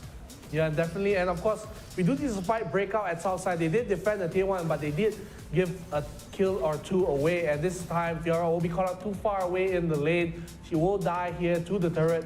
One more hit. Janna will actually take the last hit, so actually maybe the best outcome there was to give the kill away to Janna. But here at the same time, Rob was caught to one, but we saw the fissure in the backline. Well, hit onto two. They will get the Camille as the sacrificial lamb for Execration, and now they'll just back off. At the same time, we thought this 1v1, it looked really well for the Camille, but actually, Fiora was going to turn it back with the 4 vital procs, but the team from Execration, they will come and back her up, and she will not die. Yeah, so this was another fight here. This time the Drake was already taken by VVV Esports. So Execration was just looking to try to get any trade they could at all, and unfortunately this fell and crumbled under the pressure. This was a major team wipe here that VVV Esports was able to secure, and that ensured that Execration was just left hungry for that revenge, and they found it immediately in the next team fight there when they managed to get a good catch out onto the Fiora and try to transition to even more kills. So the Braum was able to tank most of it, most of the damage so far. He kind of played his part of being the sacrificial lamb, but that ensured that, you know, by the time that VVV Esports was ready to re-engage, Execration didn't really have much ultimates left, but still they were able to jump in, still able to pick up a kill onto the Graves on the back line there, and with the Yasuo also getting kills as well. It seemed pretty much that this was going to be the pattern throughout the matches here, just trading kills left, right, and center. And this was the fight where Fiora was going to 1v1, and the Zonias will come out Kali, so Fiora will run away and both teams will shake their hands. But at the same time, while we were talking about this fight, top side, the fight will break out. They will go trade kills for the Katarina. They will get the Camille. But later, we can see it will be extended later when the rest of the team will fight at the barrier. This is the hero play from Hero. The rest of the team are not nearby. And look at that. I don't know. No, I don't. I think, you know what I think he stole it with? I think he stole it with his Zeke convergence, the DOT, when he has that burning DOT running, when he uses his ultimate. I think that what stole Baron away. I can't speak English. I mean, honestly. I mean, how? I mean, for one, he had his shield up and in the right direction. He literally just walked up to the Baron. He put out his stuns, made sure that none of them are able to pick it up, and the timing was just clutch there. I mean, that's the thing. You know, why we were so impressed by the Braum there, because it was such a difficult thing to get right, you know, just walking straight up to the Baron, getting the stun, stealing the Baron, and then getting out alive. I mean, all of those combined there pretty much gave the game here to VVV Esports, and man, this second round here, I tell you, is going to be really, really interesting, because you know that Execration is not going to take this loss sitting down. Yeah, I mean, knowing Execration, they are already plotting their revenge in the second match. But I just want to say, you know, that match looked like it was going to ping pong back and forth with the ping pong animations, you know. But at the same time, you can see that we thought Execration would get the Baron and then win that fight. But because of that steal, with a little bit of damage from the side of VVV, they were able to finish off the match and just completely wipe Execration out the first game. Yeah, so we're going to be going into our next draft. Oh, sorry, we're not going to be getting that soon. We're just going to be waiting for them to set up this next match, because I bet there's a lot of backroom discussion there on the side of Execration, because they certainly, you know, expected the first round to be a lot more drawn out. I mean, given the pattern that was being played there, but just one swift move there completely tipped the balance into VVV's favor. So I think what the Execration will want to do this time is kind of like, you know, pay a little bit more respect, I think, to VVV, because they know that, you know, if they give those kind of like even this off chance kind of openings, VVV will still find the opportunity to deliver a play like that. They will just win them the game. So that's something that Execration will have to think about going into this next draft. Definitely, because if I was at Execration, probably we didn't want to have that mistake once again, so maybe it was a technical mistake by the jungler, or maybe just it was an unfortunate event for them. So if I were them, I'll just try to forget about it. Just treat it as you're gonna 2-0 them, so of course they just have to win 2 in a row now. For Execration, they cannot give anything up, but for the side of VVV, you gotta feel good, you have that win. And talking about win, we will going straight into the Game 2 draft, and I'm excited to see what changes. And actually, I'm gonna laugh when you guys see the bans, because it's so predictable, isn't it? It's so predictable. So, we will go into the pick and bans for the second game for today. Execration and VVV. We will be fighting on the left, we will see Execration, and on the right, we will see VVV Esports. Yeah, so the bans are already through. VVV has banned out Akali and Lee Sin. So no surprise because those are the heroes that Execration are good at. Execration, they banned out the Katarina and the Braum. So, you know, they definitely don't want to repeat of round one, basically. So they determined on the side of Execration, maybe Braum was too much of an issue for them. They have to ban it out because he did steal. I mean, I don't think that was the main reason they banned out the Braum. It was probably because the Braum shield was too much of an issue for them to deal with. Of course, the cherry on top was just him stealing the Baron. Yo, I mean, that was absolutely true because like from the early game, you know, we saw the Braum was just using his tankiness from the early game to really enable a lot of invades for the side of VVV Esports. So naturally, you know, knowing that that is the game plan going forwards,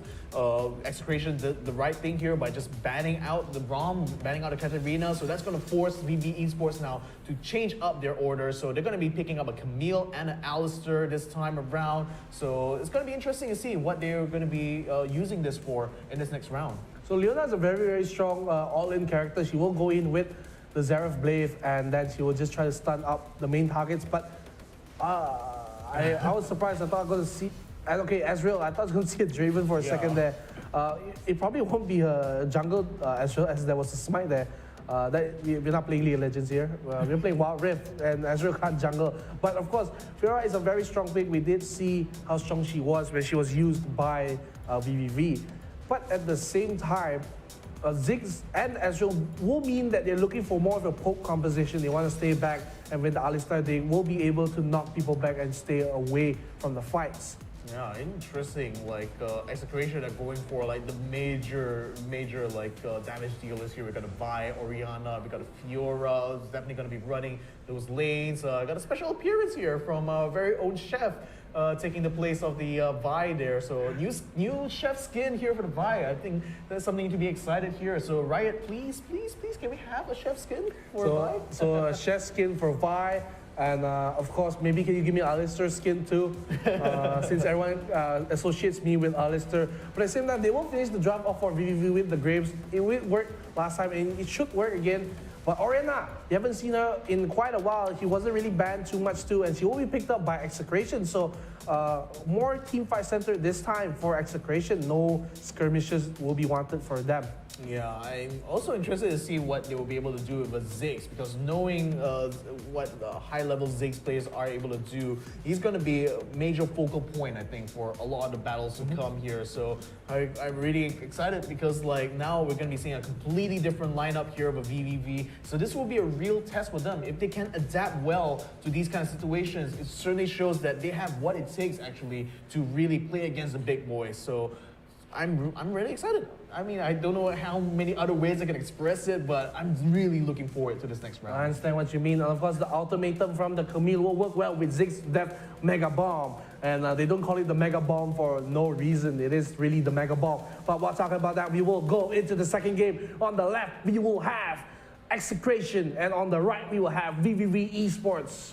Woo! Oh yeah, ladies and gentlemen, it's going to be round 2, and it's going to be a final chance here for Execration to bring this into a third round decider. VVV Esports, all they need to do is just carry forward that momentum and carry forward that win from the first round into the second, and they will be guaranteed the top prize here at the Summoner's Odyssey. But let's go ahead and see how this match turns out, because again, anything can happen in the next hour and a half. Yep, anything can happen, and you can see that they always do this on the side of VVV. They want to have the mid laner go to the bottom side, clear the waves, and they leave the ADC in the mid lane to clear that farm, and they will leave the Alistar with the Graves to just farm out the jungle. Yeah, so for the moment, that seems to be working well for them. There's not much of an invade coming in from VVV Esports, not much of an invade either from Execration, so they're really paying a lot of respect here to the boys. Ooh, Hai getting very, very low there. That could have been a very juicy target at the top lane here for the Fiora, but she just wasn't close enough to actually capitalize on it. Yeah, you gotta be real careful if you're the Camille. You actually caught out here. She will have the third skill, so she will able to run away with the hook shot but that was really, really dangerous coming from her. I mean, but now look at the Leona. She's going to look for the aggressive play. We'll flash on the turret, we'll get the Zen's play, and the come in from the Vi will get the kill. And that will be first blood for Execration. Oof, that was just my heart literally skipped a beat there when the Fiora jumped onto the Camille. But that's the thing. Now, unfortunately, they're going to concede that kill now to Execration. That's going to give them a little bit of a boost. But now that could be the cue for VV Esports to fight back. And to fight back, they are really trying to at the moment, as Rune is going to try to get all the way to the back line here. Unfortunately, he's going to get caught up as a rotation coming in for the mid here. It's going to work out well for Execration. They already picked up a double kill. Can they get third? Yes, they will. They get it onto the Ezreal. And the Orianna now just really pulling a weight here, because at the 2-minute mark, we're already seeing a tier 1 turret take here from Execration. Well, I mean, I gotta say the Camille, she did miss her hook shot on the wall, so she wasn't able to get that stun onto any target. So when Fiora hit that level 5, she was just really free to just hit that 4 vital points, and the heal would come in, and really that was just the nail in the coffin in that fight. They just couldn't do anything about it. Still, the goal is not that different. It's just a 1,000 difference, but the items that went into Fiora's pocket will be huge, and now Camille will have a big problem in the lane. Look at the warding that Graves is just doing. Just basically putting so much there in the river, just ensuring that they have basically a lot of sidelines here to see if if Execration is going to try to go for the invades. But the thing is, they already have spotted that they've invaded the top jungle. That's why you're seeing most of them gather up in the mid and the right-hand side jungle. But now we see the Alistar trying to move up. Is that the Alistar? Yeah, it is the Alistar. He is moving up forwards here, getting a little bit of pincer. But the thing is, it's a Camille that's going to be caught out here in the top lane. And Execration now in a 1v4 will easily take this top laner away from VVV Esports. That is a really bad sight for Camille. She will lose another wave of farm, the cannon wave, and then she will also die. So now, as I said, it was just a 1,000 lead. Now it's about a 2,500 lead, or 3,500 lead for Execration. They will push it up really, really deep. And the issue with this right now is that when they do that very, very strong fight, they do give up a little pressure at the bottom side, but Dragon will be spawning the Cloud Dragon in 10 seconds. So Camille, once again, she will be relegated to the top side. She can't really join the fight. She's just too weak at this point.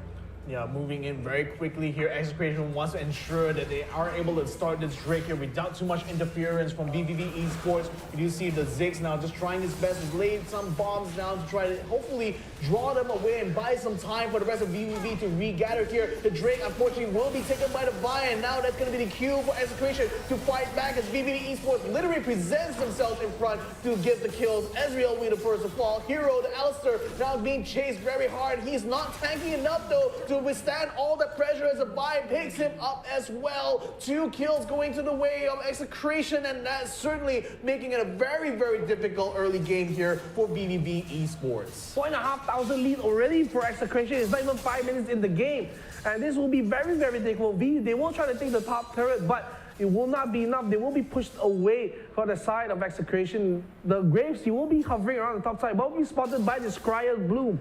So already they're still looking so aggressive. They know they have the money, and now they're just going to take everything away for VVV. Oh my goodness, it's going to make it very hard here for VVV Esports if they can't even farm their own jungles here, especially with the Graves. Like, the thing is that Graves can only be strong when he's able to take buffs. And right now with Execration, just having so much control over the top lane here is making it very hard for the Graves actually to perform his role here as a jungler. So now he's mostly confined to the jungle that's on the right-hand side of the map here, and that's going to make it very difficult for VVV Esports to scale up effectively for the mid stage of this game.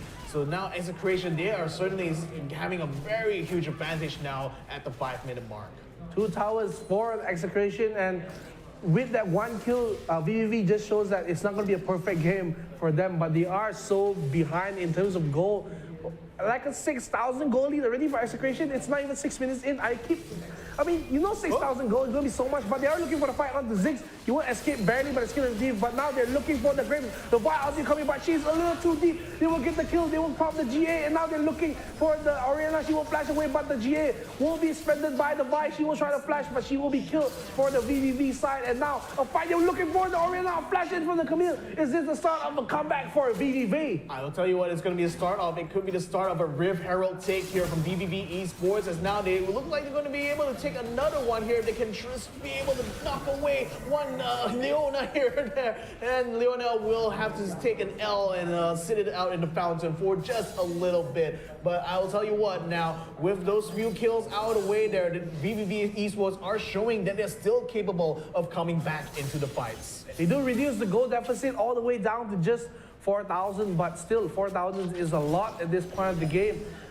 They do have to have about maybe 1 or 2 more plays of that, because the Rift Herald will now go to execution. Even though there's a good fight there, they will give it away. And still, I mean, the standing goal in terms of turrets is still there for VVV. They can take the turrets, but losing a lot of momentum at the top side, especially you see 4 people at the top side of the map. They want to take the tier 2 away. They will summon the Rift Herald at the top side, and now VVV, they will respond. They will try to run all the way to the top side, but a death rush is set. Alistair, oh, he actually wisely walks away from it, but actually they're under a ward, so they actually do know that this is happening, and now the Rift Herald will be spawning here. They will try to get a fight onto the side of Execration, but they'll be happy with just the turret take right now. Yeah, I mean, Execration are playing very, very smart here because they know that VVV Esports will only get stronger as time goes on. So the sooner they can just keep the pressure going here and the sooner they can actually set up the conditions to win this round, the better it is for Execration, because they are, again, only one loss away here from only taking 2nd place in today's edition of the Summoners Odyssey. So it's absolutely crucial for them to maintain a strong lead here throughout round number 2. Yeah, I mean, already they show they don't want to step the foot off the gas. They want to show that they're going to have that constant pressure for the side of VVV, a 5,000 goal lead right now. And the only way I can see VVV really coming back is, once again, they have a good steal on the side of their team, but that doesn't look very likely going to happen because they don't have that conversation. Oriana will have that very, very strong teamfight presence. And Graves, yes, he does have the damage. Yes, Ziggs, Ezreal, they have that poking damage.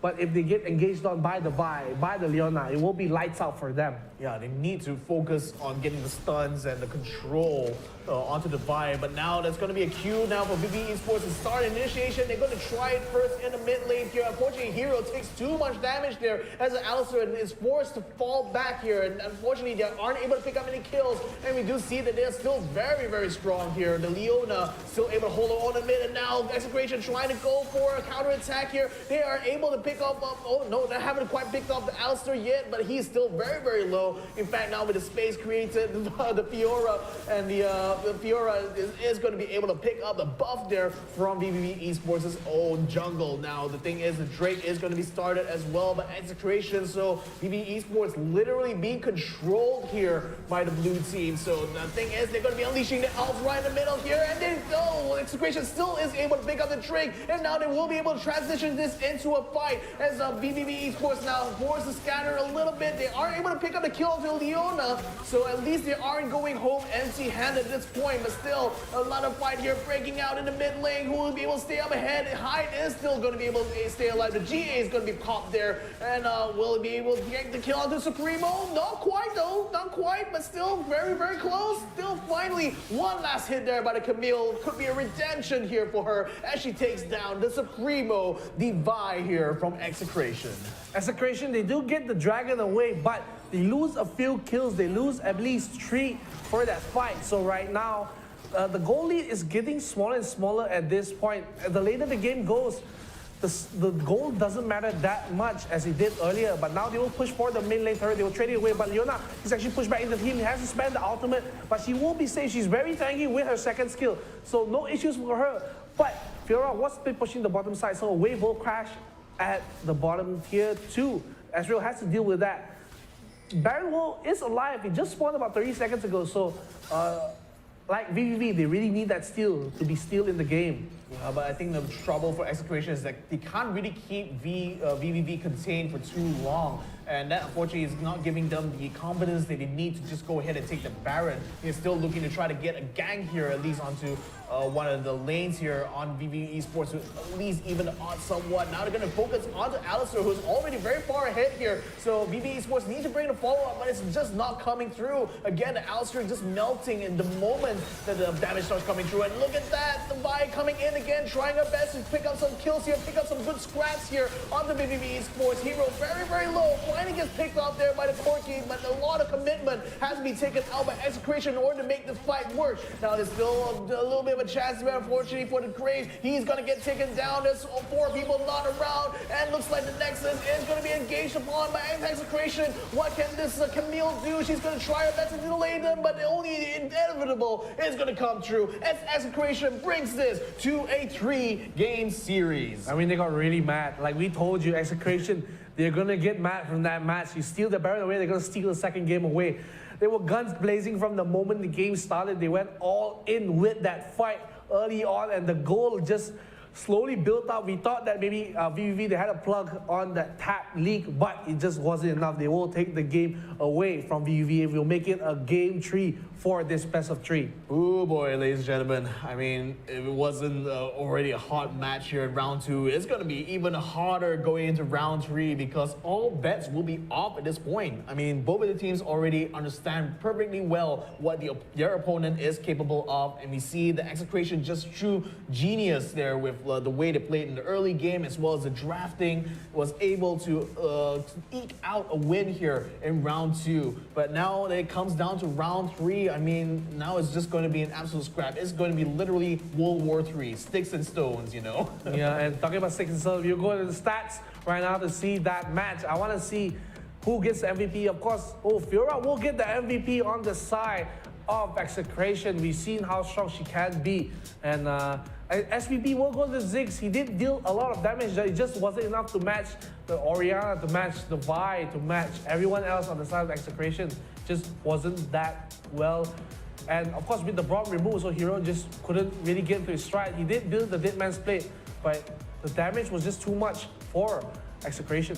Yeah, and I think crucially, like by keeping the Camille in the top lane suppressed, that pretty much made sure that there was a lack of control from VVV's side when it came to that top lane jungle. So basically that further made it difficult for Graves actually to really come to his own. You can see he barely even contributed much to these kills, in fact. So that I think made it really hard for VVV even to set that win condition. But just look at the damage that the Ziggs is able to pull off there. 14k damage there for him. Wow.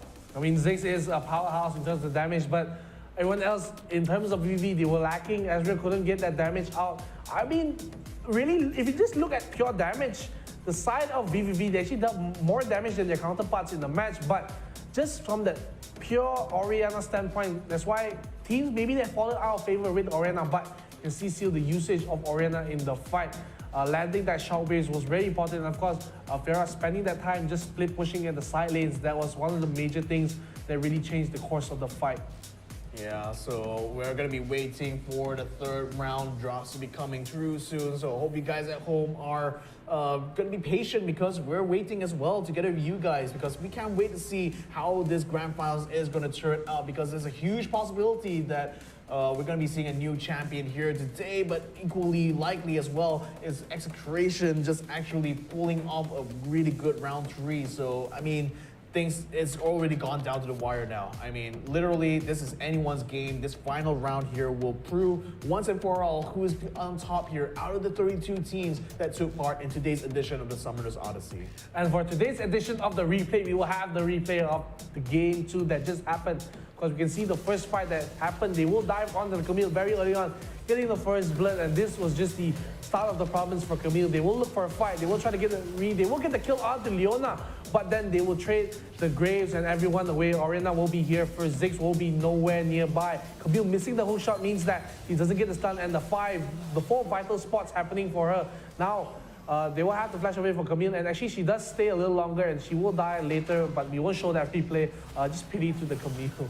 Yeah, but taking out that tier 1 turret at the top there, like I said earlier, just gave so much control in the hands of Execration as they were able to dictate the terms of a lot of these fights. Now, it would have been really nice if Hero was able to tank most of his damage, but again, Alistair does take a little bit of a while before he's going to be able to come online, and given that Execration was just right off the bat giving so much pressure, look at this fight that happened right here. I mean, the thing is that VVV were able to fight back at times and it was able to just force execration off of their turf, but these kind of moments were just too few and far in between here because for most of the time, we're just mostly seeing execration initiating his fights, taking those kills, and then just immediately backing off because they know that as long as they can keep the pressure going on VVV and as long as they can maintain that advantage through the early game, it was certainly going to be an easy win later on.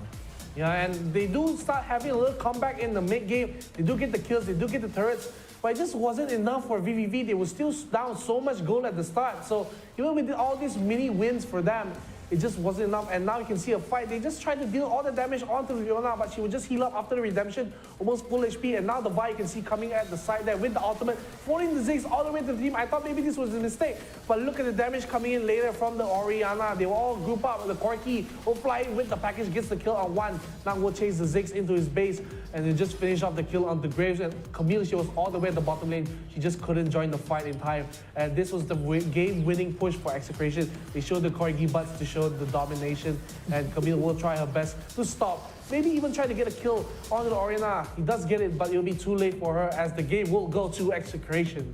Yeah, I can't be too mad at that. I mean, a corgi butt is nice, it's big, it's fluffy, and it's really enjoyable to squeeze. So I can't be too mad.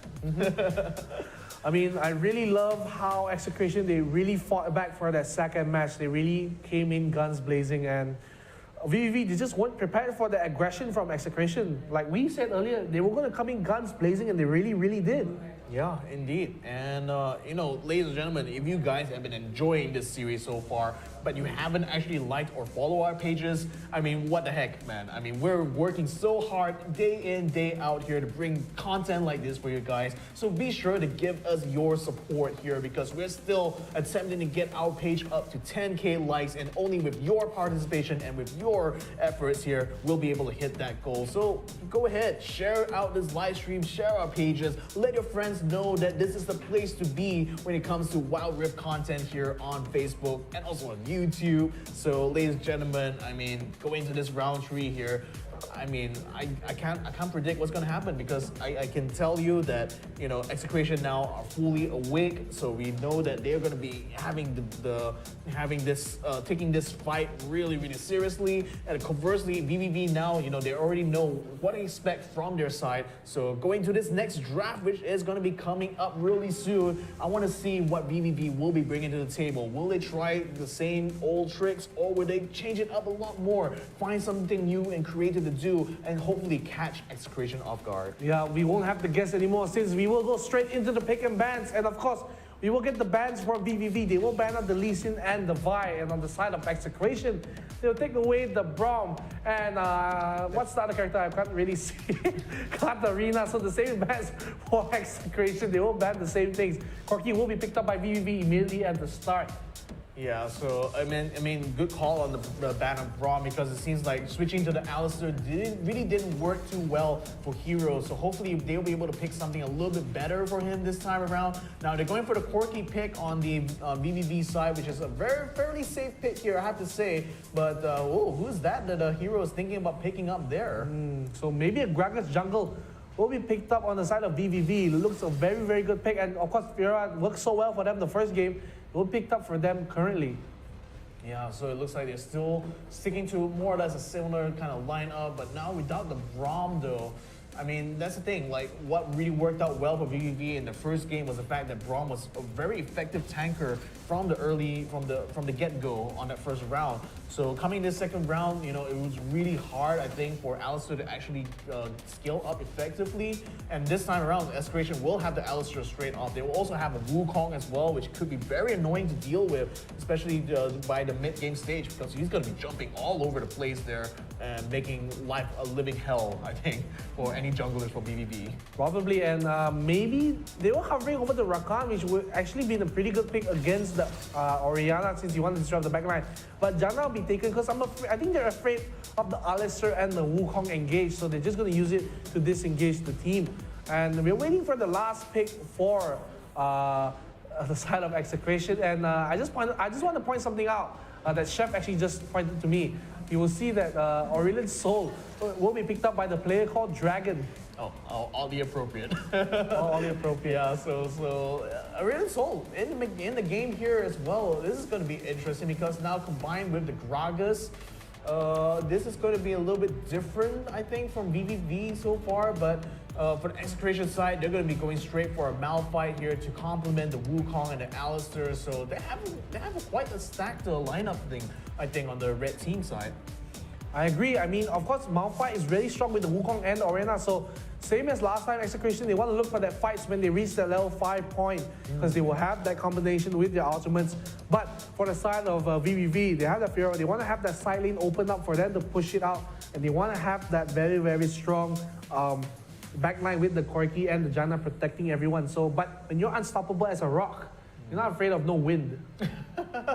Indeed. And that's the thing, like, going into this match now, I mean, the risk for VVV is that if they allow Execration to have the early game aggression and actually pick up so many kills early on, it's going to make it very hard for them even to find the win conditions in this third map here. So I think, like, especially when you're going up against a team, you know, that's going to be aggressive, you really have to face them with the same level of aggression. Now, speaking of aggression, let's go into it. Round number 3 is a go, the final decider here for the Summoners Odyssey. Who's going to take the win here? Is it VVV? Is it Execration? Let's find out as we are going into round 3, the final round of this grand finals. Yeah, I already see a burnt flash from Alistar. Maybe a little trigger happy with the flash. He didn't really have the flash. They didn't have that very strong CC from the side of VVV, but just playing it safe. And of course, early on, Fiora will have a fun time against a Malphite. But as I say that, he walks into all the minions of Execration, so he will take a little bit worse for wear in that fight. And Gragas still very, very strong jungler, but he will fall off later in the game if he doesn't get that items, when he doesn't get his death cap early on or anything like that. Yeah, crucial problem here for VVV Esports, the fact that we're having a roaming Alistar. He's going to be joining along with the Wukong, together with the Kai'Sa and the Orianna, just making sure that he absorbs XP with them as they go out for ganks. So this means that for VVV at least, it's going to be a race against time to get to those ultimates, because as long as they can stay out of trouble long enough, get the ultimates ready for by the time they get that first fight, this could set up the win conditions here for VVV, but still, I think in terms of the lineup though, Execration has a very strong early to mid-game lineup. Yeah, and we can see that right now they're fighting for the Whip Scuttler at the side of VVV. They won't give it away. Of course, top side Scuttler is not started from the side. They will actually see a blue box to up. But it's not. We will see a gank onto Hide. Once again, he was ganked early on in the first game. And actually, I don't know why Wukong actually ran away. Didn't continue to chase. Maybe decided that chase was not worth it. I mean, they ran away because they realized this is an opportunity for them to take an invade and take a blue buff away. But I think Execration are also aware of this, so they're going to be trying their best here to try to keep them at bay. VVV now trying to get an engagement. They do get a kill onto the Alistar. That could be crucial now because the Orianna and the Wukong will not have the support that they needed, so they will back off, and Wukong, in fact, will get a recall out. But I think they still managed to pick up the blue buff anyway, so job done for the side of Execration. Yeah, and I gotta be careful for Hide. He does have his ultimate, but if Malphite gets to level 5 and he doesn't time his riposte properly, he will get killed off because that all-in potential is really, really strong for the Malphite. But at the same time, unlike what VVV is doing, they're sticking together, they are going the junglers in the group. Because last game, they weren't careful, they didn't give the respect to Execration, and Execration, they grouped up and then punished VVV for being so separated. But now, they learned from their mistakes from the past game, and now they're just sticking together and they do find that first blood early. Yeah, so that's crucial as well because they cannot afford to concede too many kills to a very early game aggressive team here. So Execration now just trying to find a way to keep these lanes pushed out. Aurelion Sol now just keeping the lane pushed out away from that Kai'Sa, sending some minions her way. He's going to be able to recall back, rejoin his team as they set up for the next Drake here, because we're already at a 3-minute mark. Only 1 kill so far from VVV Esports. They certainly want to try to find for some more, but still Execration are just not giving them those kind of opportunities. Those are going to be kind of rare to find early on because Execration, conversely, they are looking to try to extend their influences here, especially inside their own jungle. But now with the buffs already picked up and the Drake coming up in the next 30 seconds or so, can VVV Esports successfully get the conditions they need in order to eke away a win? Now they had to watch out, and Alistair is lurking around the mid lane here, just keeping an eye on it. Corky, they see the recalls coming through, so they know that the next fight here, the Drake is going to be on the cards here as VV Esports now gather up. We do see Escalation going for the invade that forced them to actually back up a little bit, and that little bit of a lull just gave them the position now to start on that Drake. You can see Orion Soul, he's at the top side. He's going to get that Comet up and ready to go. He's going to wind it up right now. They won't see it in the mid lane, but will they be able to stop it? The Dragon is already so low, and now Orion Soul, we can see he's coming up from the top side. Look at that big Comet. He will hit all 4 members. The Dragon will be slain away, but the fight will break out. Kaisa will ulti. Jana will try to heal up everyone, but the fight will break out, and Yura with the repulse will not be enough. She will survive barely with a silver HP. Wukong does go down. They also get the Oriana, but also the Dragon will go away for execution, and still, they're still looking for the fight. They do stop the recalls of both Malphite and the Alistair. Are they looking for a dive? They can. They were going in with the Camille. Oh, nice 4-man headbutt, but it won't be enough. They will get 1 kill. They will run away. And oh, that was really close for the side of VVV. They get 3 kills, and now they will reset. And now Hide was still in the mid lane. He will take 1 turret plate away. So that's really, really good for the side of VVV. I mean, I'll tell you what, VVV could not have asked for a better start to the match here. Like, oh my God, what a play there for the Aurelian Soul coming in just in time. It's a bit unfortunate they weren't able to take the Drake buff, but the fact that they were able to get 4 kills and didn't even drop a single one to execration, this is really incredible plays here coming in from VVV Esports. The only thing Execration can really take away from that is that they got the Infernal Dragon, so that bonus damage will help a lot.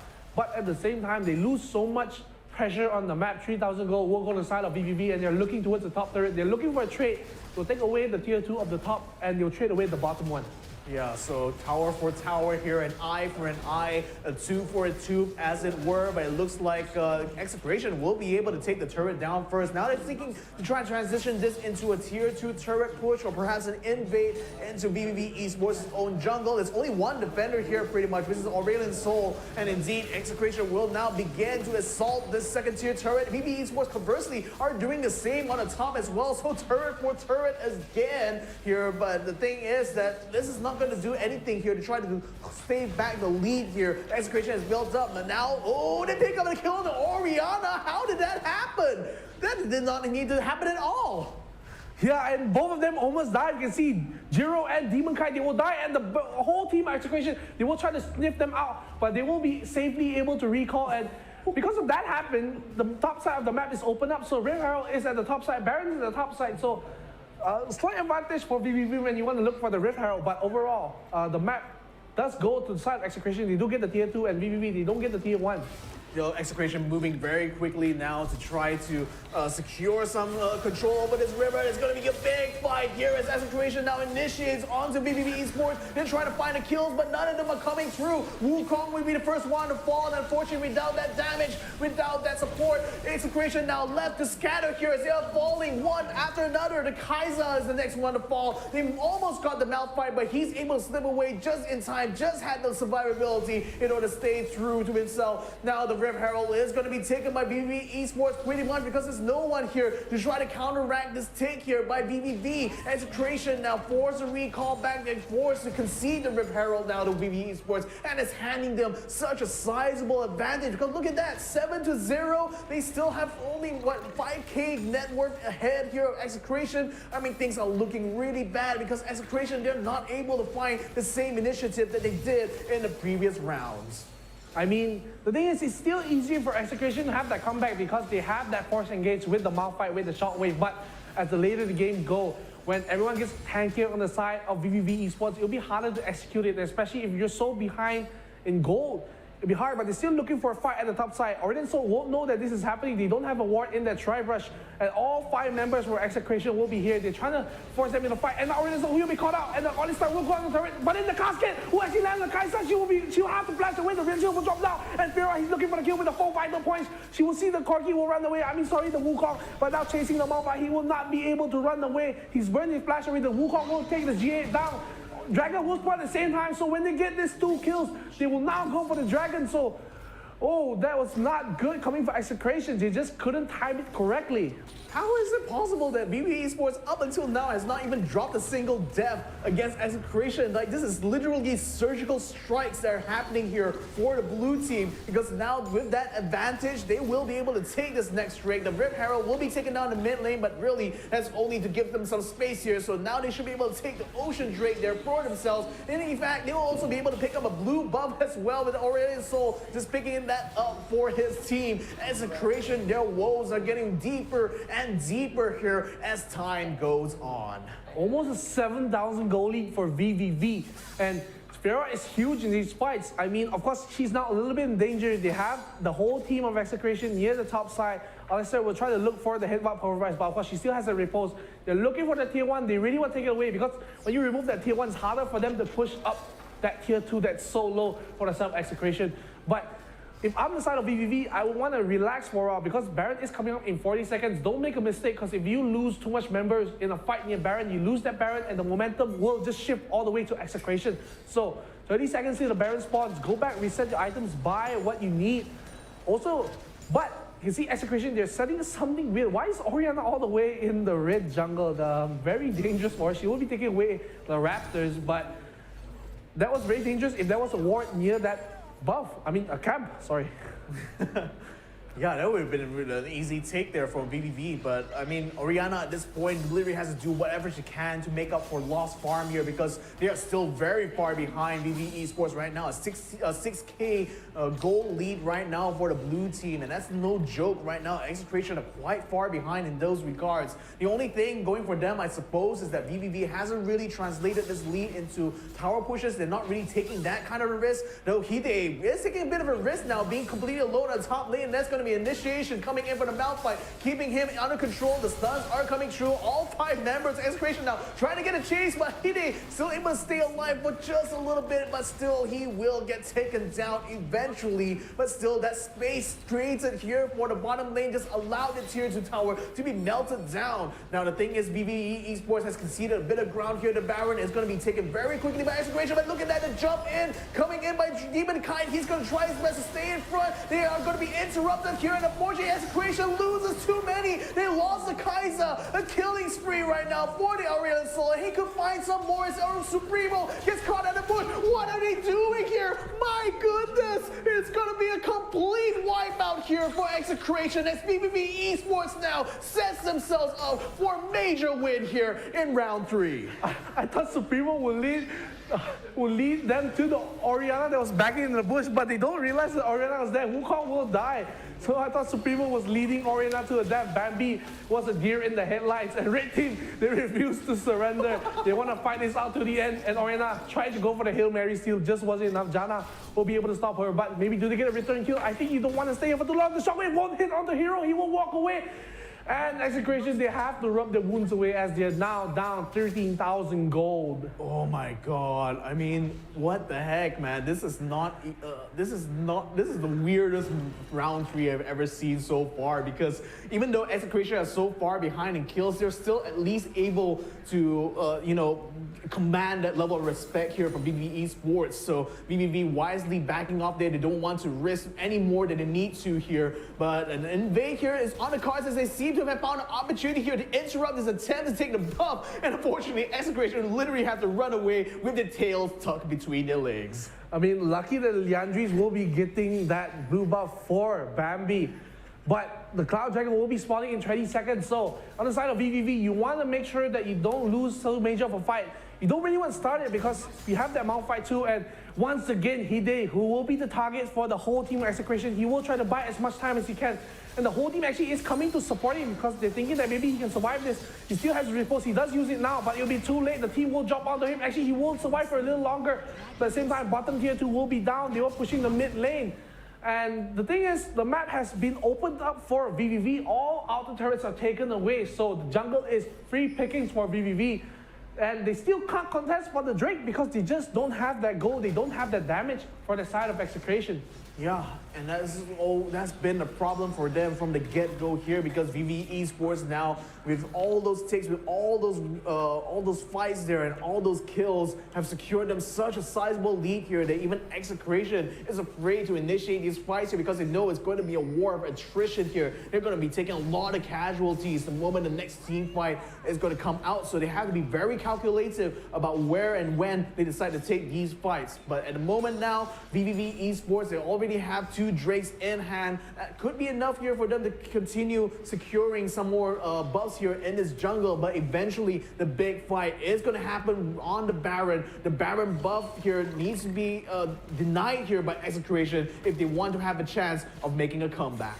They really, really need it. At the same time, Hide will still be the point of focus right now for both teams because she's the only one that can really kill because she's spending all the time alone and they don't really want to fight other members of VVV. And Hide will be that sponge that's absorbing all the pressure. But look at VVV, they're splitting the composition 1-2-2. They have the Corki alone. Since he has the package, he can't run away. Kaisa will match him at the top side. And they actually might look for a dive, but look at that. The package just disappears away from the sides of Execration. And a simultaneous push in 2 other lanes happened. Still, they don't really as I said, the comeback for Execration can happen. It's just very, very difficult. They are 15,000 gold down. If they land that one perfect ultimate where they hit all 5 members of VVV, they can have that comeback. And for VVV, they don't want to stick together because they know that's the only way Execration can perform it. Yeah. I mean, that's the thing. If Execration does decide to engage here, the best they can hope for is only getting 2 kills or maybe even 1. And they're not going to be guaranteed to get all 5 members of VV Esports, especially if it's not going to be an important objective. Now, speaking of important objectives, the Baron is up. So what is Execration going to do? They are already gathered up here. They're ready to try to counter any attempt to take here. But VV Esports, they're literally taking their sweet time. And a very early stone plate will be propped by their Alistair. Not sure, maybe he was expecting someone to be in that bush. But after that happens, they're just going to push the wave in right now. Hide once again will be the lone split pusher. They will clear the wards away near the Dragon Pit. They're waiting for the damage to come in. Of course, Corki has a GA, so even if he's caught out, he will have that respawn available for him.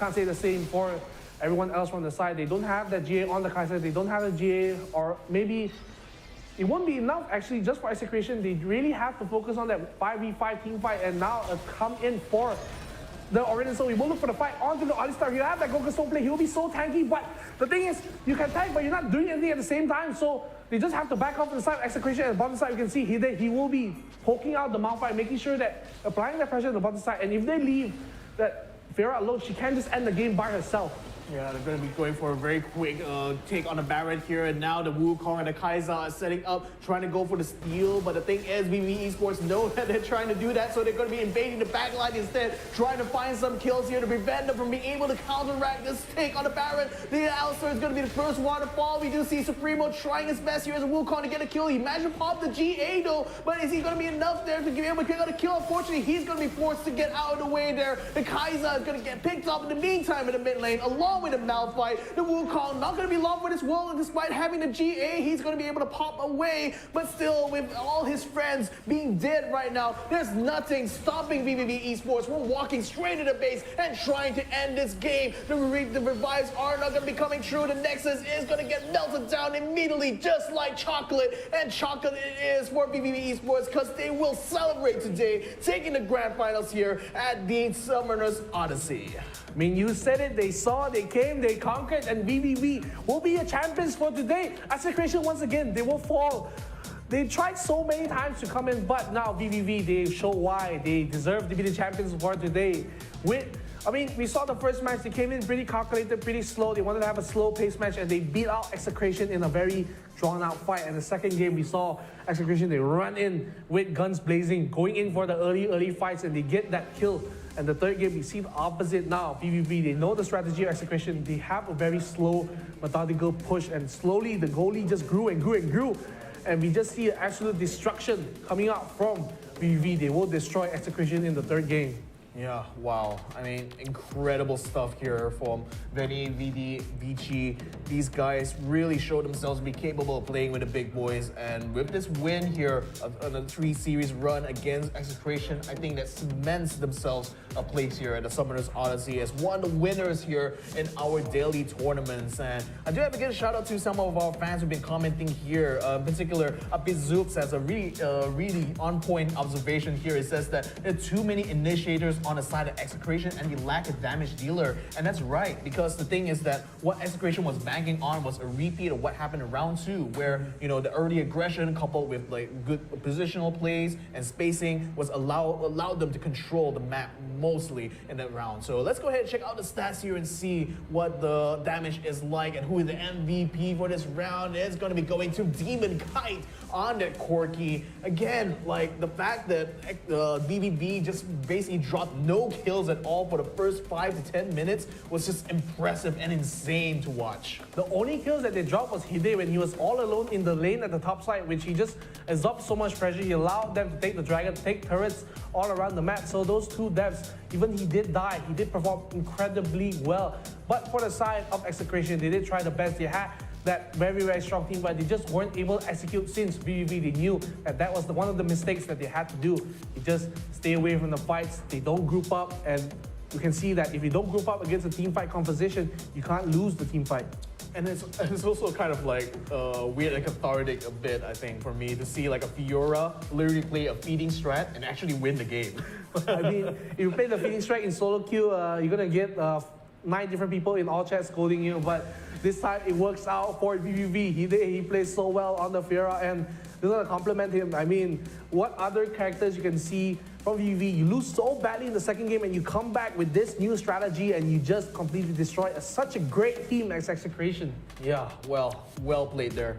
Well played there to BBB. I mean, the thing is that, you know, after all those fights here, it's great to see that a new team is coming up and actually challenging some of our big boys here in the tournament for the throne. So it just goes to show that, you know, that challenge could still come from anywhere at any time. So in any case, speaking of time, let's go ahead and check out the highlights right now for this final match here. And boy, we have a lot to talk about. Yeah, and the first fight, we will just see a trend of BBB starting the fight since they really want to have the combat coming in for Orion. So he will land that big stun at the side there, and the fight will break out. They will see, they try to come back for the side Execration. They just won't be able to have that damage since the Wukong and Malphite, they don't have the items nor the damage at this point of the time to deal any damage at BBB. They're going to land that nice Corki bomb, stopping 2 recalls at the same time. They will try to go for the dive, but I don't think it was enough. They actually just killed 1 member and run away. Alistar will be the sacrificial lamb, but everything else, they just have to flash and run away. At the same time, you can see they're just going in for the Oriana. She was always staying a welcome at the top side, and we almost see the death of so many people. It was just very hard to see for the side of Execration.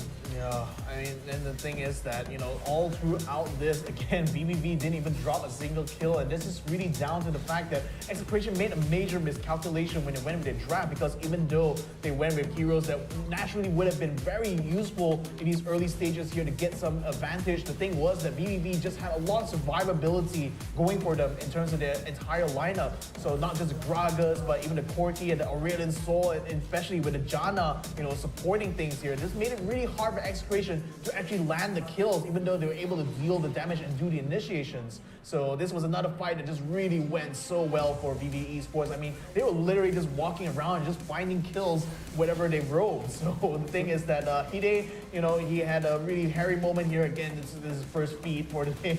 First of 2 feeds he actually did throughout this entire round. I mean, his death came with purpose. They let him do that fight. And you can see, they tried to do the Baron on side Execration because they took Hide away, but it just wasn't enough. They will actually see Supremo will go into the bush, and they don't spot out Oriana. She will just, she'll scurry in the corner and hide like, oh my god. All right, am I safe? Okay, I guess so, I'm safe. But this is the second time that Hide will die, but look at the team. They will have pressure all around the map. Of course, he is alone, so we can't blame him for dying. He wants to have that split pushing, and of course, when you distract the whole team, you can just say, hey team, I buy time, you guys end the game. And this is one of the fights where they just go in for the fight in the back line. Wukong will try to have that knockup. He will spend the GA off the Corki, but it just wasn't enough. And after everyone, the dust has settled, VVV, they will just kill everyone off. Nice Zonia swarm the Aurelion Soul to stay alive. And right after this, they will just push down the middle wave. they will just end the game, not before killing the Wukong. Oh no, he does flash away. I mean, Oriental Soul rolls in, people keep dying. You can't really explain that. Just the amount of damage he was just able to do, and the area of effect is just so wide. I mean, this is just total and utter domination here from VVV Esports. Benny, Vidi, Vici, they are the conquerors here for this edition of the Summer's Odyssey. And boy, what a joy it was to see that 3-game series. Yeah, and the Dragon will be for me, I think Dragon was the MVP using the Oriental Soul. He played so well, lining up the combats, especially at the Dragon fight. It was such a turning point for the match as they really showed the potential of the Oriental Soul. We saw that so many times a lot of picks are viable in the Rift. You can't just say, oh, you know, you gotta pick this pick because it's that strong, but you gotta play to its strength. And saw that the Malphite, the Orianna, the Wukong, they were really good for execution, but they just weren't able to execute the game plan. Yeah, I think like it was already quite a complicated thing to deal with. Again, I knew that Execration at least had the capability to pull off something like that, but you know, when your win condition is so narrow, where it's like it all banks upon having a good early game, you naturally like, if that doesn't work, you're basically screwed because your opponent's going to get stronger and stronger. By the time you got to the late game, it got so scary there for Execration, and unfortunately that was the way the cookie crumbled. Yeah, and I mean, once again, congratulations to VVV Esports. They will be your champions for today's Wild Rift Summer Odyssey. Remember guys, this tournament is run every day, so if you want to join, if you're from the Philippines, if you're from Malaysia, if you're from Thailand, anything from the Southeast Asia region, please join the tournament. We are more than happy to welcome you to our tournament, and of course, help us reach 10,000 followers, likes on the IRL Asia Facebook page. And when that happens, of course, we can see Dato once again on his TikTok videos. Yeah. And of course, if you want to support us further, you can get a supporters badge if you desire. We have exclusive content. Of course, Dato, I asked him to perform more exclusive content just for you. Well, thank you very much for coming for the stream today, guys. I really appreciate it. Me and Victor, we're really tired right now. Yeah, I mean, it was an incredible 3-game series. There was so much excitement, so much action that was happening there. I mean, literally, like, both of us walked up, you know, standing up for the whole cast just now because we were just literally, for one, I was shocked at how well BBB played in this round here, especially up against a team like Execration, but I was equally, at the same time, I love the adaptation that Execration was able to do, especially that second round, because you saw that just through like brilliant drafting and a brilliant strategic play, they were still able to eke out a win, and that was so crucial for them. But unfortunately, round 3 was really where it was at. It was really where BBB showed finally that they are here to stay, they're here to dominate, and dominate they did.